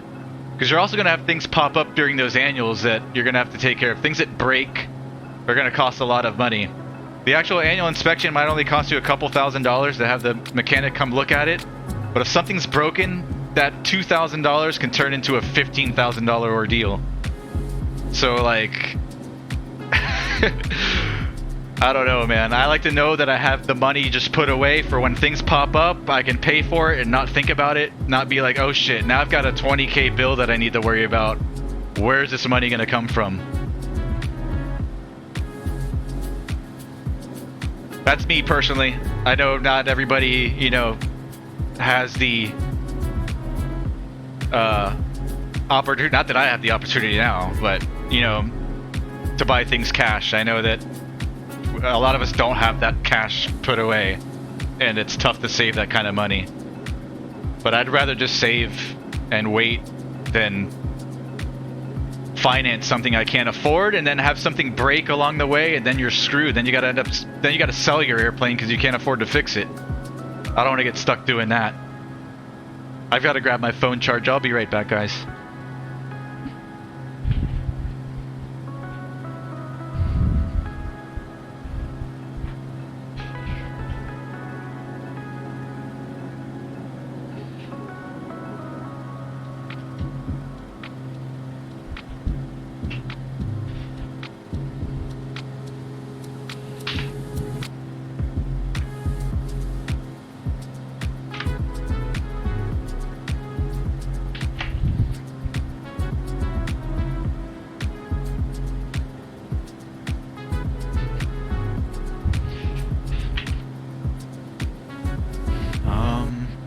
Charger.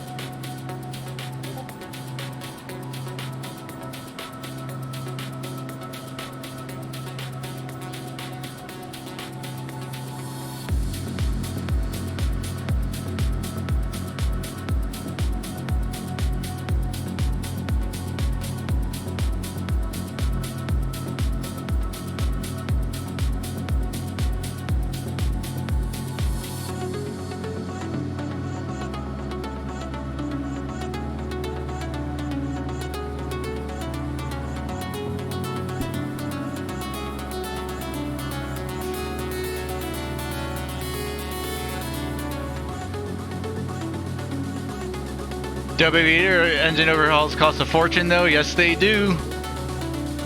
They sure do.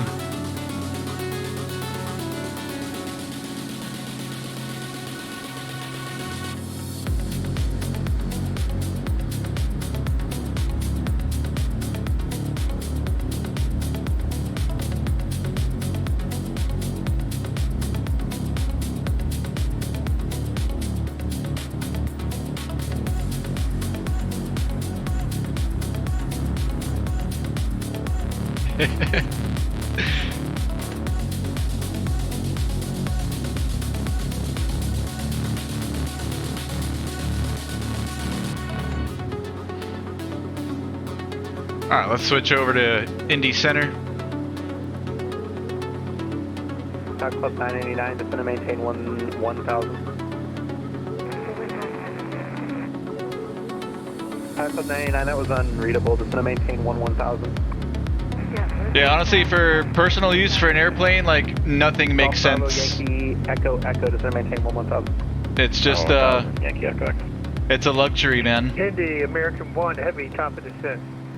American 1, Indy Center, descent. Like, you're gonna spend a crap ton of money. There's just no way around it. Down to 190 for American 1. An American 100. Well, it's nice having your own airplane that you can I've take lost anywhere it. you Where want are you versus renting where you have to have the airplane back every time you fly. I believe I might can't have take told it places. in a brief moment where I fell offline. Your rate of service terminated, frequency change approved. Enjoy your night. In Your own airplane that you don't have other people flying, you don't know what the hell they're doing to it when you're not flying it, beating the crap out of it, breaking things and not saying anything. You've got your own airplane that you know is good to go. But all of the perks that I could list, it's still, 50, I'm sorry, what it's was the not, 7 minutes left then? you're still gonna, I just want to make sure that the money ain't like, it's not worth it. But man, if you love flying and that's what you love to do, man, right it's now, worth it I to show you. Pocket City, Falmouth, Kiki 4. Just gotta find a way to make some more money. Freight cartel, hauling freight, different kinds.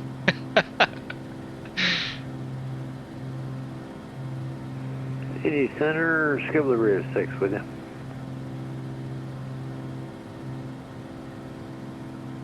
Alright, we're still 100 miles out, about 38 minutes to Dayton. So I am going to pick up flight following. Indianapolis Center, the pilot club 670 with your flight level 100, 10,000. Alright, where are we? American 920, just going to maintain 1,000. I'm at flight level 100, I'm at 10,000 feet. Do I need to I understand, but I wasn't talking to you. American 920, just going to maintain 1,000. 15 south of Mansfield. American 920. They were 4995, just going to maintain 1,000. Columbus approach 11842. We'll see you. He might send me over to Columbus approach. 118.42 at the 4995. Yeah. Legion 1594, Columbus approach 118.42.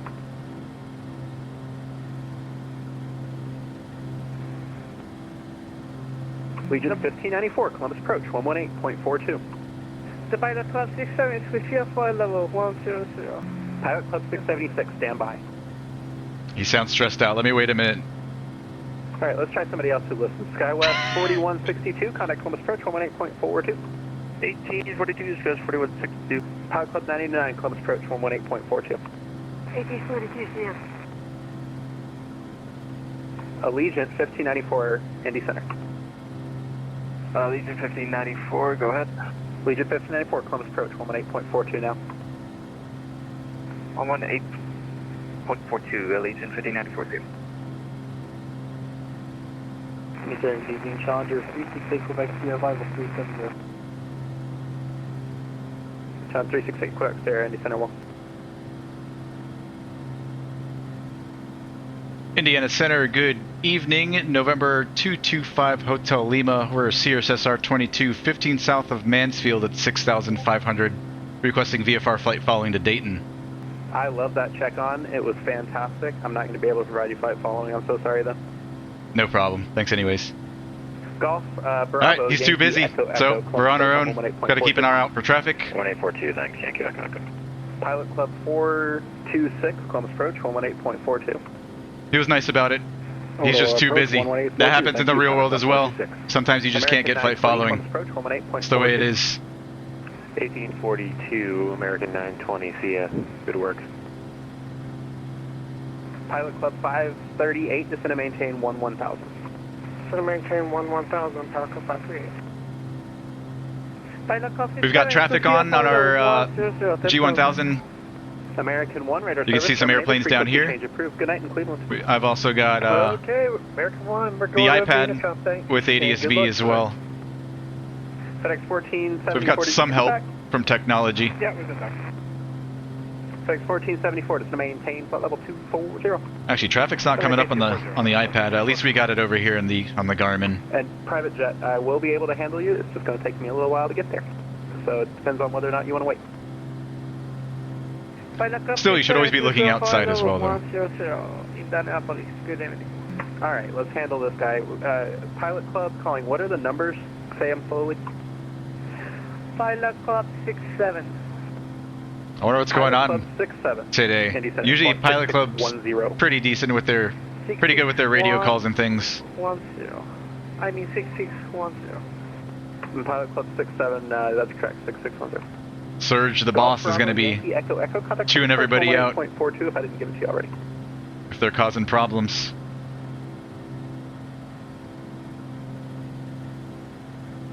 Indy Center, Scribbler Radar 6 is here. Bravo. And I'd have to piss them off. Romeo Studio 6, yeah. Squadron 6, Squawk 6726. Toby Flex 250 pounds on a Sunday. Scribbler 6. You guys. Pilot Club 67, Center radar contact, and any flight plan for you. What's your plan here? I'm going to Dayton. Alright, I'm going to go back to let me 2.8. Put the flight plan.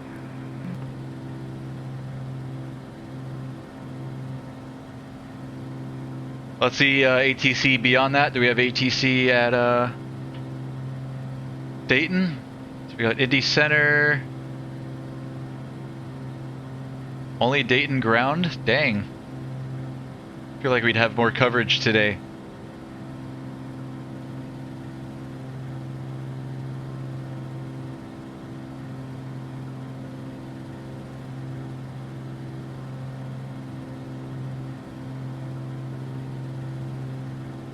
Yeah, only Dayton ground's online, so Indiana Center would be covering the class Charlie then too. So we'll be talking to him again once we get closer. Once we're 20 miles out, we'll call him again. Let him know we're inbound to land at Dayton.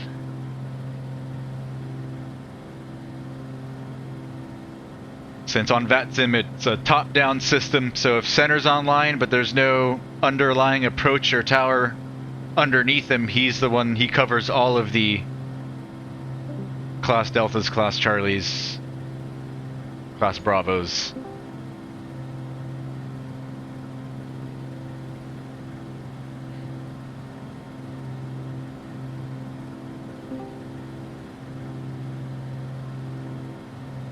Alright, we can get our music back on then.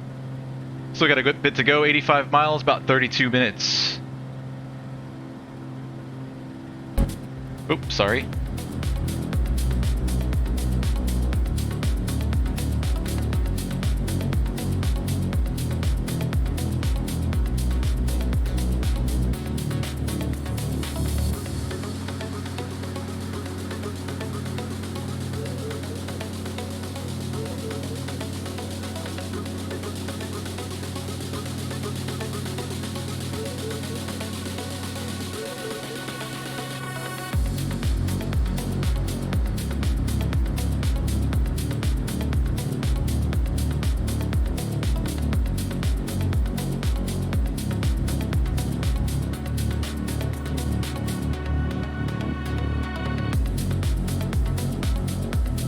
Let's get a weather update for Dayton.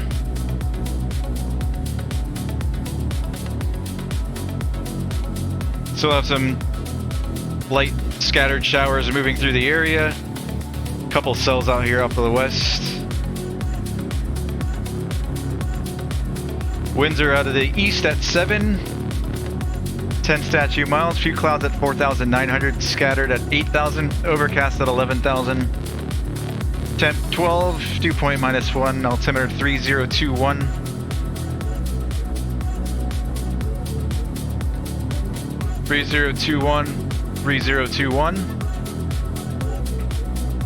Alright, so we can expect east flow there at Dayton. So we'll be landing most likely on one of the 16s, I'm sorry, 06s. Either 06 left or 06 right.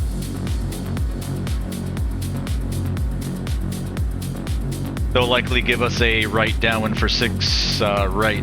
It's probably what it's gonna be. So something like this. Once we get closer, we'll be coming in and doing something like this.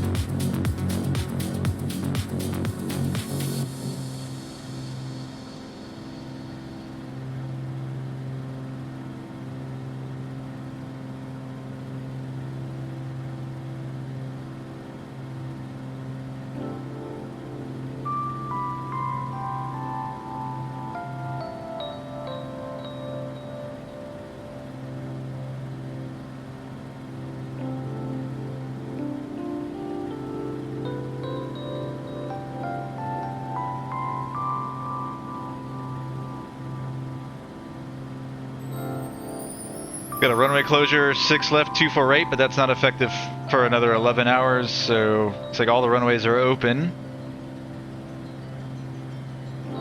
We've got a drone area upcoming, also effective in 12 hours. Not effective right now.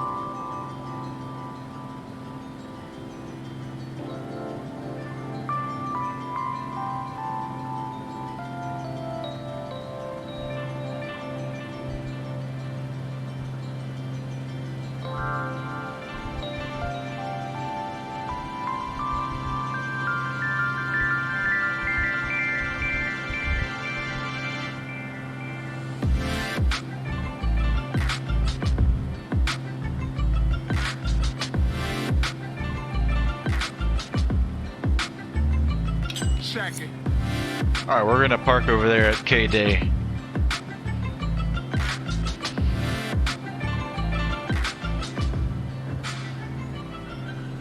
Yo.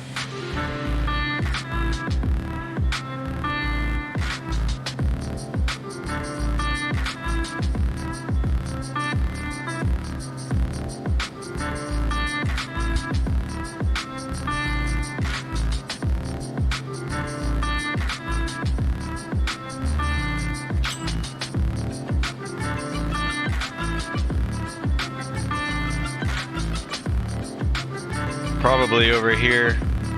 Transient parking. Let's see what FBOs are over there on that side. We're not going to go to the passenger terminal. I'm not sure what this is off the north side.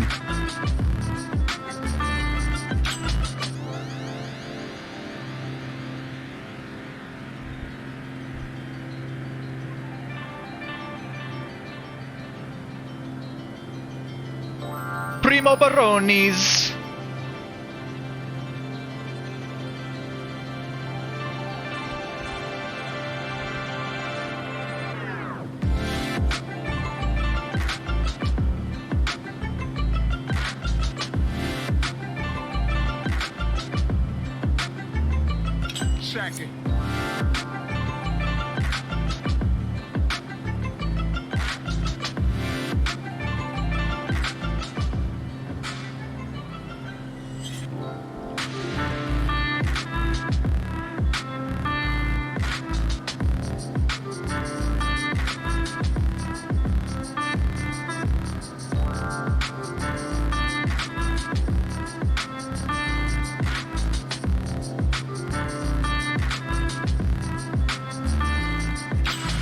They have anything out here for GA?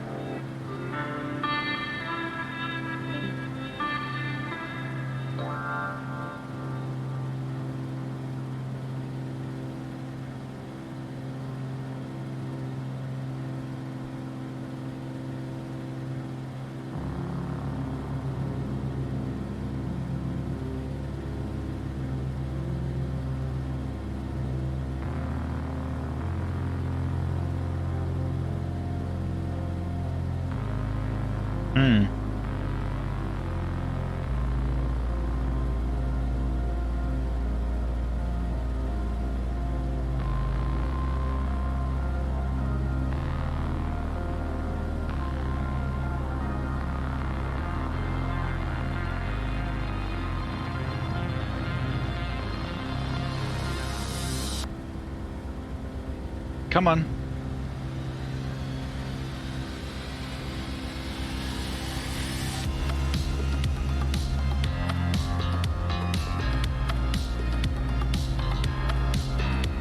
I guess Wright Brothers Aero.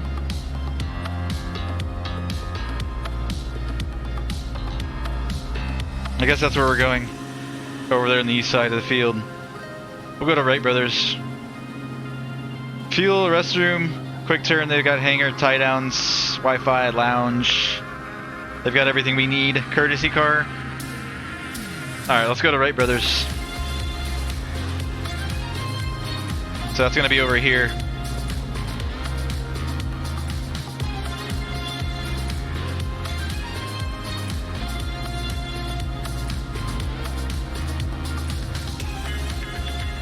It's going to be a pretty long taxi if we land one of the sixes. If see what the winds are like, and if they're not too bad, maybe we can ask for 3.6 or 1.8.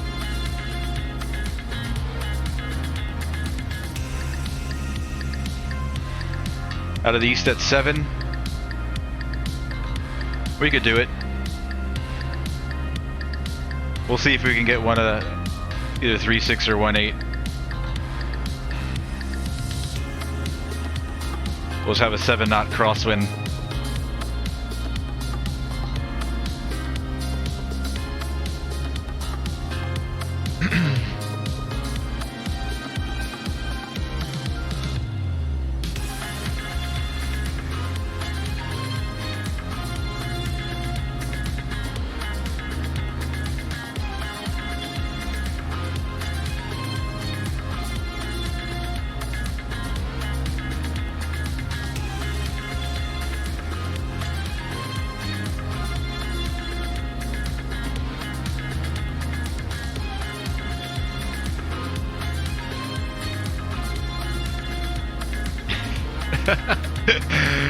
Oh man, you guys are hilarious.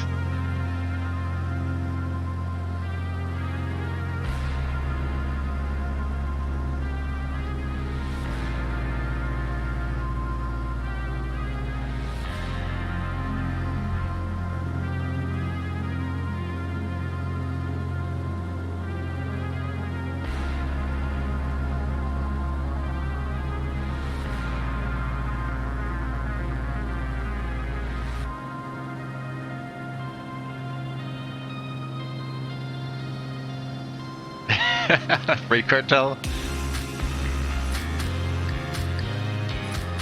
Yeah, ATC does seem stressful.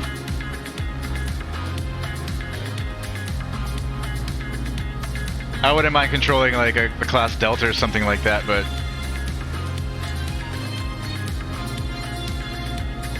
even that, some busy class Deltas though could get pretty stressful.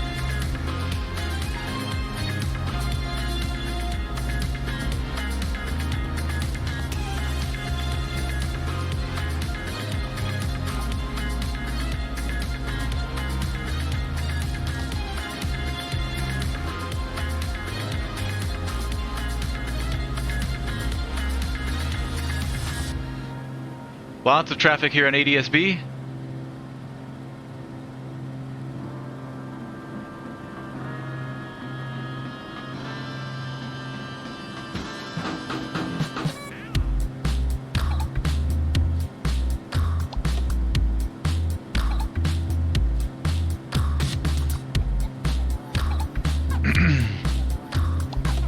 Alright, we are 5-6 miles out, about 22 minutes.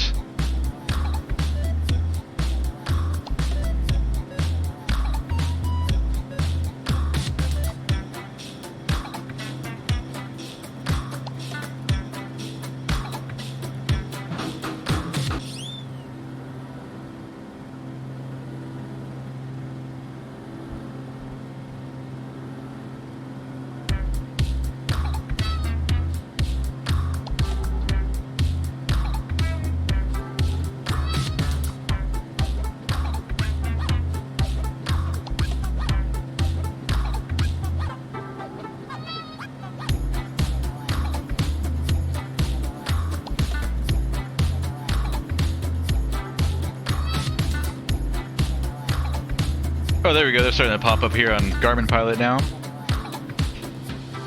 Switch.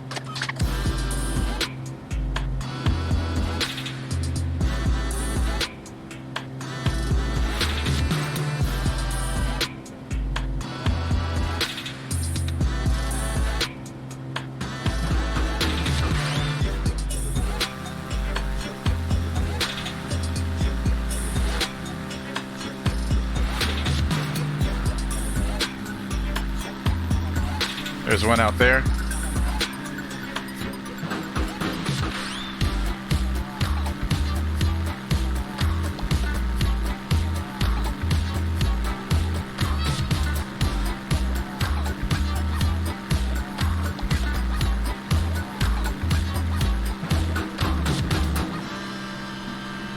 Fuel tanks were good on fuel row height. They're about even right now. Thanks for reminding me though, because I would forget. They're pretty even right now. We'll keep feeding off the left a little while longer, and then we'll switch over to the right.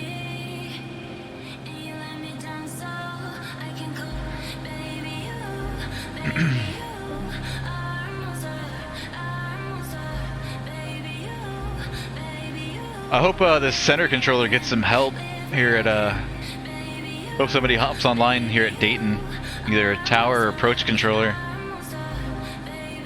Still only ground there at Dayton.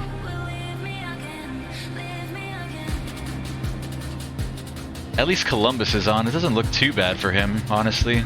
It's not too many airplanes in his airspace.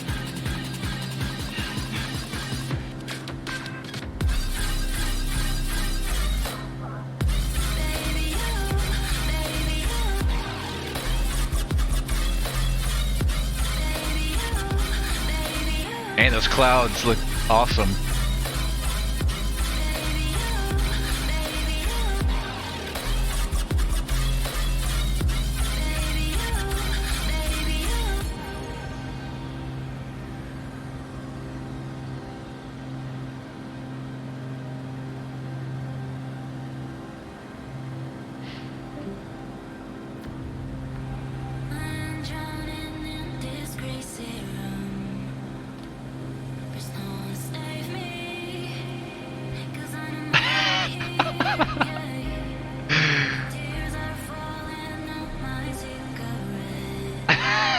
Freight.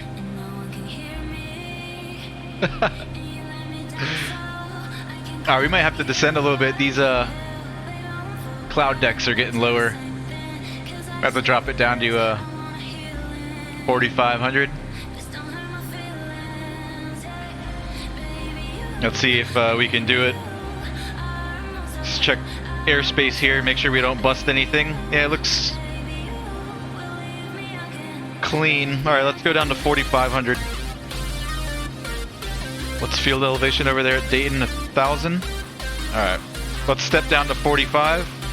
Stay beneath these clouds. Since we are VFR, we are not allowed to fly into the clouds.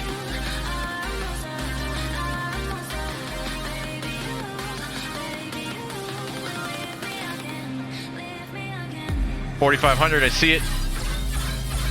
Indicated airspeed mode. Mixture is going to come in some. And a reduced power.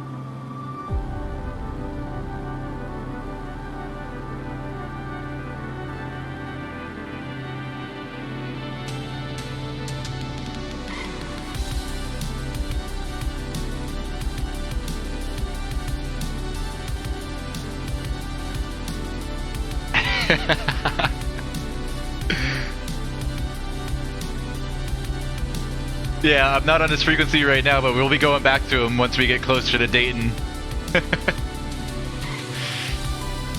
He was nice to me. He said I had a nice radio call.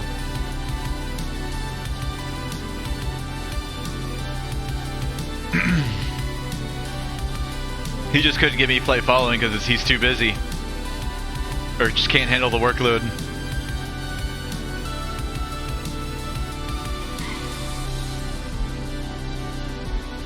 I feel for him though. He's got a lot of airspace to cover, and if people are making mistakes and not listening, it can be pretty stressful.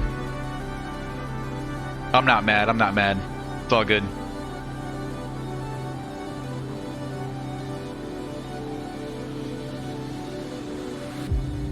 Alright, there's one airplane 500 above us, opposite direction. He's probably 4 miles away though. Shouldn't be a factor. He's passing off our right wing now. Another guy that I'm looking at here is this guy right here is 100 feet below, now 200 feet above. I want to keep an eye on this guy. The others are well above us, or same direction. This guy right here.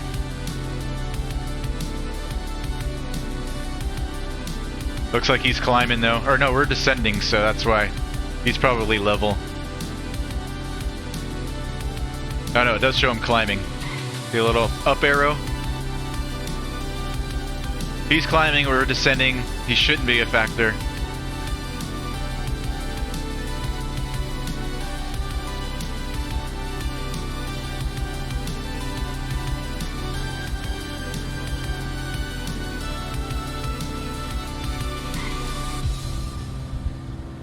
Alright, another minute or two and we'll switch fuel tanks.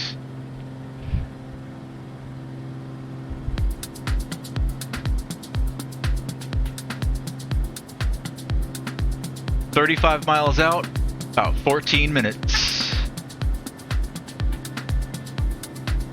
100 feet to go, leveling at 45. I'm gonna bring the power back into 60.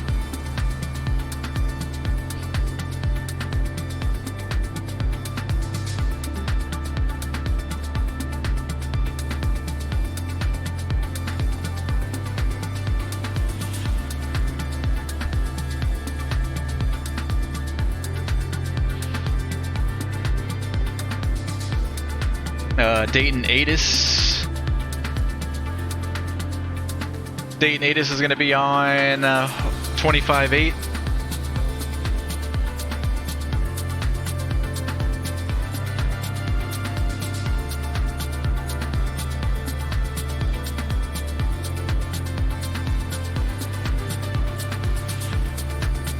"33 out, let's see if we can pick it up. We might be able to.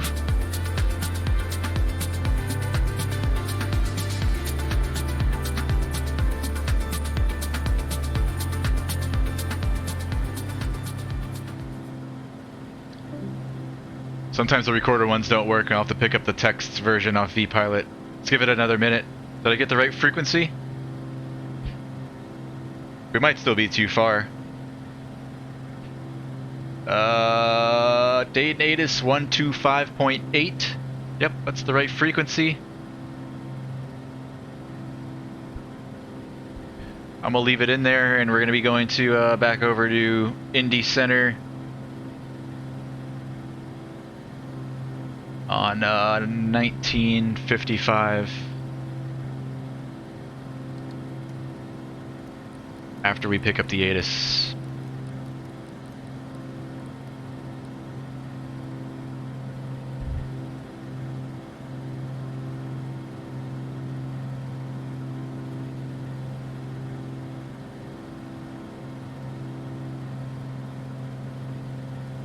Let me see which approach controller. Columbus? Maybe Columbus handles Dayton. Let me see.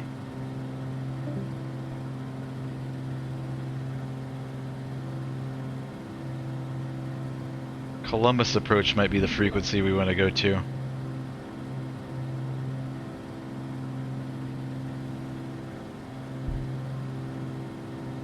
Yeah. It's Columbus approach that handles Dayton. So the frequency that we'll be going to should be, let's see, we've got west approach 18. Okay, so we're gonna want to go to 18.425.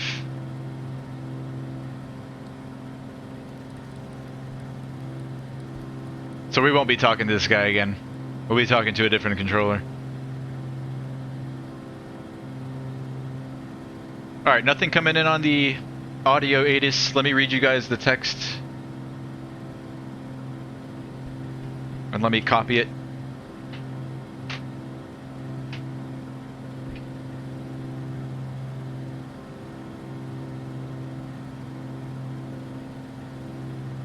So it's Dayton information. Delta's current. Wind 090 at 7. Visibility 10 miles. We've got few clouds at 4,900. Scattered layer at 8,000. 12 -1. Altimeter 3021. And runways in use. We've got landing departing two 4s.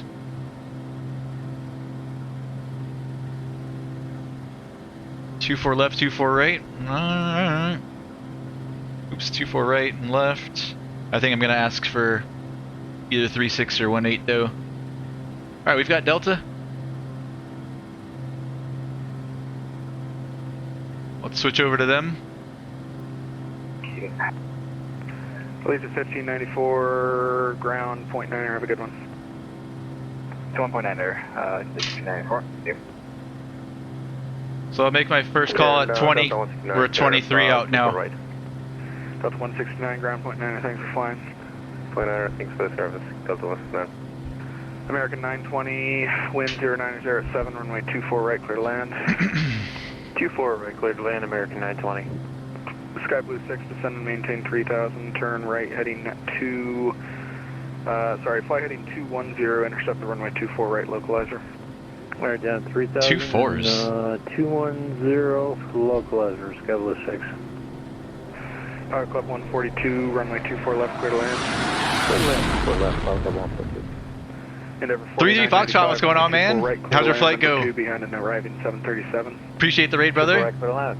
Wind is only 7 knots, says row height.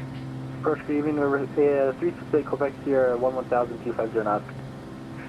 Challenger 368 Quebec Sierra, Columbus. I'm not asking for 3.6 or 1.8 though. 3021, expect the visual 24 left. Also, with the visual 24 left, A Quebec Sierra. He might deny it, but we'll ask him. Piedmont 437, stand by, I'll hand you off to center here, sorry. Alright, 20 miles out, let me call him. This is Columbus approach that we're talking to.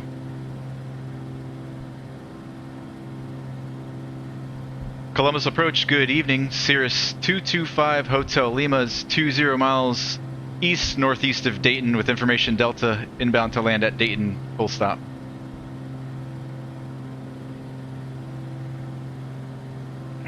November 225 Hotel Lima, Columbus approach, squawk 7341. 7341, 5 Hotel Lima. FedEx 1474. 7341. Stand by. I see it. Alright, Malicious 1, turn right, turn left heading 190. Left 190, Malicious 1. Columbus approach, Pilot Club 5050 is at 1000. We got the field in sight already, that's it. Up ahead. Approach Pilot Club 538 F traffic, closing in less than 5 miles, 800 feet. So we're likely going to get this straight in 2-4 left. FedEx 1474, maintain 7000 for traffic. We're way below 7,000, we're expediting down. Pilot Club 538, if you can climb. Fuel elevation, there's about 1,000. Let's start slow VFR descent down to 2. Columbus approach, low, keep on 6230 with 11,000. 2,000. 230. Indicated airspeed mode. I'm sorry, Columbus approach, descend and maintain. Mixture's going to come in some more and reduce power. Visual 24 right. 6,000, 24 right and 21, the Piedmont 6230. Columbus approach, Pilot Club 5050 is at 11,000.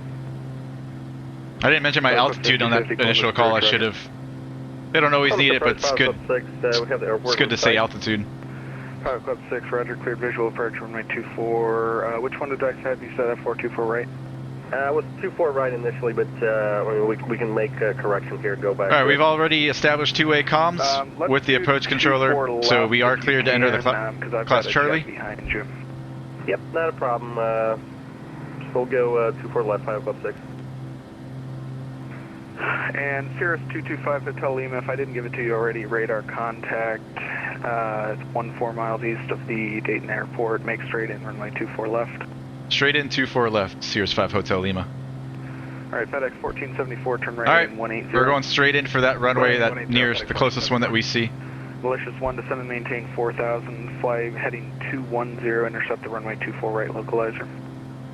Right, 210, descend and maintain. He's got a lot of airplanes coming in 24 right, so I'm not going to ask for 1836. We'll just take straight in for 24 left. Piedmont 437, request higher. Piedmont 437, contact Indy Center 119.55. 1955, bye-bye. Send checklist, oxygen altimeters are set, cabin heat defrost, all of our lights are on. Runway 24 left, clear land. Fuel system, we're going to switch to the other side, and we're going to get our boost pump on. 6, runway 24 right, clear to land, caution the Cirrus on the parallel. And we're going to go mix full rich. Clear to land, 24 right, schedule 6. Malicious 1, airport is 12 to 1 o'clock, 20 miles. Mixture, brake pressure, I'm going to tap on the brakes, feel good pressure, brakes are good. Malicious 1, cleared visual approach. Ice is off. Right. For landing, seatbelt harnesses, fuel pumps on boost, mixtures full rich, flaps to go, and autopilot to go. Miles, a T30 Flaps and autopilot. 6000 southwestbound report in sight. Yeah, we got the traffic, FedEx. Alright, I'm going to take over here. Autopilot's disengaged. Follow that traffic, cleared visual approach, runway 24 right. Let's slow it up. Clear visual 24 right, FedEx 1474. United 1094, turn right, heading 170.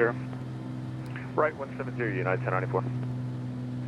Piedmont 6230, turn right, heading 100. Right, 100, Piedmont 6230. Embraer 33 Mike, Columbus approach.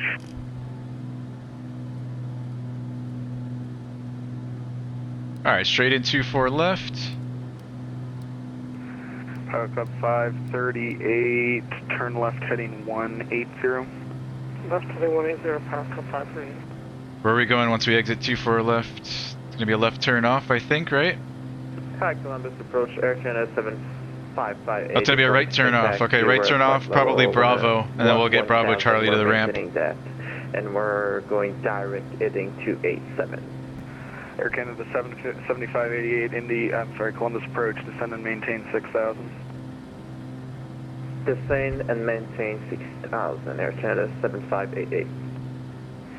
United 1094 on the rollout, traffic is going to be 1 to 2 o'clock, a heavy A310 at 3000 report in sight. We got him in sight, United 1094. United 1094, follow that traffic, clear visual approach, runway 24 right.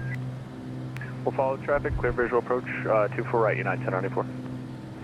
Malicious 1, low altitude alert, minimum safe altitude in your area is 2,400. Traffic in final here in front of us in sight. Yeah, I was looking at the other screen, installed and crashed. Thanks for the ATC. Let's make sure we get our landing clearance this time, right, Rohype? Thank you. I don't know what happened to me that day, it just totally slipped my mind. Yes, you did, sir. Thank you. 24 left. Some traffic here in the parallel, landing on 24 right. Challenger 8, Quebec Sierra. Alright, below 119, flaps 50. Maintain 6,000. Right, 060 down to 6,000, 8 Quebec Sierra. Air Canada 7588, turn left, heading 260. Turn left heading 260, Air Canada 758. I lost a couple hours sleep that night thinking about that landing clearance. Actually, Air Canada 7588, make it 240. Tower didn't say anything though, so Air Canada 7588. I guess it worked out.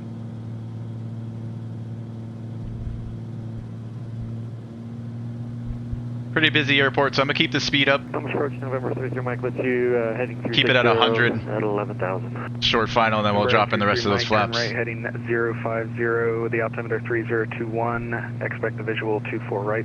Gumps, gas, undercarriage, Okay, mix, prop, right, seatbelt, 050, switches, expect the visual flaps to 24 go. Right, 33 Mike. Air Canada 7588, traffic is 11 o'clock, 8 miles, and Airbus A319 at 5,500, report in sight.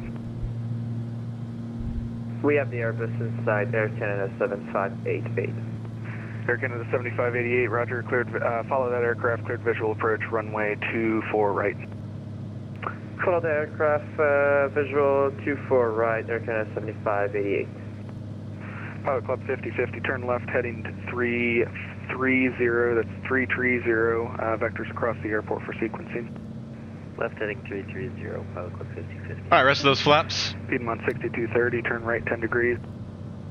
10 to the right, 6230. Pilot Club 538, turn left heading 060. Left 060, Pilot 80 knots. Sky Blue 6, once vacated, ground .9er, have a good one. Over ground, 60 Hail, Pilot Club 6. Columbus, Cirrus 5 Hotel Lima, mile final, 24 left. The aircraft now. I don't know if it's That's my game or whatever. I've lost Come it. on. Should I have a heading or something to maybe I can see it back? Cirrus 5 Hotel Lima, runway 24 left, clear to land. Clear to land, 24 left, 5 Hotel Lima. Who was the other aircraft calling? Air Canada 7588. I've lost that aircraft. I don't know if it's my game or anything, but I would like a heading to try to get to see that aircraft back. Air Canada 7588, roger. Turn left heading 210, and if necessary, intercept the runway 24 right localizer. I'll follow 210, and if I don't see the aircraft anymore, I'll get the ILST 24 right. Air Canada 7588.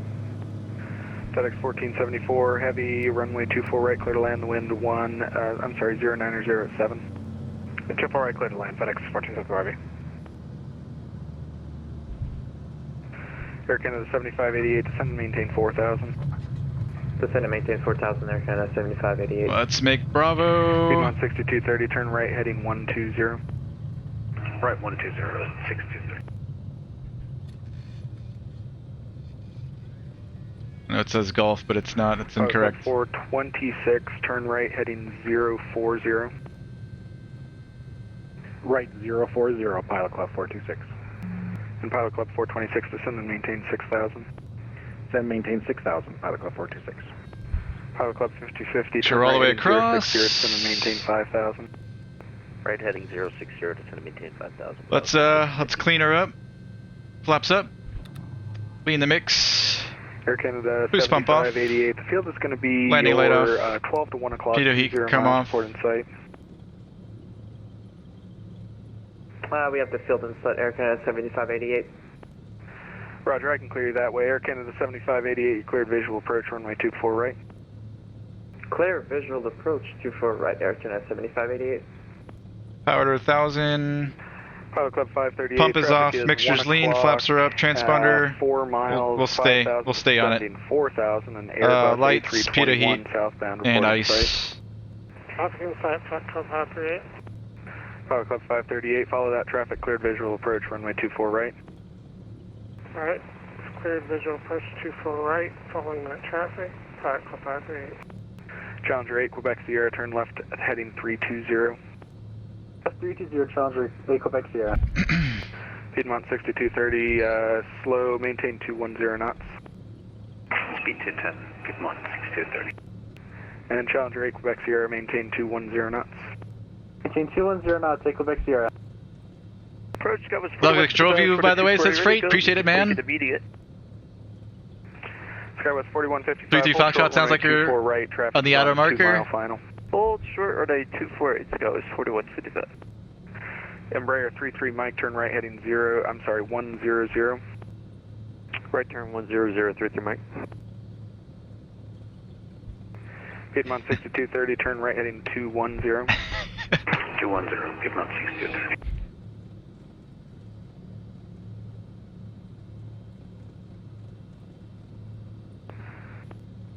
Pilot Club 538, do you need to turn onto the localizer? We're getting it right now, Pilot Club 538.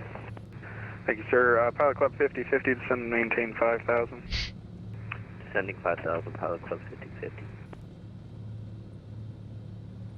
Columbus, Cirrus 225 Hotel Lima is clear. Runway 24 left at Bravo. We're going to Wright Brothers, straight ahead on Charlie. Cirrus 2 Hotel Lima, contact ground point 9er. Have a good one. Over to ground, 5 Hotel Lima. I forgot ground was online. That's my bad. United 1094, runway 24. Ground's right, on, ground point 9. 121.9. United 1094.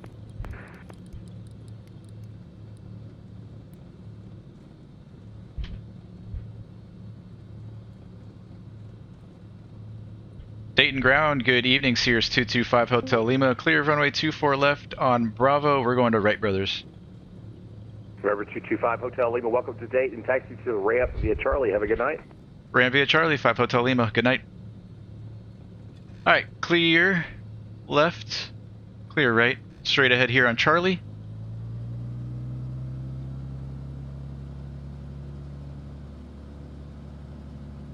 Right bros.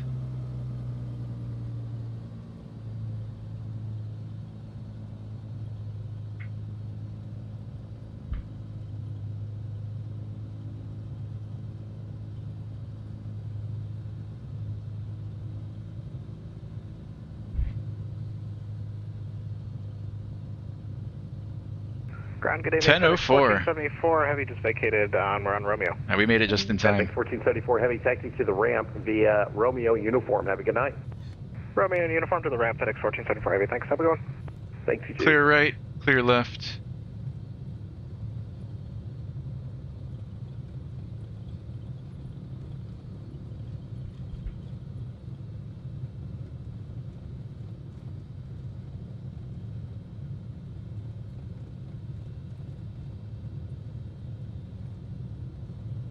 Wright Brothers has got to be this building here.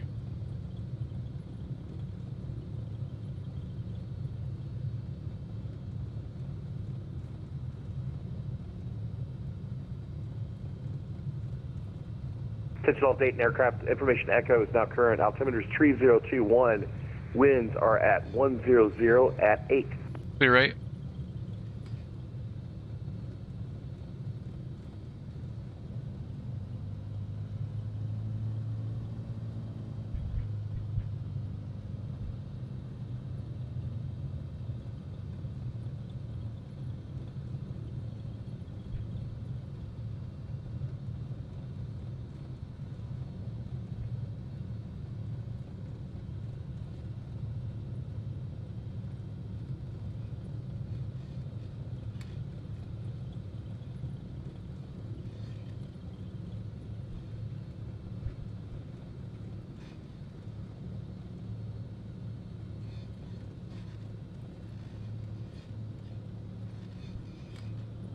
Alright, parking brake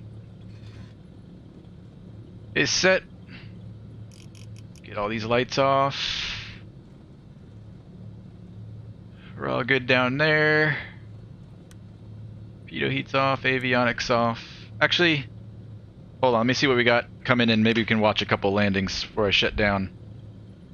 Yeah, let's do that. There's a few more planes coming in. Let's keep all this stuff on, and we'll go back to Columbus and we'll watch some landings.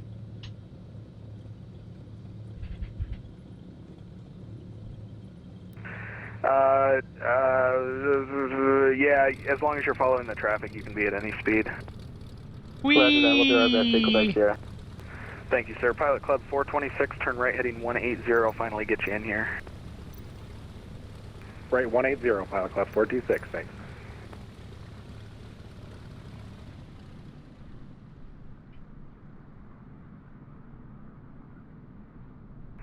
Pilot Club 538, contact Dayton Tower 119.9er. Oh, tower's online now. Alright, so we'll go to tower then.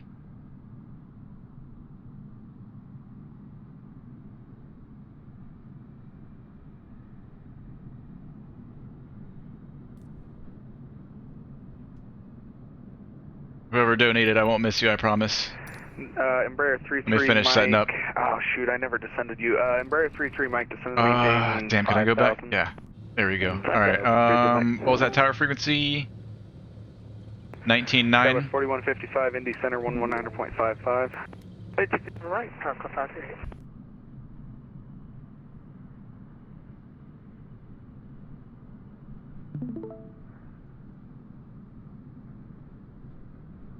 Alright.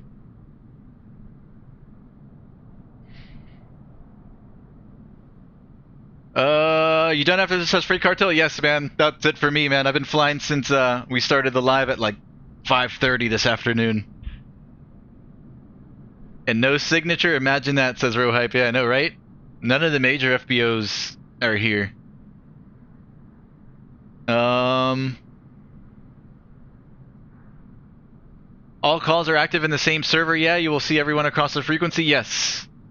Yeah, everybody flying in the air, if we're all on the same frequency, we'll hear each other. Freight Cartel.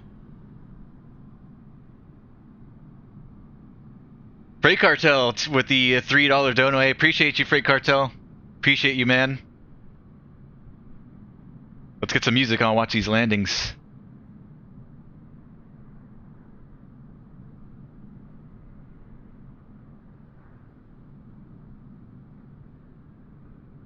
Back it up a little bit. Pilot Club, A320. Nice. And Dayton Tower Low, keep on 6230 on the visual to 4 right. Whoever that was a nice one. Come on, 6230. Dayton hey, I appreciate the dono, Freight Man. 82024 left, you're clear. Correction, 24 right, you're clear to land. Traffic, an 8-320 over the music. Copy the traffic and clear to oh land. shit, Right, sorry. keep on 6230.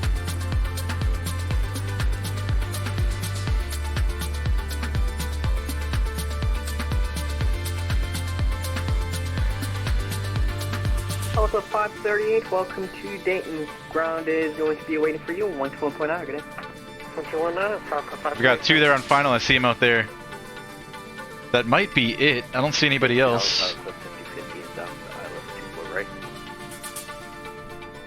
There's a Sky West out there, but he's outbound. 50, okay, there's a third one coming in now too. 10 miles in trail of Brand Regional Jet running 24 All right, right. clear land. So we're gonna at least watch at least 3 landings here.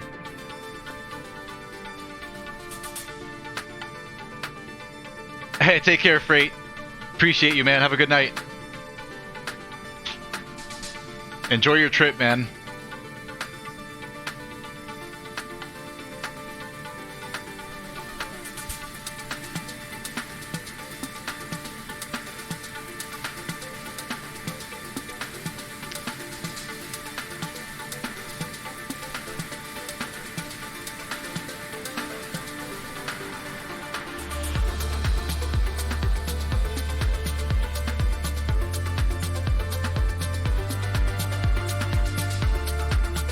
Primo Baronis. I gotta get me some real life food here after stream. I'm starving.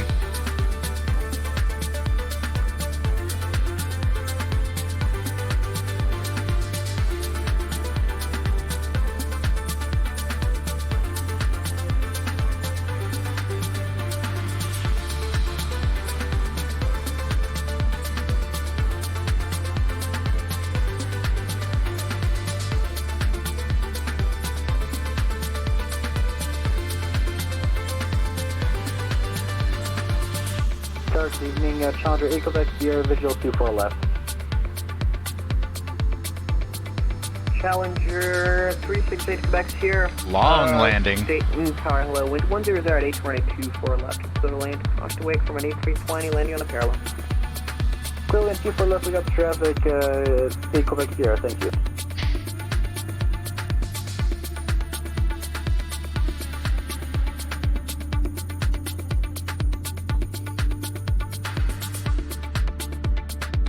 Hey, take care, real hype. Ciao, ciao, man. Pleasure as always, brother.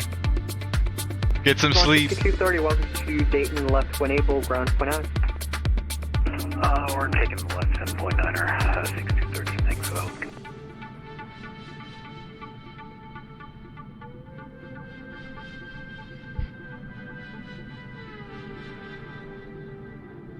The weather ended up being real nice today. I can appreciate that.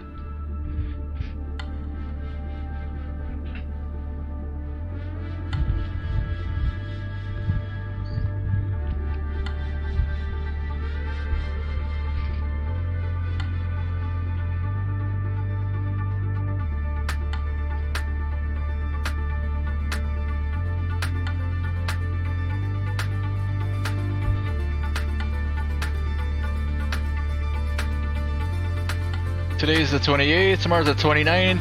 VAT USA's got the Gulf Coast FNO tomorrow, featuring Orlando. MSY, I think that's New Orleans? Yep, New Orleans and Fort Myers RSW. Oh, cool. Maybe we'll do Fort Myers tomorrow. Mike, Dayton Tower. I don't think I've ever flown in or out of Fort Myers during an event. It's not too often you find controllers there at Romeo Sierra Whiskey. So we'll do something out of Fort Myers. Maybe we'll do Fort Myers to New Orleans tomorrow for the Gulf Coast FNO. We've done Orlando a bunch.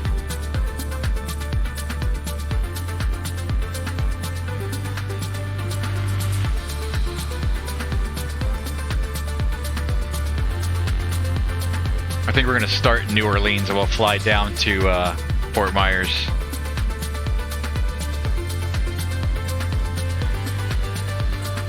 That's going to be at what time?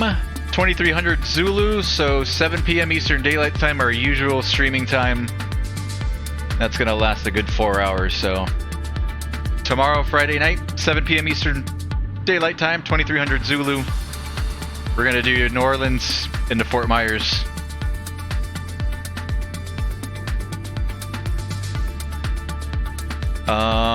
Probably the CJ4. Yeah, definitely the CJ4. We didn't get to fly the CJ4 on Tuesday because my dumb self didn't download the right update. Wait, did that just make sense? We didn't get to fly the CJ4 on Tuesday because the version I downloaded. Whoa. Follow Club 5050 Dayton Tower. I downloaded the. I'll have to go around.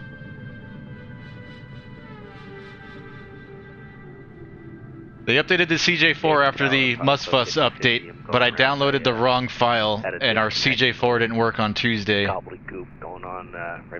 we didn't get to fly the CJ4, so we ended up flying the SR-22. Now I've got the right version downloaded and installed, so we'll do a CJ4 flight tomorrow night.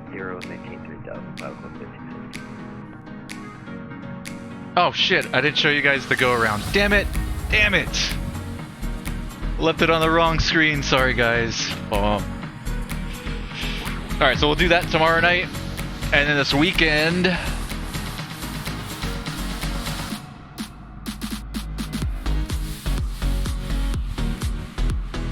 Damn! That was a nice... That go around was pretty cool to watch. Sorry I didn't switch views. Contact Columbus approach 118.42. I know that on the 30th, we've got a virtual USA event at 7. That's Saturday.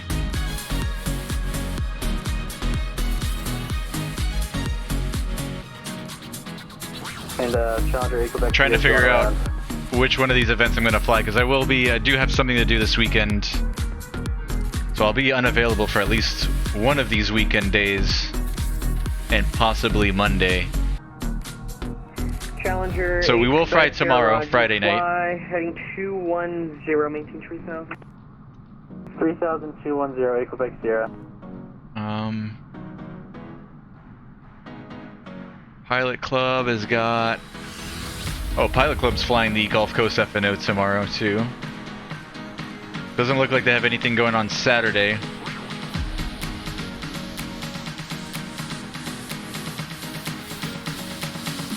Actually, I might be able to fly all of these. So Friday, Gulf Coast FNO at 7 p.m. Eastern. Saturday... We're 368 Quebec Sierra, contact Columbus approach 118.42. Virtual USA is doing an event at they're doing an Arkansas event on Saturday. What time is that one?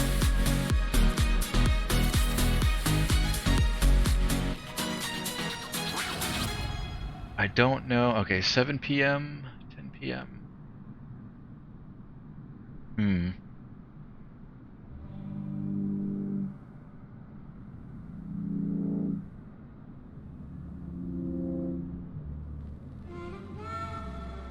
Oh, Michael, you're hosting that one? 3-3 Foxtrot? Awesome, man.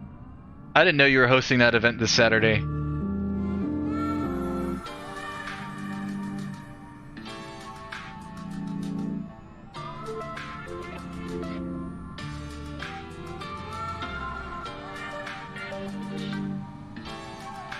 I gotta figure out which events I'm gonna fly. I gotta leave one of these days for family time.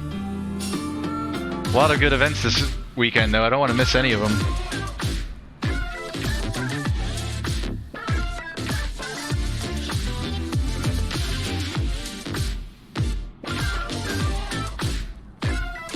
Alright, I know what I'm gonna do.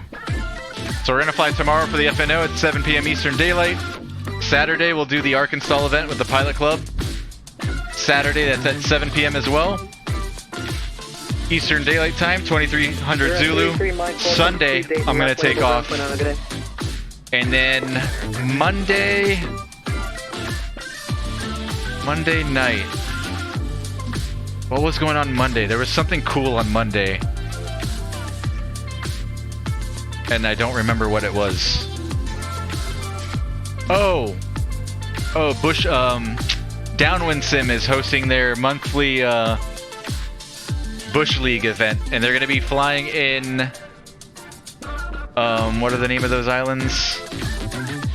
Off the coast of Washington. The...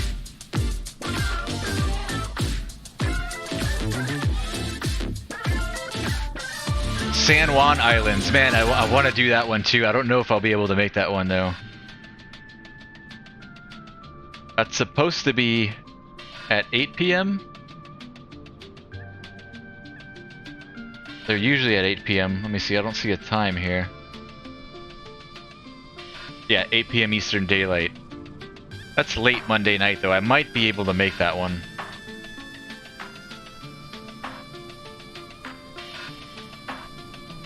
Let's plan for that. Let's plan for tomorrow. We'll fly the FNO at 7 p.m.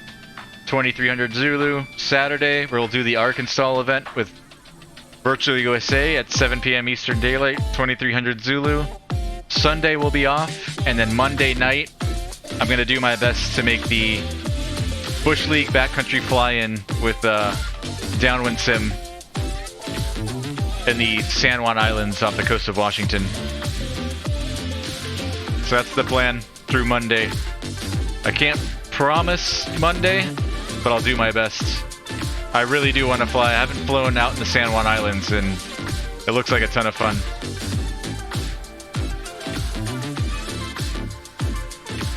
Hey, be good, Freight Cartel, man. Enjoy your trip, brother. You be safe and have a great time, man. Enjoy your time off.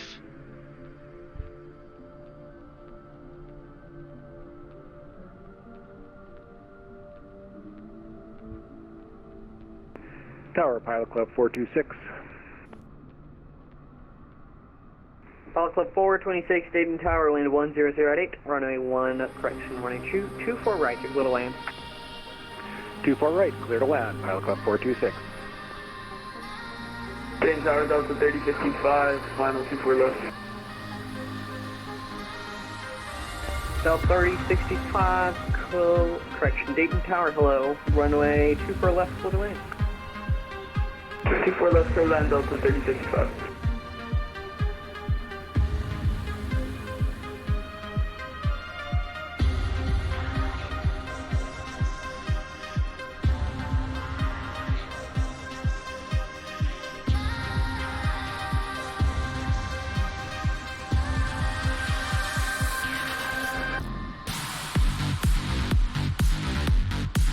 Let's jump on the other side. So we get the tower view in the back.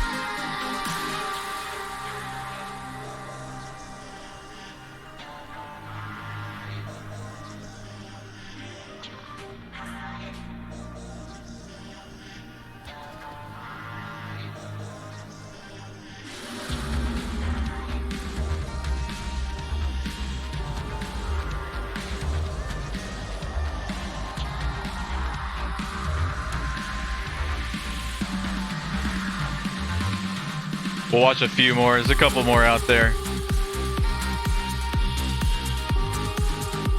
Looks like everybody's arriving kind of late, huh?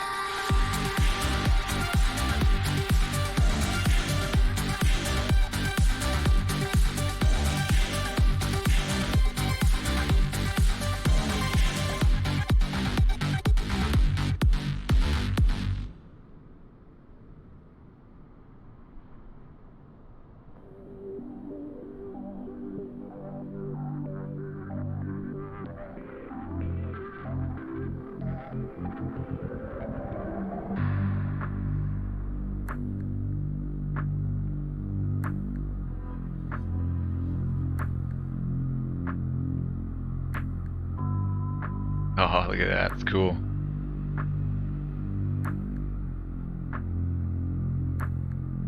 Nice. 1426. Tyler. Shout out.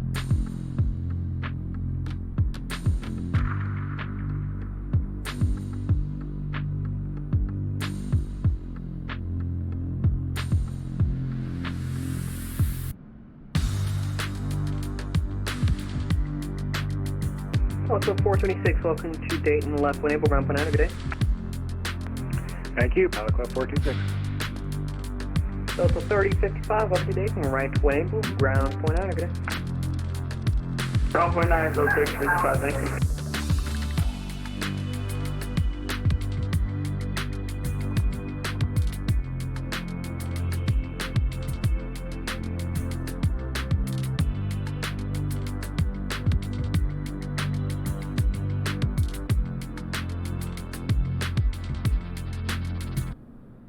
Dayton Tower, Pilot Club 5050, inbound ILS 24 right, approach number 2. Pilot Club 5050, Dayton Tower, hello again, and wind 1008, running 24 right, just little land, good luck. Thank you, sir. Clear to land 24 right, Pilot Club 5050. 50-50, I think, is the one that went around on that first attempt.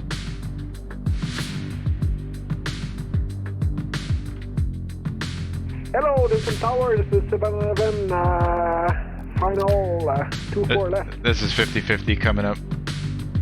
Pilot Club 711, Dayton Tower, hello, wind 1008, running 24 left, clear to land. 24 left, clear to land, 711.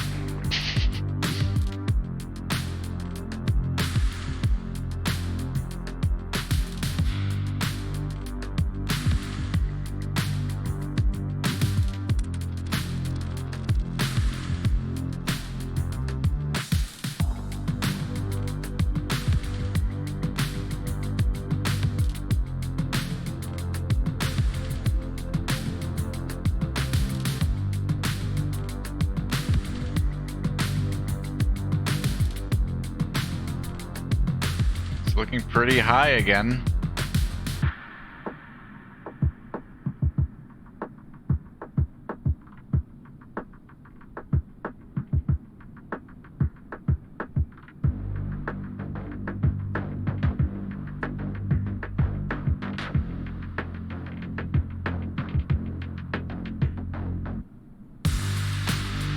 Oh, love it, man. This is so much fun to me.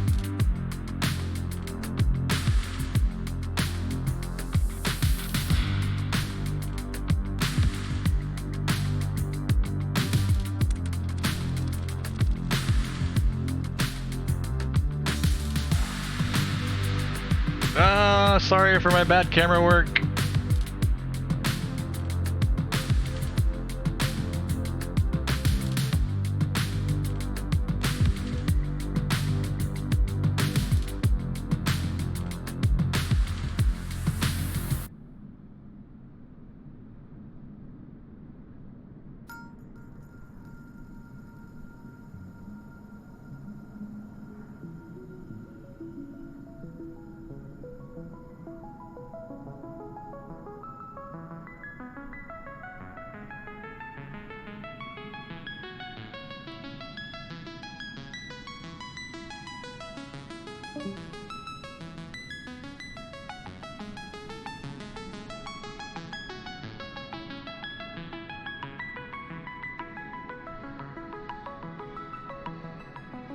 Dayton Tower Pilot Club 5050, vacated 24 right to the left. Pilot Club 5050, ground point out, good day.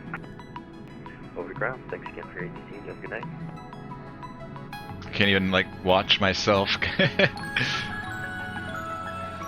My eyes are tired.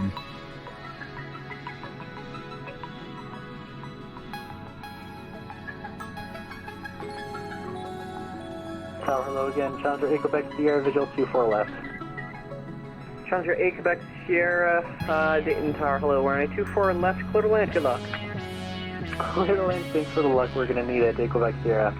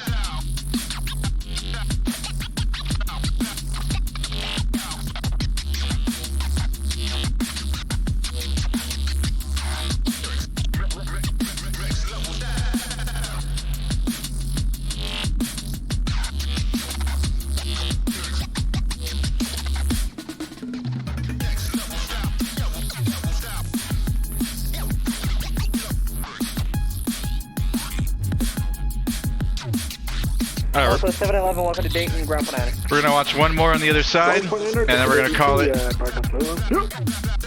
Thanks for fun, too.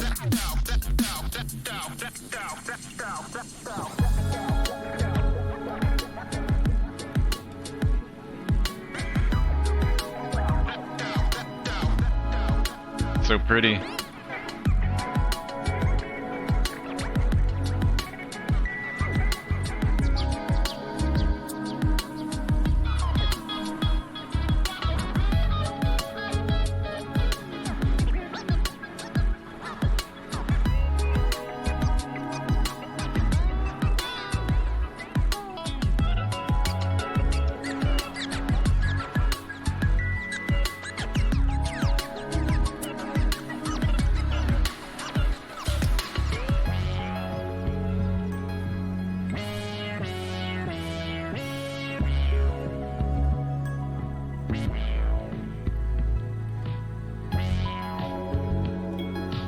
Where is he? Did I miss him?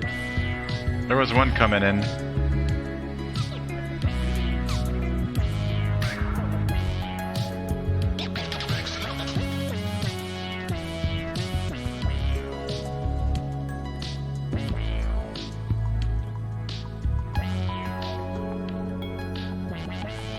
Oh shit! Oh no, he's on this side. Where did he go? Got him on the map, but I don't see an airplane here. Weird. What is that? Is that a car or a plane way over there? Weird.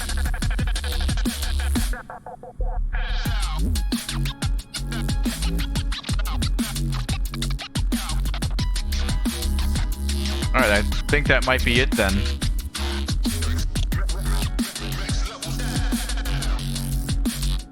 Get one last aerial shot of the field.